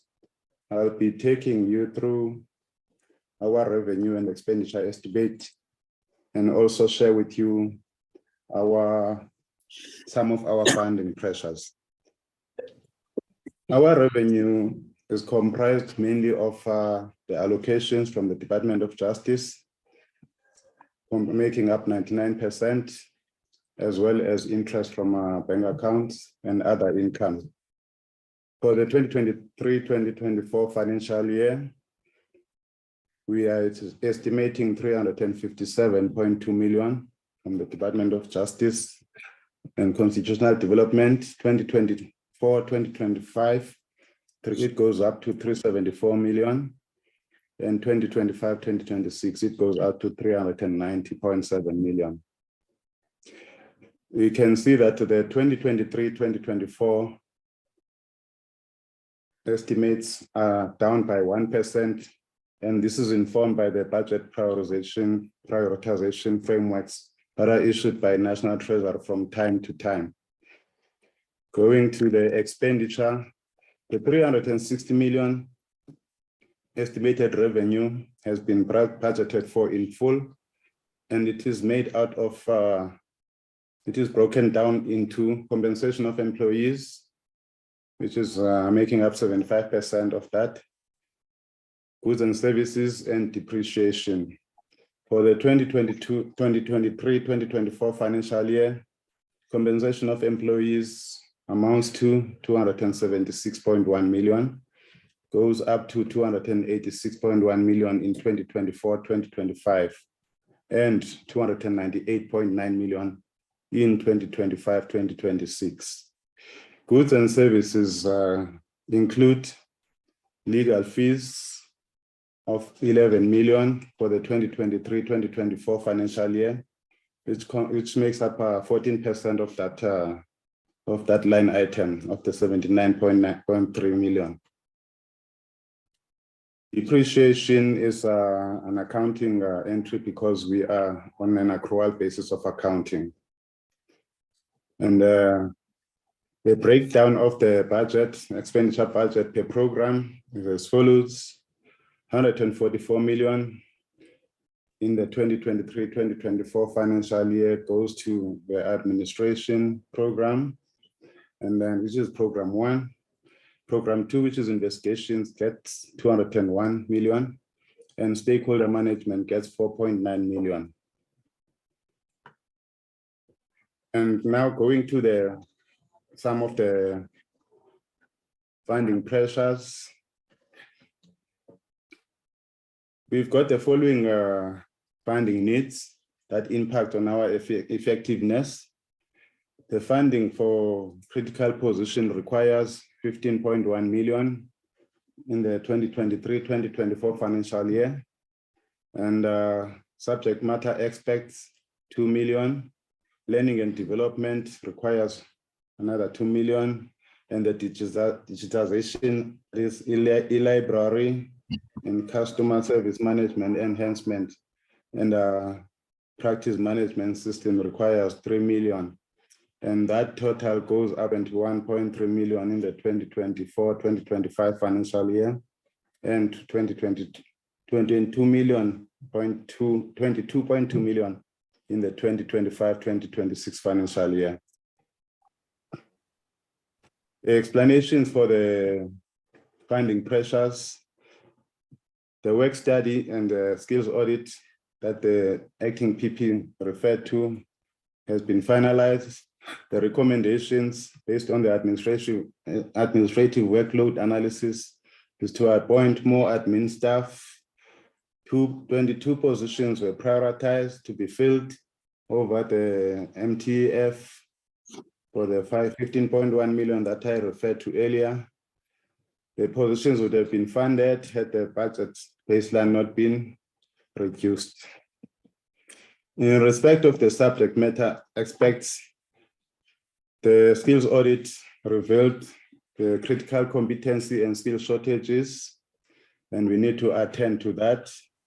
Due to the lack of funding, we could not be able to source skills in these special areas: forensic investigators, forensic accountants, forensic and investigative auditors, and public procurement and supply chain practices investigators, and also technical investigators with technical skills in the built environment.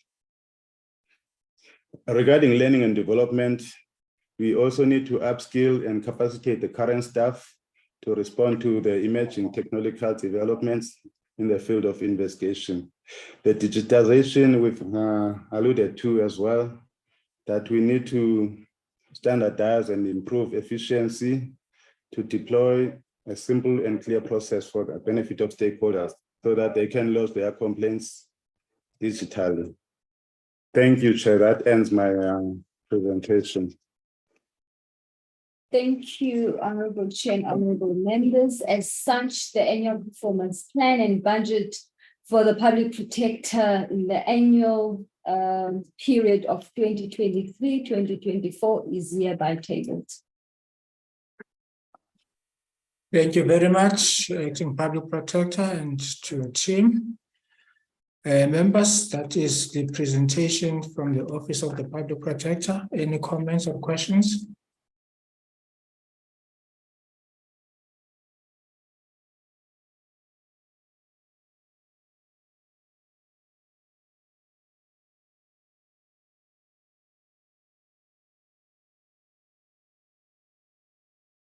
Over to you.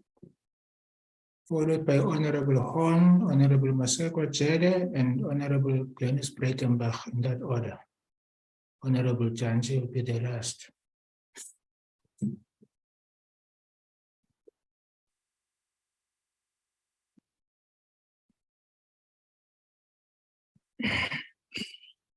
Chair, it's Neo Druchen here. Yes, we can proceed. Oh, thank you, Chair. Chairperson, I'd like to thank the Acting Public Protector and her team for the presentation. I have a few questions. In terms of the legal fees of the PP, the current PP, I know that there was a concern, but I can't remember if there was a response. There were funding concerns for the public protector. It was a matter that was raised, but I did not get an answer. So if we could get an update on that. And then in terms of remedial action that's taken up or not implemented by departments, I would like to know if the PPSA does any follow-ups with the departments with regards to why the remedial action is not implemented. So are there any regular follow-ups or checkups with the department about why they don't implement? And is there anything that the PPSA can do if departments do not enforce the remedial actions? So the next is that the 6th administration of Parliament is about to end, but we have not received the amendments to the Public Protector Act. So I would like to find out why that process is taking so long. In previous meetings, there were concerns raised about the security at the offices of the public protector in the various areas. I think the head office was also included. So I would like to know, have the security matters been resolved, or are there still security concerns for the different offices? Also in a previous meeting, the PP made an application for funding from the CARA fund. I'm not sure then if we ever received an update on whether PPSA received those funds or not, and if they didn't receive them, what were the reasons given, and if they did receive them, what the PPSA has done with the funds, or how have they used the funds. And then I think that's all I have, Chairperson. Thank you very much. Thank you, Honorable Neville Druchen. Honorable Horn. Thank you, Chair, and good afternoon from my side, and thank you for the presentation.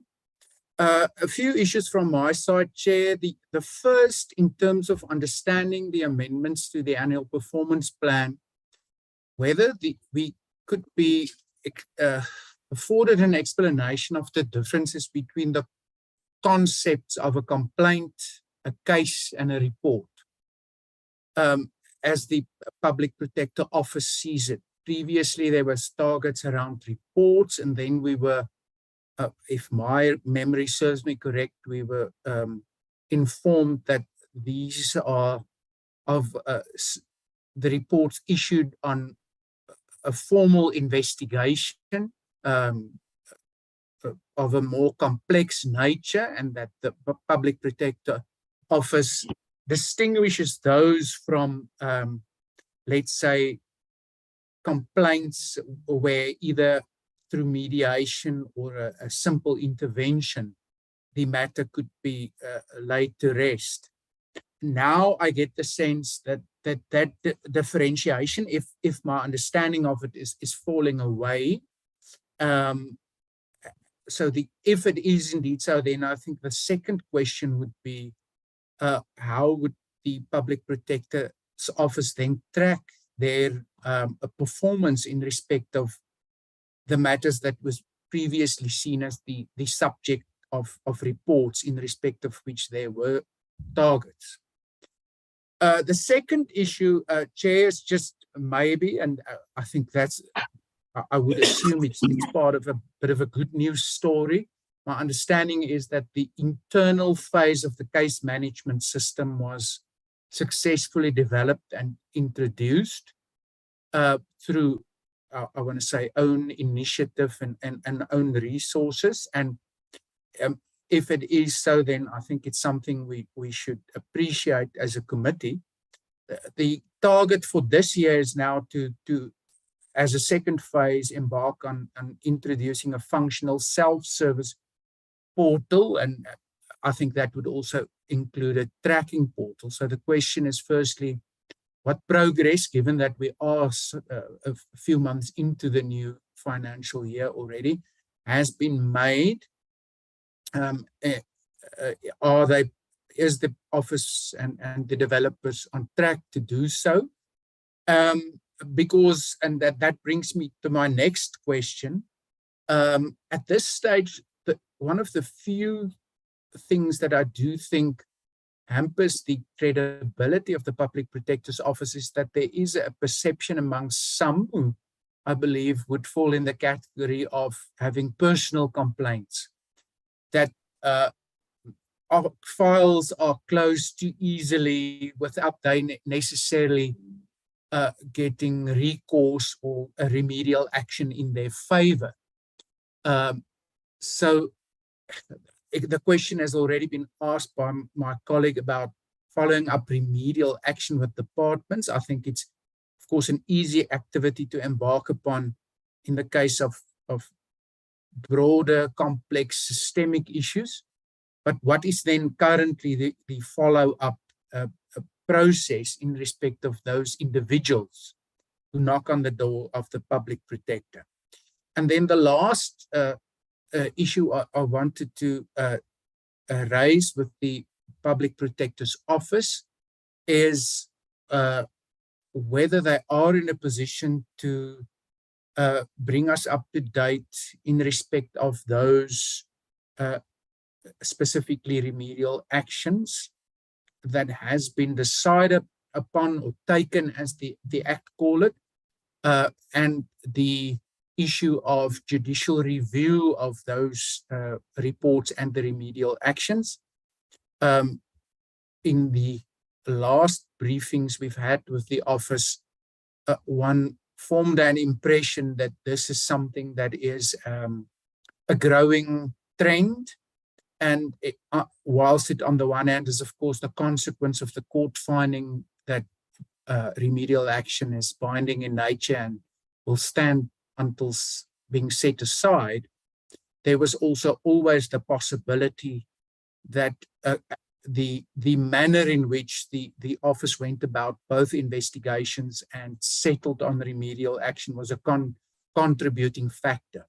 So I would want maybe information and statistics as to the number of remedial actions that has been taken on judicial review in comparison to previous years, and whether there is specific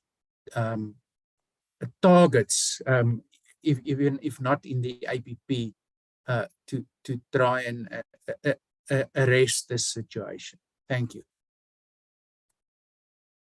Honorable Horn, but by previous years, how many years are you counting? Yes, Chair, I think I think to be fair to them, my perception is that the snowballing of judicial reviews really happened over the last 3 years specifically. Of course, it doesn't need to be answered necessarily today, although we have seen, and I'm not now pointing a finger at the Public Protector's Office, that sometime if we say we agree for information to reach us in writing, it's slow to arrive, or it never does. So if the information is available, that would be welcome. Thank you.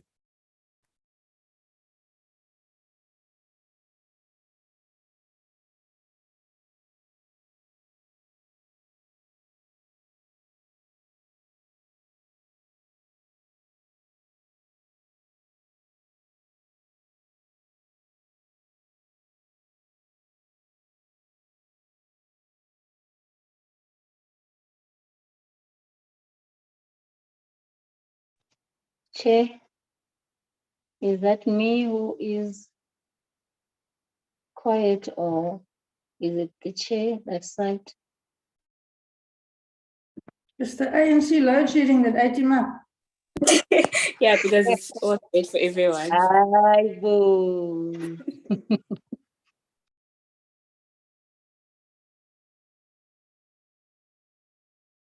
Sia, can you please just check the chair? I think he has an emergency. He just got cut out. I don't think it's load shedding. Can you just check him? Yes, Mabujanji. Let's take 205 quickly. Come back to the comment.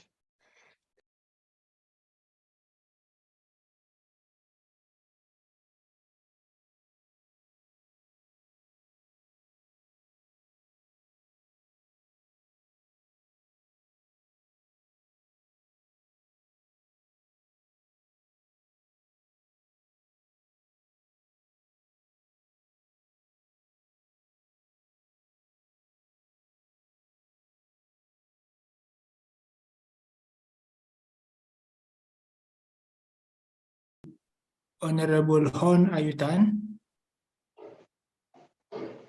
Yes, thank you, Chair. I didn't move a motion of no confidence in your absence, but I'm done with my question. Honorable Jelle. Thank you, Chair. I hope We you were do not going have to such ambitions. Thank you, Chair. We were definitely going to oppose that motion of no confidence. And pity Mogo. Oh, no, my secretary seconds everything. Oh, okay, Chair. Thank you very much, Chairperson. And also thank you very much, Acting Public Protector and the team.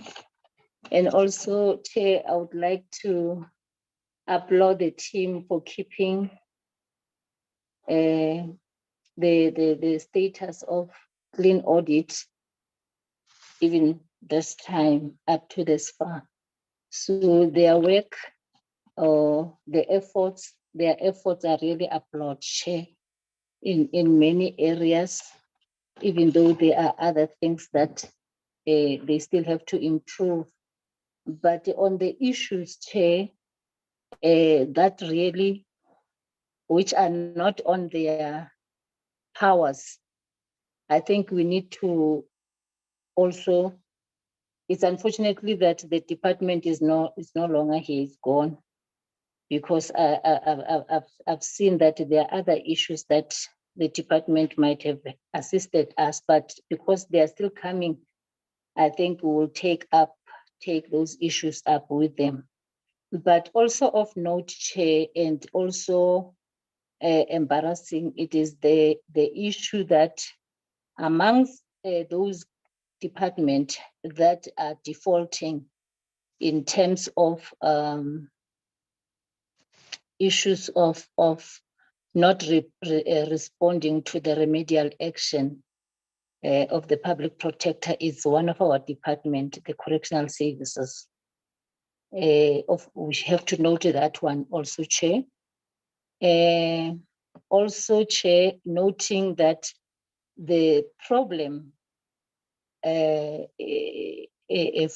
the reports lies mostly at the level of the municipalities and provincial offices.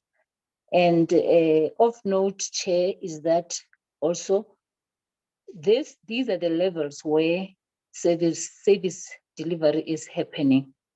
I think we must note that, Chair. I'm not sure how can we also assist in terms of that, because this issue is not being raised for the first time with the committee. But we note that, Chair. Another issue is that one, my colleague, Honorable Velma, touched on it, the issue of the amendment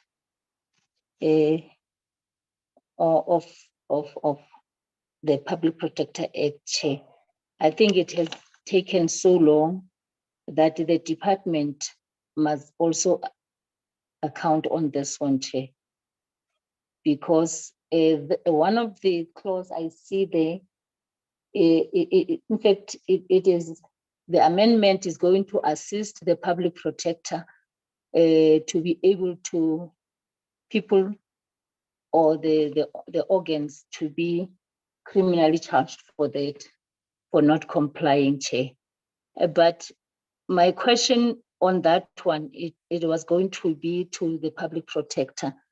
If we're going to put that on the act, who is really going to be charged here? Is it the individual who was responsible during that time, or it is the department on itself?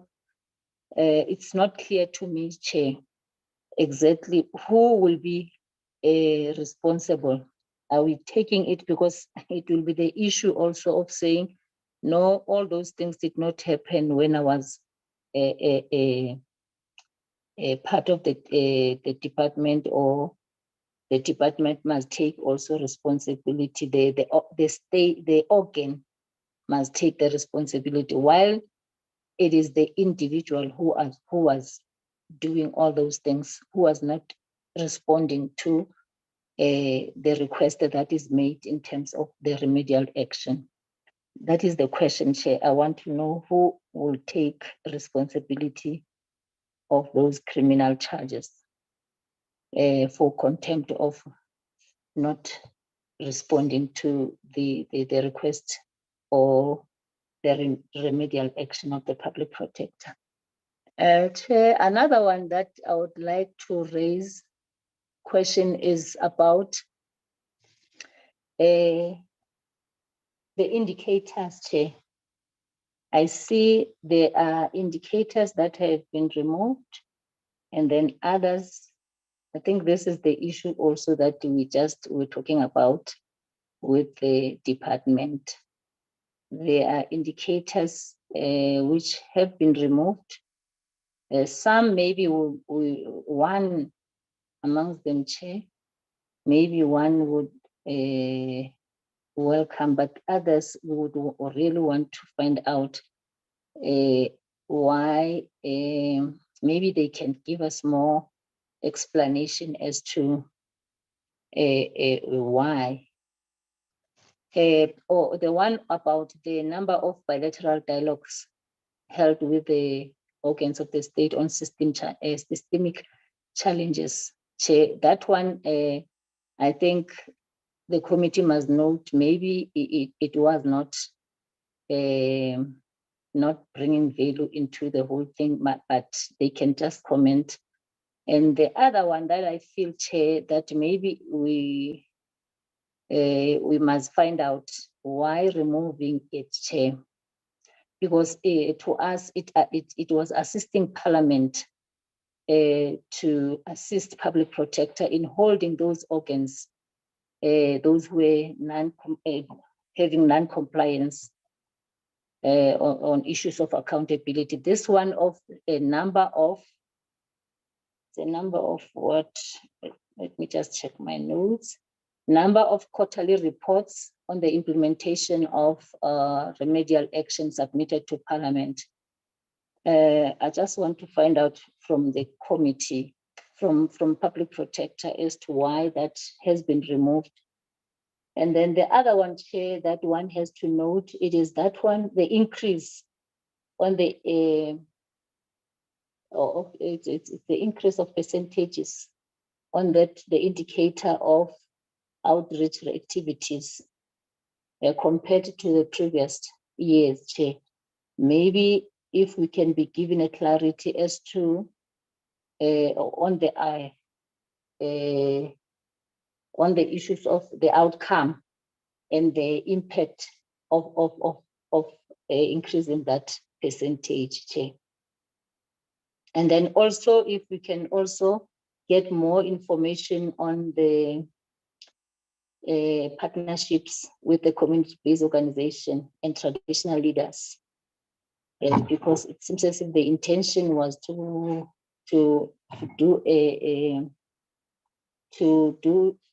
advance a collaboration on issues of advocacy, Chair, on the ground level. If we can get more information on that one, Chair, also. And I think the last one, Chair, I think Honorable Horn covered that one of the judicial reviews, because we have been given the indication that they are 11. Maybe if we can get for the years, how long have they been, Chair, in that status? I think that one, that is the last one. Thank you, Chair. Thank you very much, Honorable Glenis Breitenbach. Thanks, Chair, and good afternoon to everybody. I've been largely covered, Chair. I would like to know what the position is with regards to the funding of the Section 194 committee. Is there funding now, and is there a plan for funding in the future? And to that, does the Office of the Public Protector need some assistance from the committee in that regard? Obviously, that committee is of vital importance, and as long as Mr. Janki is busy there, then he doesn't bother us here. So, you know, it must go on. Yes, my dear. And then, Chair, this is an odd request, but I have a gentleman called Mr. Ruben Govender, who corresponds with me almost daily from KZN, who really needs help with his matter. If the Public Protector could just indicate to whom I can address some correspondence so that they can assist this gentleman. Thank you.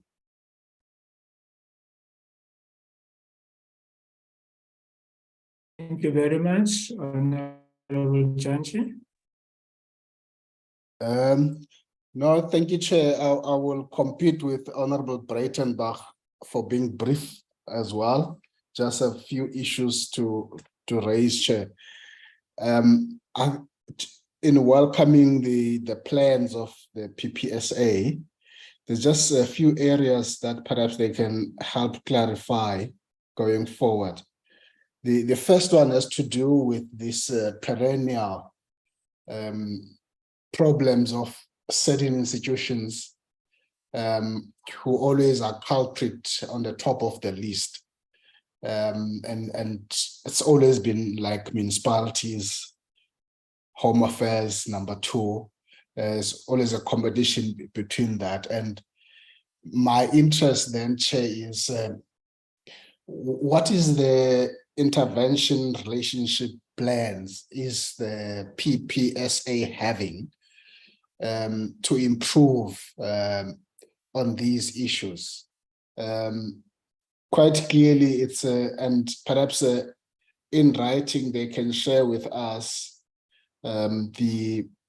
what constitutes all of these. For now, it's put in a basket in terms of their different categories of cases.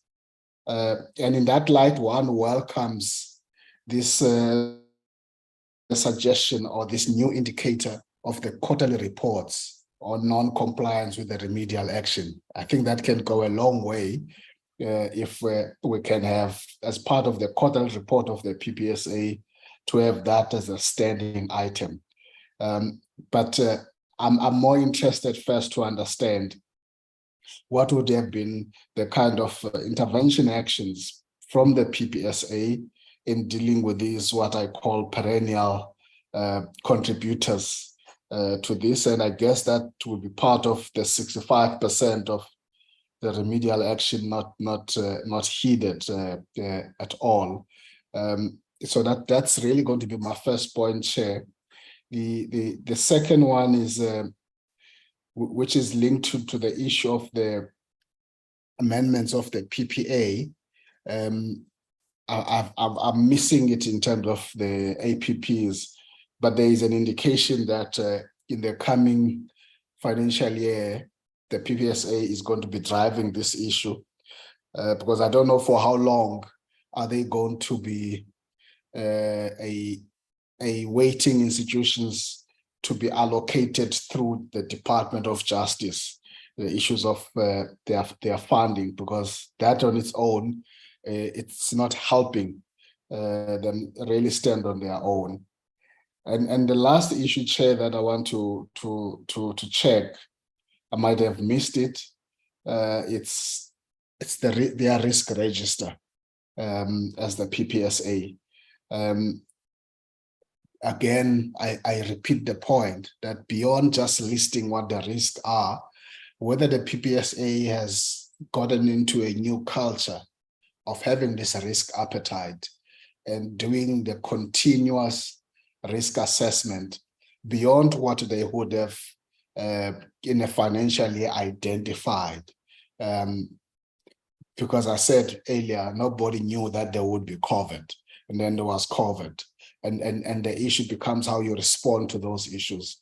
And I would not mention the issue because they are dealing with a difficulty, which I'm not sure whether they would have planned for such a risk in terms of how they would respond to that risk, which I think Honorable Breitenbach has just raised. So I'm really interested about how active and the liveliness of their risk register, beyond it being a tick box, that you can indicate that we also have a risk register, and so we're one of those departments that do, and yet nothing really happens. That's really my angle and concern in all of this institution, is how they use these risk registers as ongoing assessment issues, and how they are able to say to us, based on our risk assessment register, we're able to pick up this issue, and this is how we kind of responded to minimize whatever damage or problems that would have come their way. Those are the few issues I wanted to raise, Chair. Thank you very much. Thank you very much, Honorable Janji. Are there any further hands? I think that was the last hand. I think PP, if you can start with what Honorable Maseko Jele raised, all the targets that you have decreased or removed, and motivate each one of them as to why.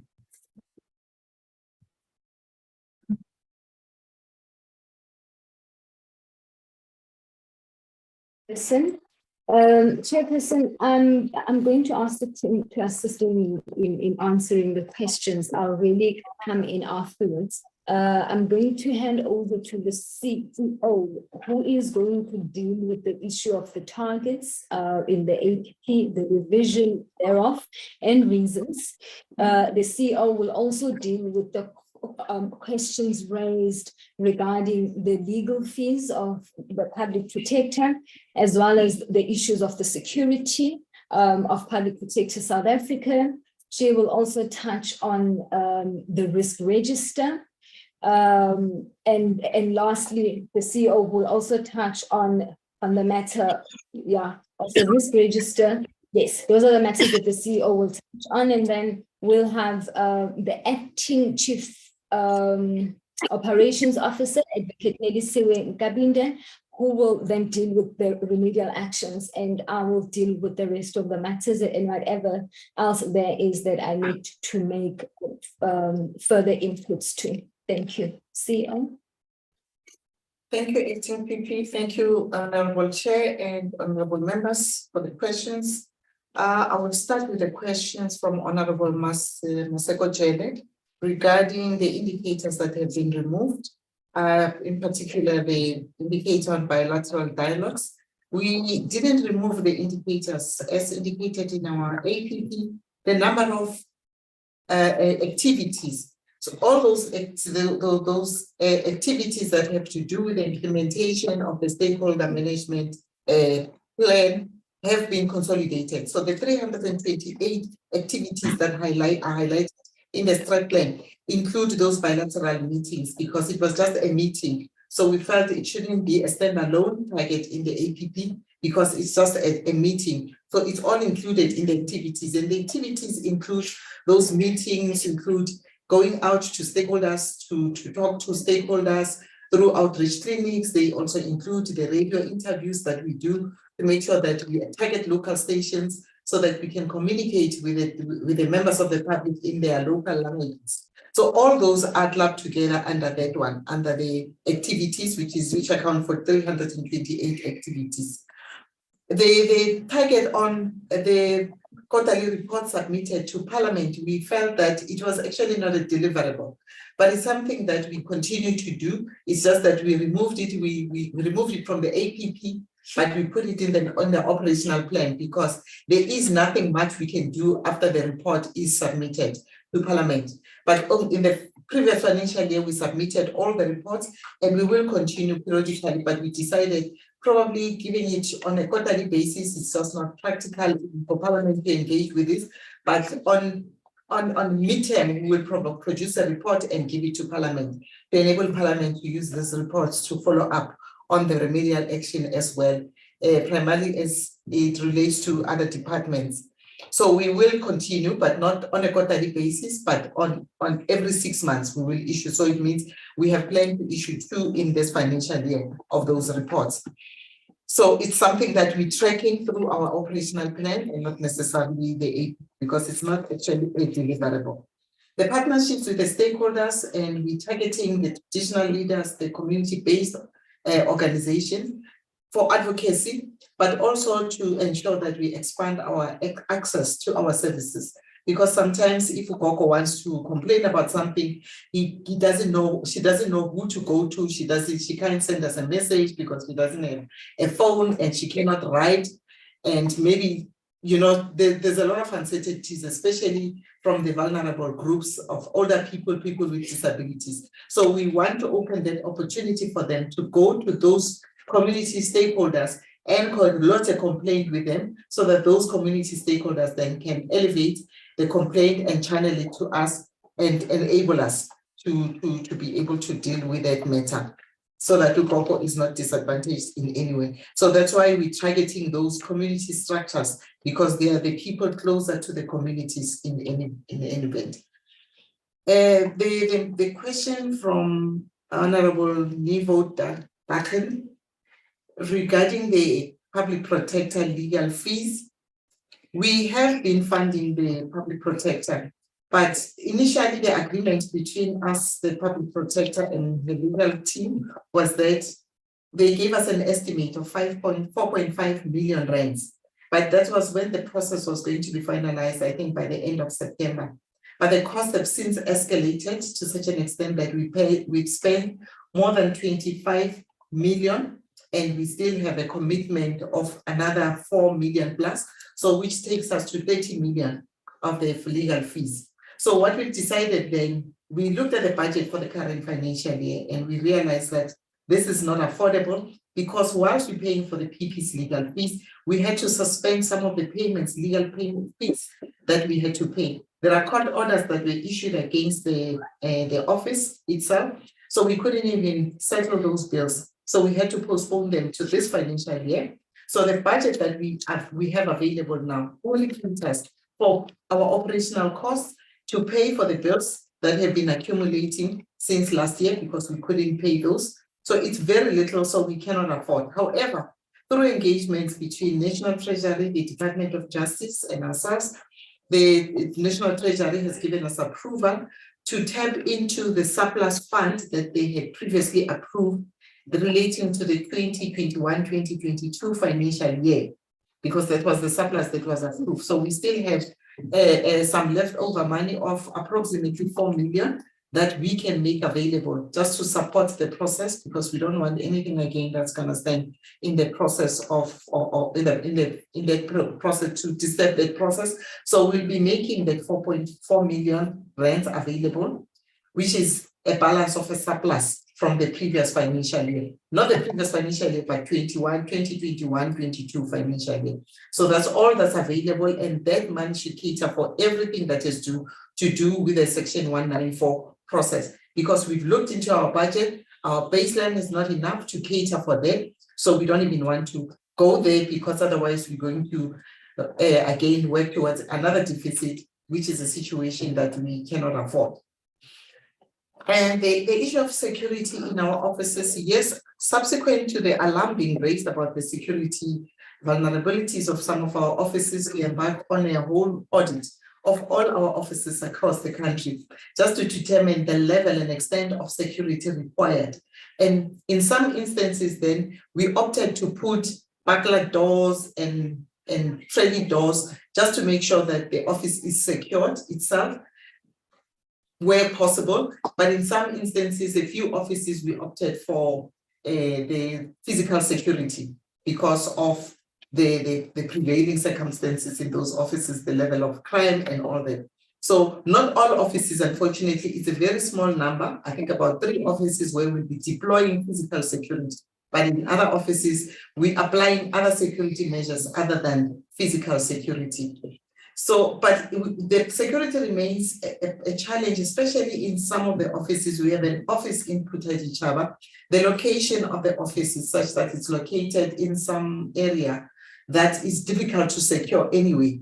So we are in the process of looking for alternative accommodation, and we've been struggling, even Public Works couldn't find us alternative accommodation. So the other option that we're considering now is to the possibility of moving that office to Bethlehem, because Puthajichaba is proving to be a challenge in terms of infrastructure. So we are considering moving the office to Bethlehem, which we believe it's still central enough to service the communities that it has been servicing.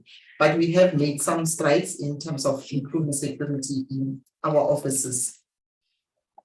And there was a question about from Honorable Horn, the introduction of the case management system. Yes, the system has been fully developed and it's operational, though we continuously train and continuously tweak it here and there. You know, like any other new system, there's always a need to continuously tweak it as you become wiser. We tweak it, especially because it's a system that we developed in-house.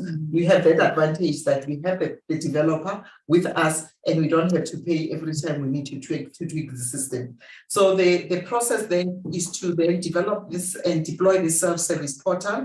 And by now we'll be signing off the business case, which requires us to also allocate some funding, because much as we develop the system internally, but there are things that we might have to procure. So the process has started, but the business case will be finalized within the next week so that we can start. But the actual development of the system is only scheduled for the second quarter of this financial year, meaning the quarter between June and September. We should actually do the actual development of the self-service portal. And then the other question from Honorable Horn was the amendments, the difference between the complaints, the reports, and the cases, the way we mentioned them in our APP. I think that was the question. The complaint is any matter that comes through to us, and then we assess. Once we assess the matter, then it becomes a case or a matter that we investigate. Not all the complaints that we receive end up in investigations, because some you might find we don't have jurisdiction, so it means we have to inform the person and refer to the correct institution. Others are matters that we shouldn't even be entertaining because the events could have happened probably some 5 years ago, and the special circumstances are found not to be convincing for us to pursue that matter in a manner that will actually stand legal scrutiny. So it's complaint is everything that we receive.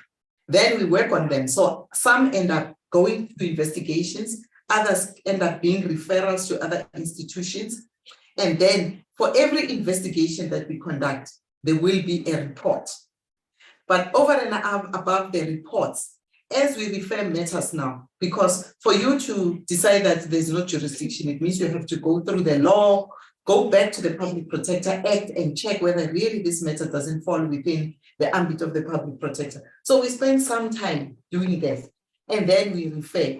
Just to refer, to write that referral is costing us time and money because we have to make telephone calls, we have to send emails and all that. And you also have to communicate with the person. So you might find that on average, you at least spend a week dealing with it one matter. So it's something that we cannot investigate, but there is some effort that's taken to make sure that the problem is resolved. And that's why then we decided to separate them, to say there will be those that we resolve, the 500 that we resolve without doing an investigation. And then there are those that we will resolve through a formal investigation, which will end up either in a closing report, an intervention report, an advisory report, or even an ADR settlement agreement, because there are still those that we resolve through settlement agreements. And then we also issue reports on those to say, yes, we agreed through an ADR process. There was an agreement between the two parties, and therefore we're closing this matter. So there are those different categories, but all those reports, anything that's going to end up in a report is captured with the 2,000 matters as indicated in the APP. And that's why we said those matters fell between the cracks because we never actually reported them as part of our APP. Now we're bringing them to the APP. So we haven't really dropped the target on reports signed. Instead, we've added to those that are signed by the Public Protector. We added the other reports that are signed at different levels.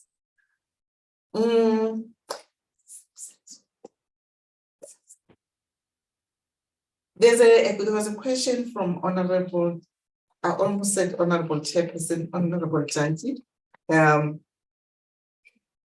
regarding the flow of funds through the department. Yes, this continues to be a challenge for us.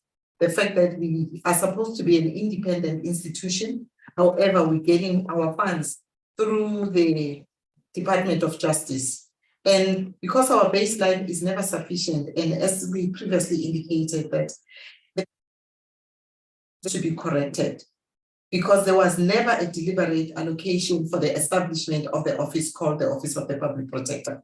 So the allocation has always been based on, you need 10 more investigators, here's money for you to appoint 10 more investigators. But the consideration was never there of the systems that need to be developed, the buildings that need to be paid for, and that's why we believe that the problem is the baseline. And now relying on continuous reliance on justice doesn't really help us because it also affects our planning. Now we have a baseline allocation. We know it's not enough, but come November, December, January, that's where we get probably 20 million from the Department of Justice. By then it's too late for you to do anything because whatever we need to procure, right now we want to digitize our processes. For us to digitize, we need to go out on tender and procure services. Now to start the procurement process in January doesn't give you much time to finalize that process to enable you to commit the funds by the end of the financial year. Which means that every year we have to again go back to Treasury and say, Justice gave us so much, we couldn't spend this money, can we retain it? And then the process to retain funds, the approvals only come around September, October as well, which is already late again in the financial year. So it's that process that's, we believe it can help us actually, if probably Treasury can consider establishing a vote for Chapter 9 institutions. Then we can all get our money through that vote as Chapter 9 institutions, rather than depending on a vote that is subjected to our investigations. So that becomes a problem because it sort of has a potential to tamper with our independence as an office. The other issue from Honorable Judge is the issue of the risk register. Yes, Honorable Judge, we do risk assessments continuously, and we do have a risk register. Unfortunately, as acting PP, we tell you, I'm one of those people who are very passionate about risk management, and we keep it alive. That's why we did a risk assessment. We realized that we do not have a plan to assist us should there be another eventuality such as another pandemic, or should we have disaster such as fire, this building burning down. So we decided, that's why we decided then to develop a business continuity policy and plan to make sure that we are always ready. But over and above that, once we do a risk assessment, develop a risk register, we also have risk action plans that are tracked on a quarterly basis. And then there's interaction between our small team of risk management with the business and everybody to say to what extent have we been able to mitigate or to implement the action plans that we have planned at the beginning of the financial year. Over and above that, we then continuously identify emerging risks. You know, risk evolves. The risk of yesterday might not be the risk today. So we continuously keep another action log for our emerging risks so that we don't have other things falling between the cracks, but we're always ready for any eventuality. So we try our best to keep the risk register, and we will be providing training as well, because we really want risk management, our teams to embrace risk management and make it part of their business processes at PPSA. Because you can only manage the risk if it's alive and it becomes part of your process. Otherwise, it becomes once off, that doesn't help you. And then by the time you wake up, things have happened and you've been overtaken by events. So we try to avoid that. That's why we'll be part of the training budget that we require. We require people to go on training for risk management so that they are well equipped to know how to manage their risks. I think that concludes Acting PP, all the questions that I had to respond to. Thank you very much, Chairperson. Thank you very much, Acting Public Protector. Good afternoon, Honorable Chairperson and members. I will then respond to the questions relating to the implementation of remedial action as they have been raised by Honorable Drescher, Honorable Horn, and Honorable Maseko Jele.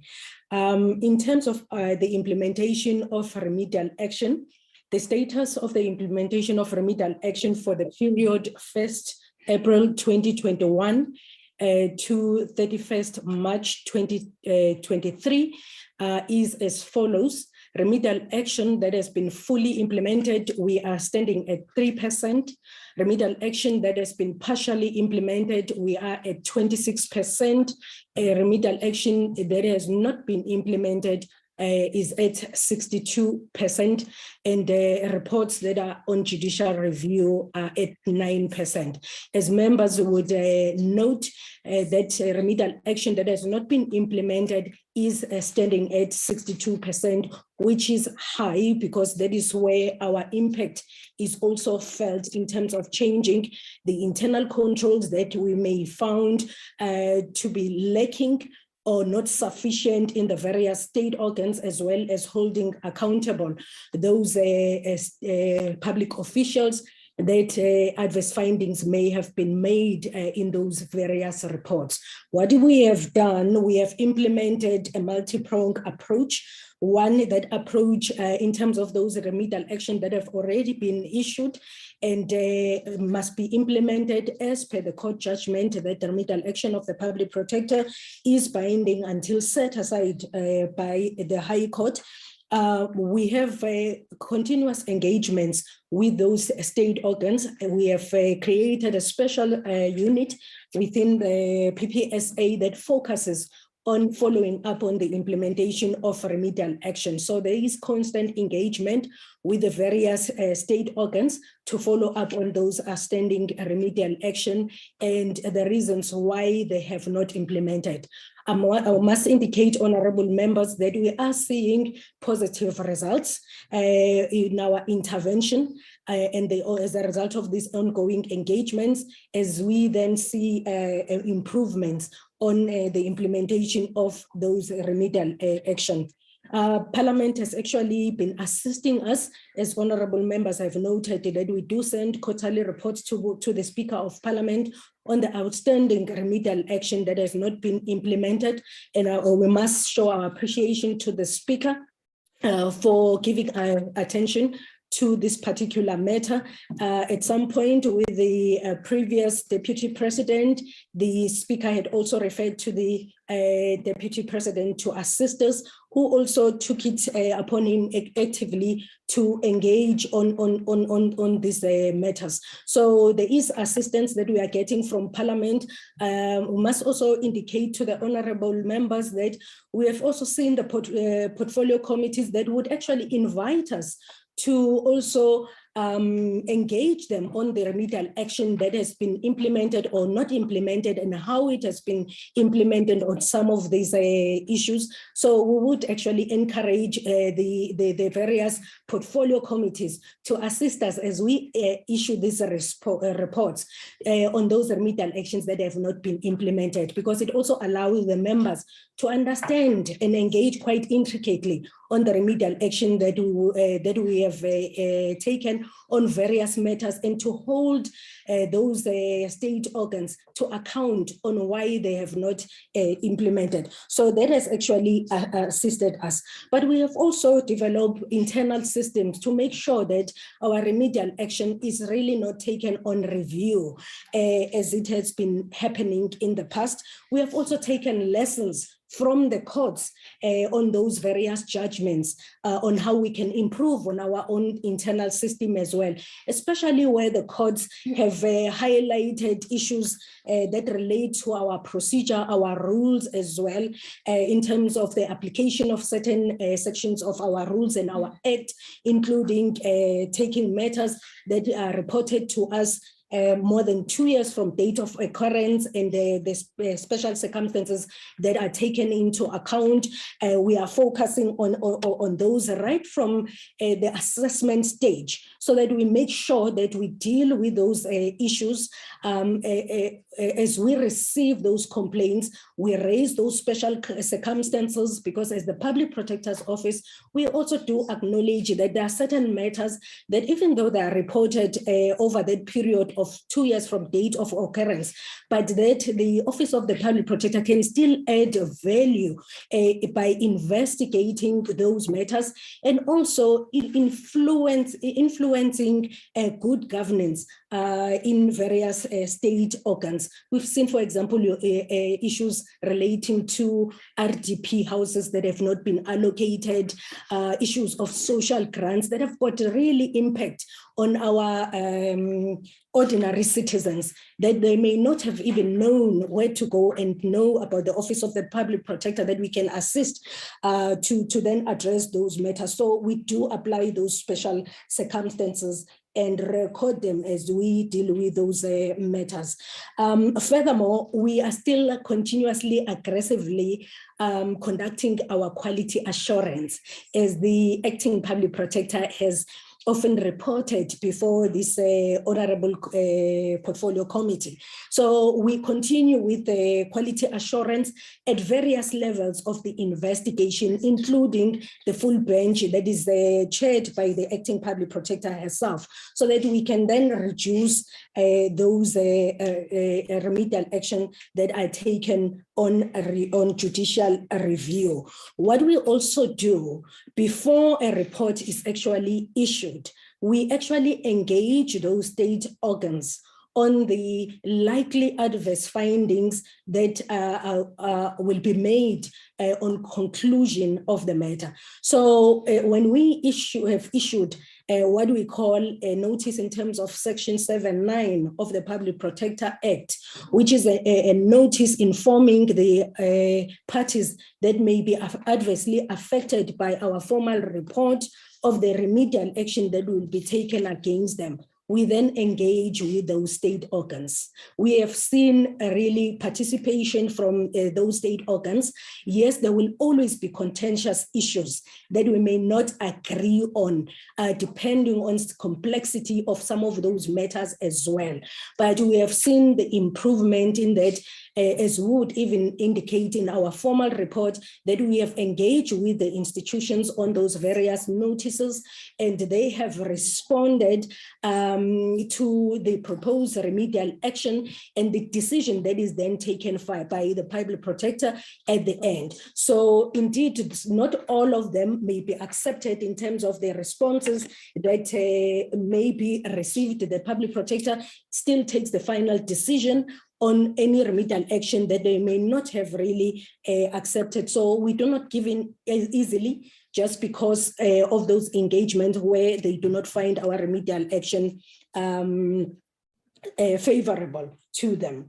Honorable Horn, on the issue of matters that are taken on judicial review and the status of remedial action, the status of remedial action remains in place until the matter has been set aside by a court of law. So we continue to still follow up on the implementation of those remedial action. So where the state organ has not really interdicted the actual implementation or suspended the actual implementation of the remedial action through a court order, we still follow up on the implementation of the remedial action and engage those state organs on ensuring that the implementation of the remedial action is implemented by those state organs without any delay. So we are looking at all the matters that are still outstanding to make sure that this percentage of implementation is improved.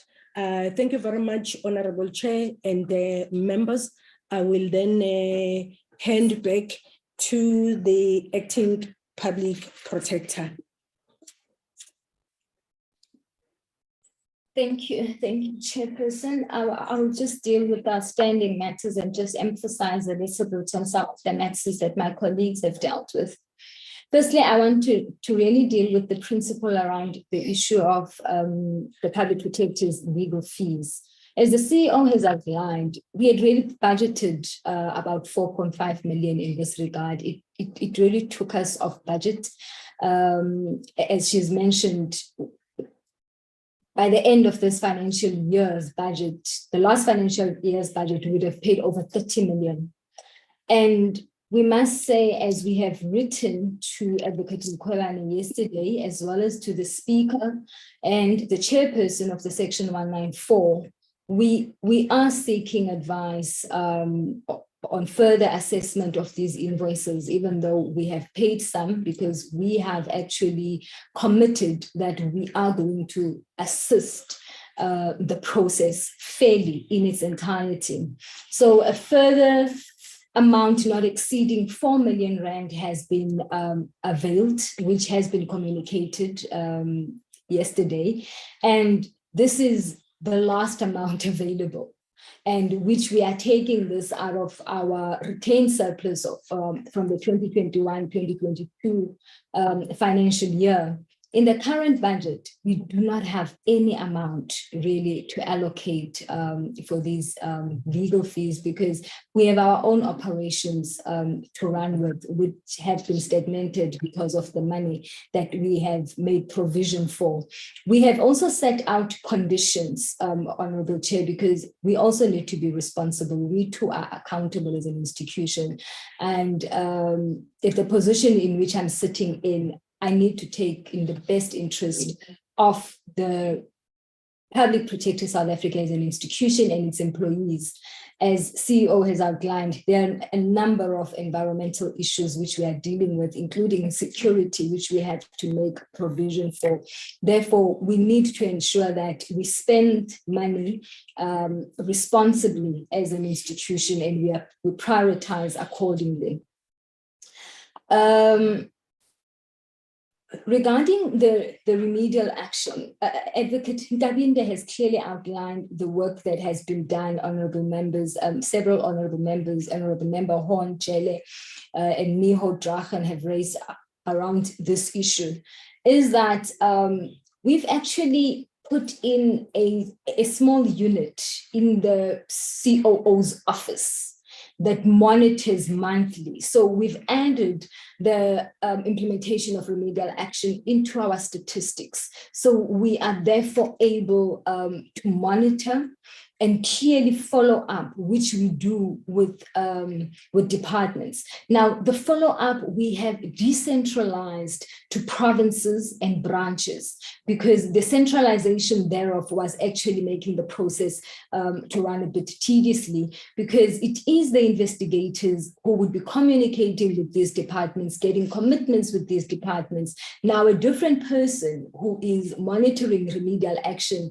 had then to build a new rapport with these departments and persons and enforce the implementation. So we've done away with that, and we've taken it back to the investigators. And I must say, we are seeing a slight improvement. And again, Honorable Jele, it goes back to the issue of our relationships, which we are continuously building with the community-based organizations, the traditional leaders, as well as the MOUs, which we have signed with the premiers. We've really seen them to be more effective, because the premiers are then periodically able to inform us that this is how far they are.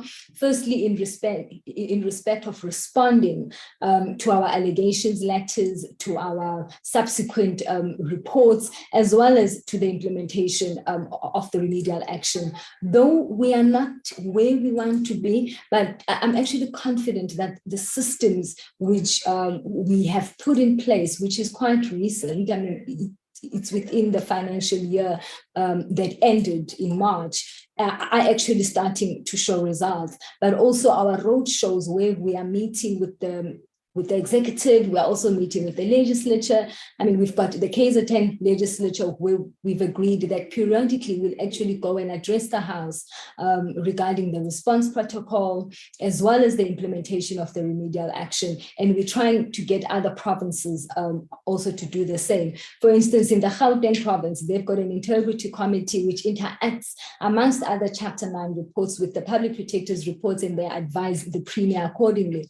So we have actually pitched this to other premiers to also take stock and probably learn best practices from the Gauteng province, because we see much more progress from their side on the implementation of the remedial action.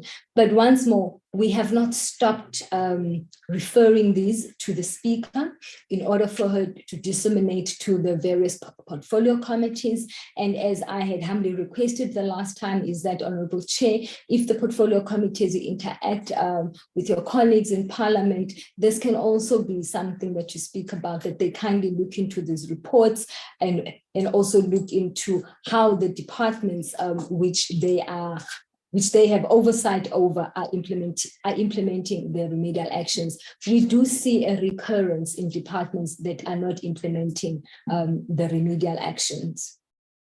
Amendments to the PPSA Act. Honorable members, indeed, it has taken long. Honorable Horn, one of the members who've raised this issue. If members may recall, I headed the technical team which was dealing with the amendments to the PP Act. And when I started acting as the public protector, Advocate van der Merwe then became the only person really who has been dealing with these amendments. Periodically, I would check in with him how far we are, give certain proposals, but also routing through the institutional protocols to get more inputs. But because of the capacity in our legal services and knowledge management, by the way, Advocate van der Merwe is heading both sections. And I really do not want to blame the Section 194 committee, but it has taken a lot of time of the little human resource which we have in these two sections. But I do want to commit that the internal processes have been finalized now.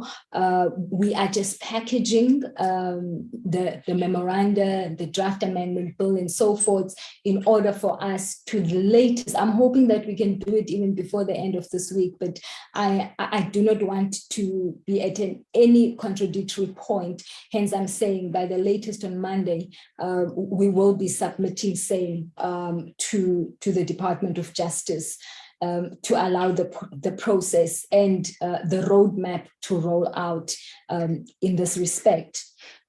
Now, Honorable Janet spoke about the issue of who then becomes accountable, you know, in respect of our amendment of the contempt in not implementing the remedial action. When we make remedial action, we address the remedial action to an office, not to an individual.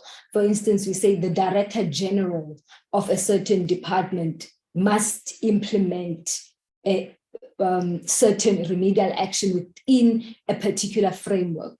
Most of the time, honorable members, even the persons holding those offices at the time when we implement or make the remedial action are present in office even up until the time when the remedial action must be implemented. So we don't foresee any challenge in this respect. But where a new person comes into the office, we also do not foresee a challenge because we are in constant contact with the institutions as well as with the person through the investigator and able to monitor it through the monthly statistics that are being provided. Even now, when a new person come in, we interact with that particular person. So instantly they then take liability. And as we have seen even in some of the criminal matters, an entity can be charged.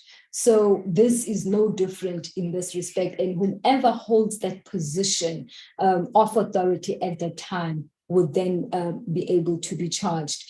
We really hope that we will scarcely get to this instance really where we have to find departments in contempt. But also with this kind of amendment comes a huge responsibility on us as Public Protector South Africa to make accurate and implementable remedial action. And it is a process which we have also just finalized, where we've reviewed most of the reports in which we have taken remedial action, and in most instances where there was no compliance, particularly with the Audi Arterem Partem rule, as has been pronounced by the courts. In some of these instances, we are engaging with the departments, particularly those that are service delivery matters. But in some of these instances, we're going to have to look at, the colleagues are busy with the process of bringing forward a memorandum to me and recommendations on what then do we do with these matters, because there is a pronouncement by the court that in certain matters where certain remedial actions have not been communicated, we have been unlawful and unconstitutional as an institution, and we need to take responsibility in that regard. But in part of progress as well, honorable members, currently for the past financial year, we are sitting with 4 reports that are being taken on review. And since we have started reviewing our systems and operations, we actually only have 1 matter, and which we are confident of that we will actually succeed, but we are not opposing the matter. We will merely submit an explanatory affidavit. We've forwarded other documents. It is the department that is opposing in this particular matter. Regarding the issue of classification, Honorable Horn, we are still classifying our matters as we have been. That has not changed. But I really want to emphasize this. Our process flow and operation has not been putting the PPSA in a position where it is able to investigate effectively, efficiently, and with the utmost of quality. So in order to achieve these things, we have revised the process flow. As I've said, it is the executive managers now who do the assessment. Some have delegated to the chief investigative officers. Whereas this used to be done by ordinary investigators who don't even have investigative experience, headed by a senior investigator who herself had very little investigative experience. This was a very big challenge for us. It led to a backlog because some of these matters would take time to assess, but also some of the assessments would not be accurate, and which leads to further backlog. A matter is a GGI. Not every good governance and integrity matter must be finalized in 2 and 3 years. That is why now a senior person is able to say, these are the facts of the matter. These are the allegations that I'm extracting from these facts. As a result, even though it's a good governance and integrity matter, it can be finalized within 6 months, based on the facts and the assessment that would have been made, but on a thorough assessment prior to even accepting the matter.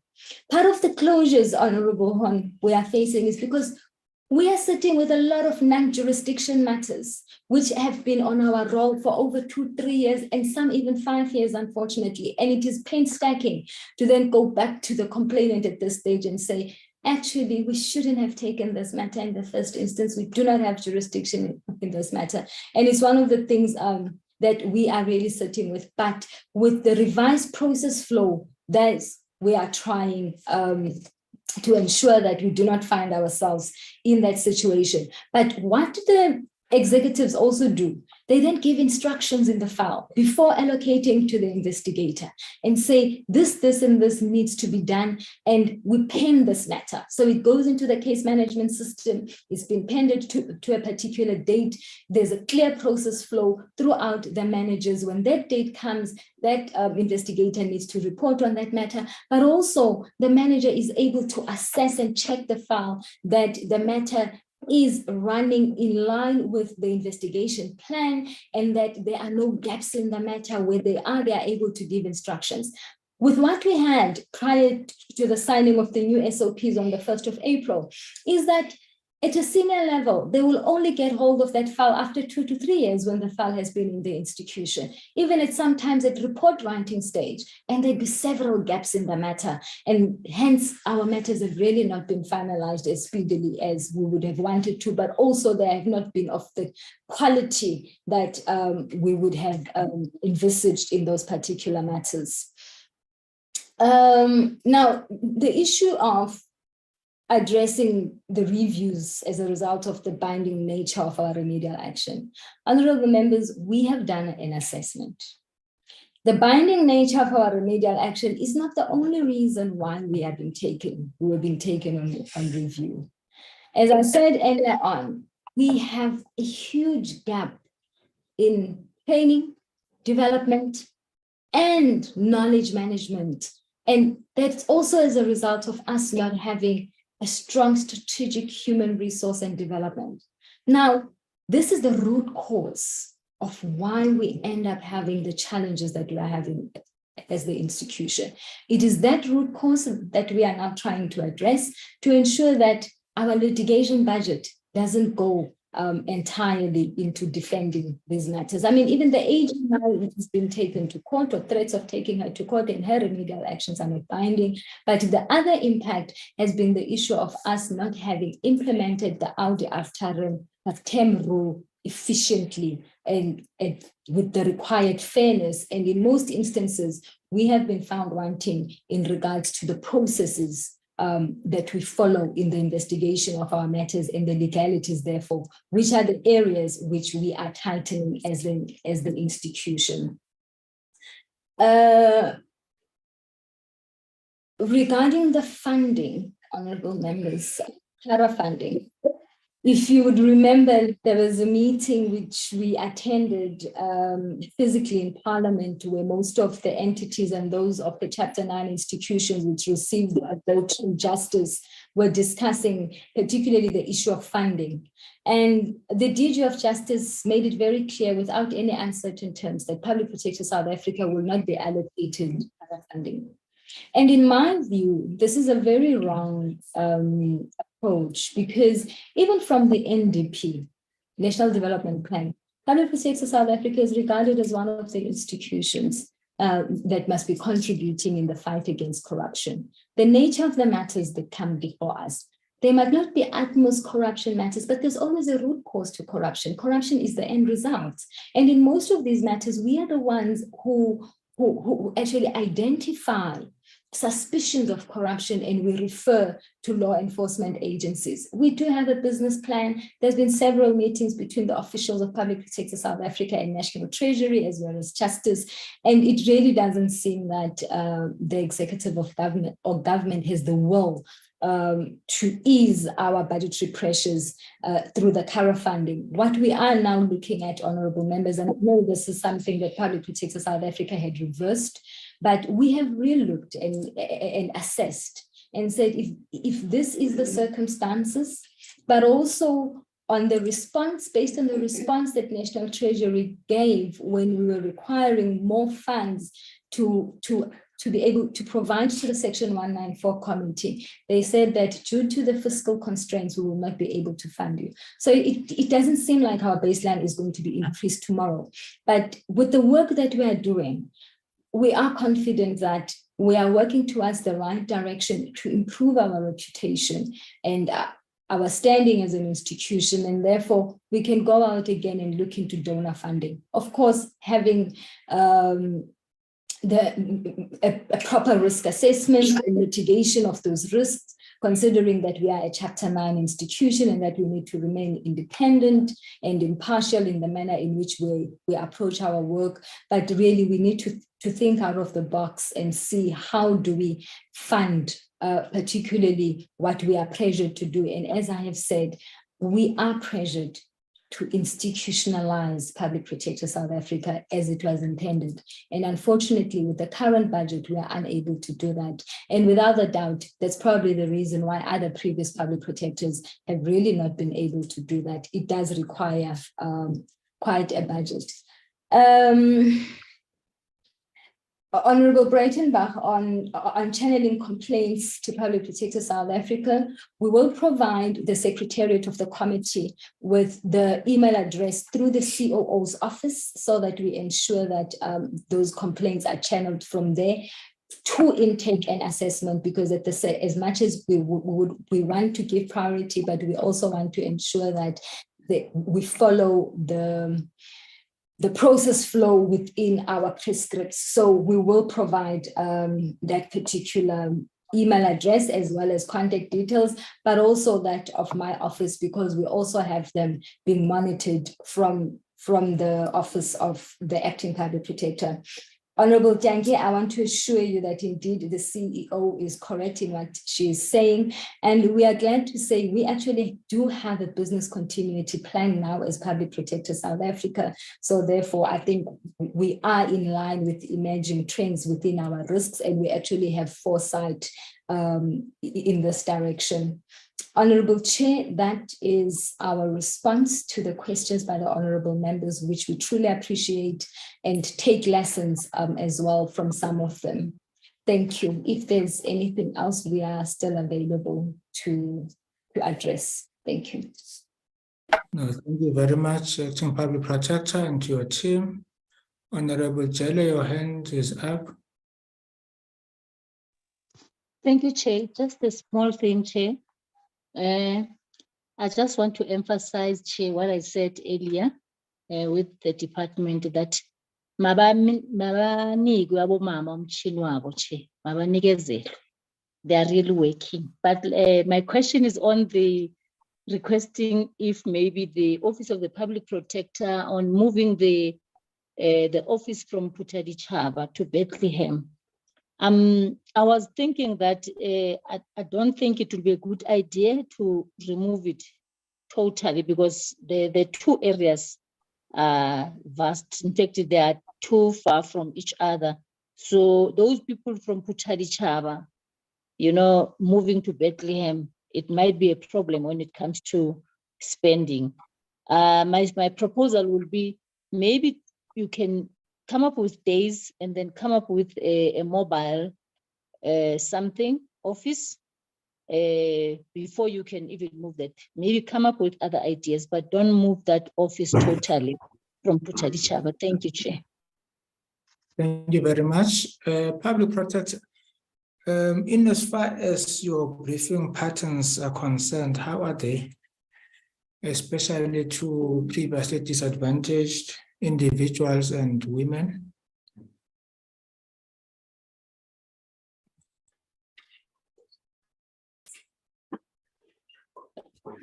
Thank you, Chair. You wish that I respond now? Thank you. Chair, firstly, let me deal with the concerns of Honorable Jele regarding the Puteri Chaba office. We've done intense assessment in this respect.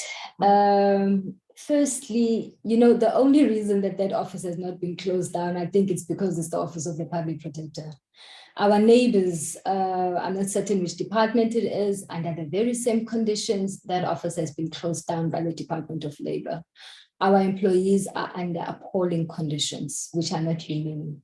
And it is also not conducive for the very same complainants who actually approach that office. We have looked throughout Puteri Chaba. We are unable to find alternative accommodation. We've even looked at country builds. There's none whatsoever. So, honorable members, I really want to assure you that we've done a thorough assessment in this regard. And moving to Bethlehem, it doesn't mean that we are going to close our footprint in Puteri Chaba. We are actually extending our footprints everywhere. We are putting in these drop boxes in service centers, which we've got an agreement with government, and we collect them bi-monthly. So the same will happen. But also what we have with the Department of Justice is that we've got certain magistrates' court where we go on certain days and we'll have our investigators there, or even the provincial head there will be taking down the complaints. And we are in the process of expanding some of these drop boxes to the magistrates' courts so that members of the public are able to access us, but we really need to reach a balance. And having said that, let me also deal with the issue of Ulundi. I remember the last time before the suspension of the public protector, we reported that we were going to open an office at Ulundi. Now, I just don't want honorable members to be surprised why that office is not being operational. We have actually now picked up that we had not done a proper assessment as we were intending to move to Ulundi. If we move to Ulundi, it is going to be far for the people who are coming from the south, and also only cater for a particular number of people coming from the north. So having done that, we are actually reconsidering that decision of moving the office to Ulundi. So I just want to assure you, Honorable Jede, that we are doing proper assessments before now we close any office or before we move. And we also put in mitigating factors to ensure that those communities do not find themselves being prejudiced. And we will monitor these on a quarterly basis. And also our outreach will continue to go into those communities and ensure that we are sufficiently accessible to them and we are able to be much responsive to those communities. In respect of our briefing patterns, Chair, I must admit, we have in the past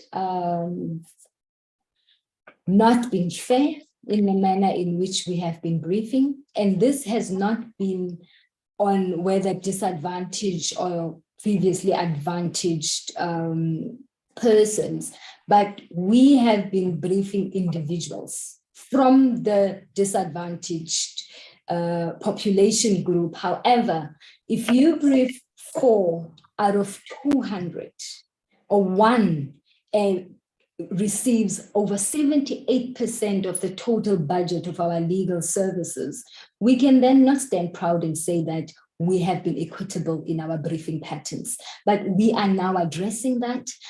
We are extending to other firms which have not been briefed in the past. And this might result in us being accused that we have stopped briefing certain firms, but it has got nothing to do with those firms. We are trying to spread our briefing patterns across the board. So we are doing the best we can.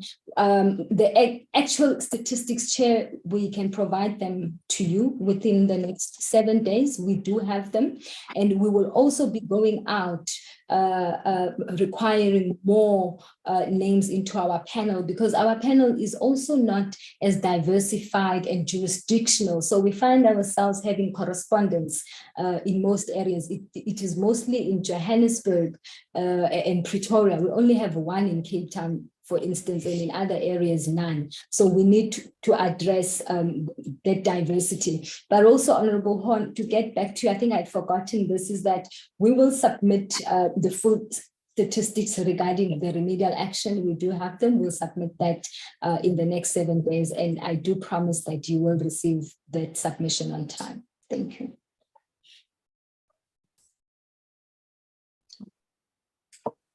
Thank you very much to the Acting Public Protector and to her team. Continue with the work that we are doing. But what we will do as the committee is to follow up on the departments that report to us that are not cooperating with yourselves. And I think in this case is the Department of Correctional Services that has a number of remedial actions that have not been followed up. We will make contact with them and they must explain as to why they are not cooperating with yourselves. But I think it will be important that you continue with the good working relationship with the Speaker, because we're able to pick up quite a number of other departments that are still not cooperating, that if the Speaker can also intervene, but we will also, to those that are reporting to us, we will intervene on your behalf.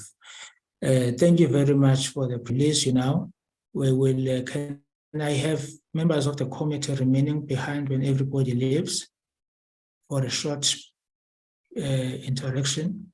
Thank you very much, Acting PP. Thank you, Honorable Chair. Thank you, honorable members. Have a good afternoon further. Thank you.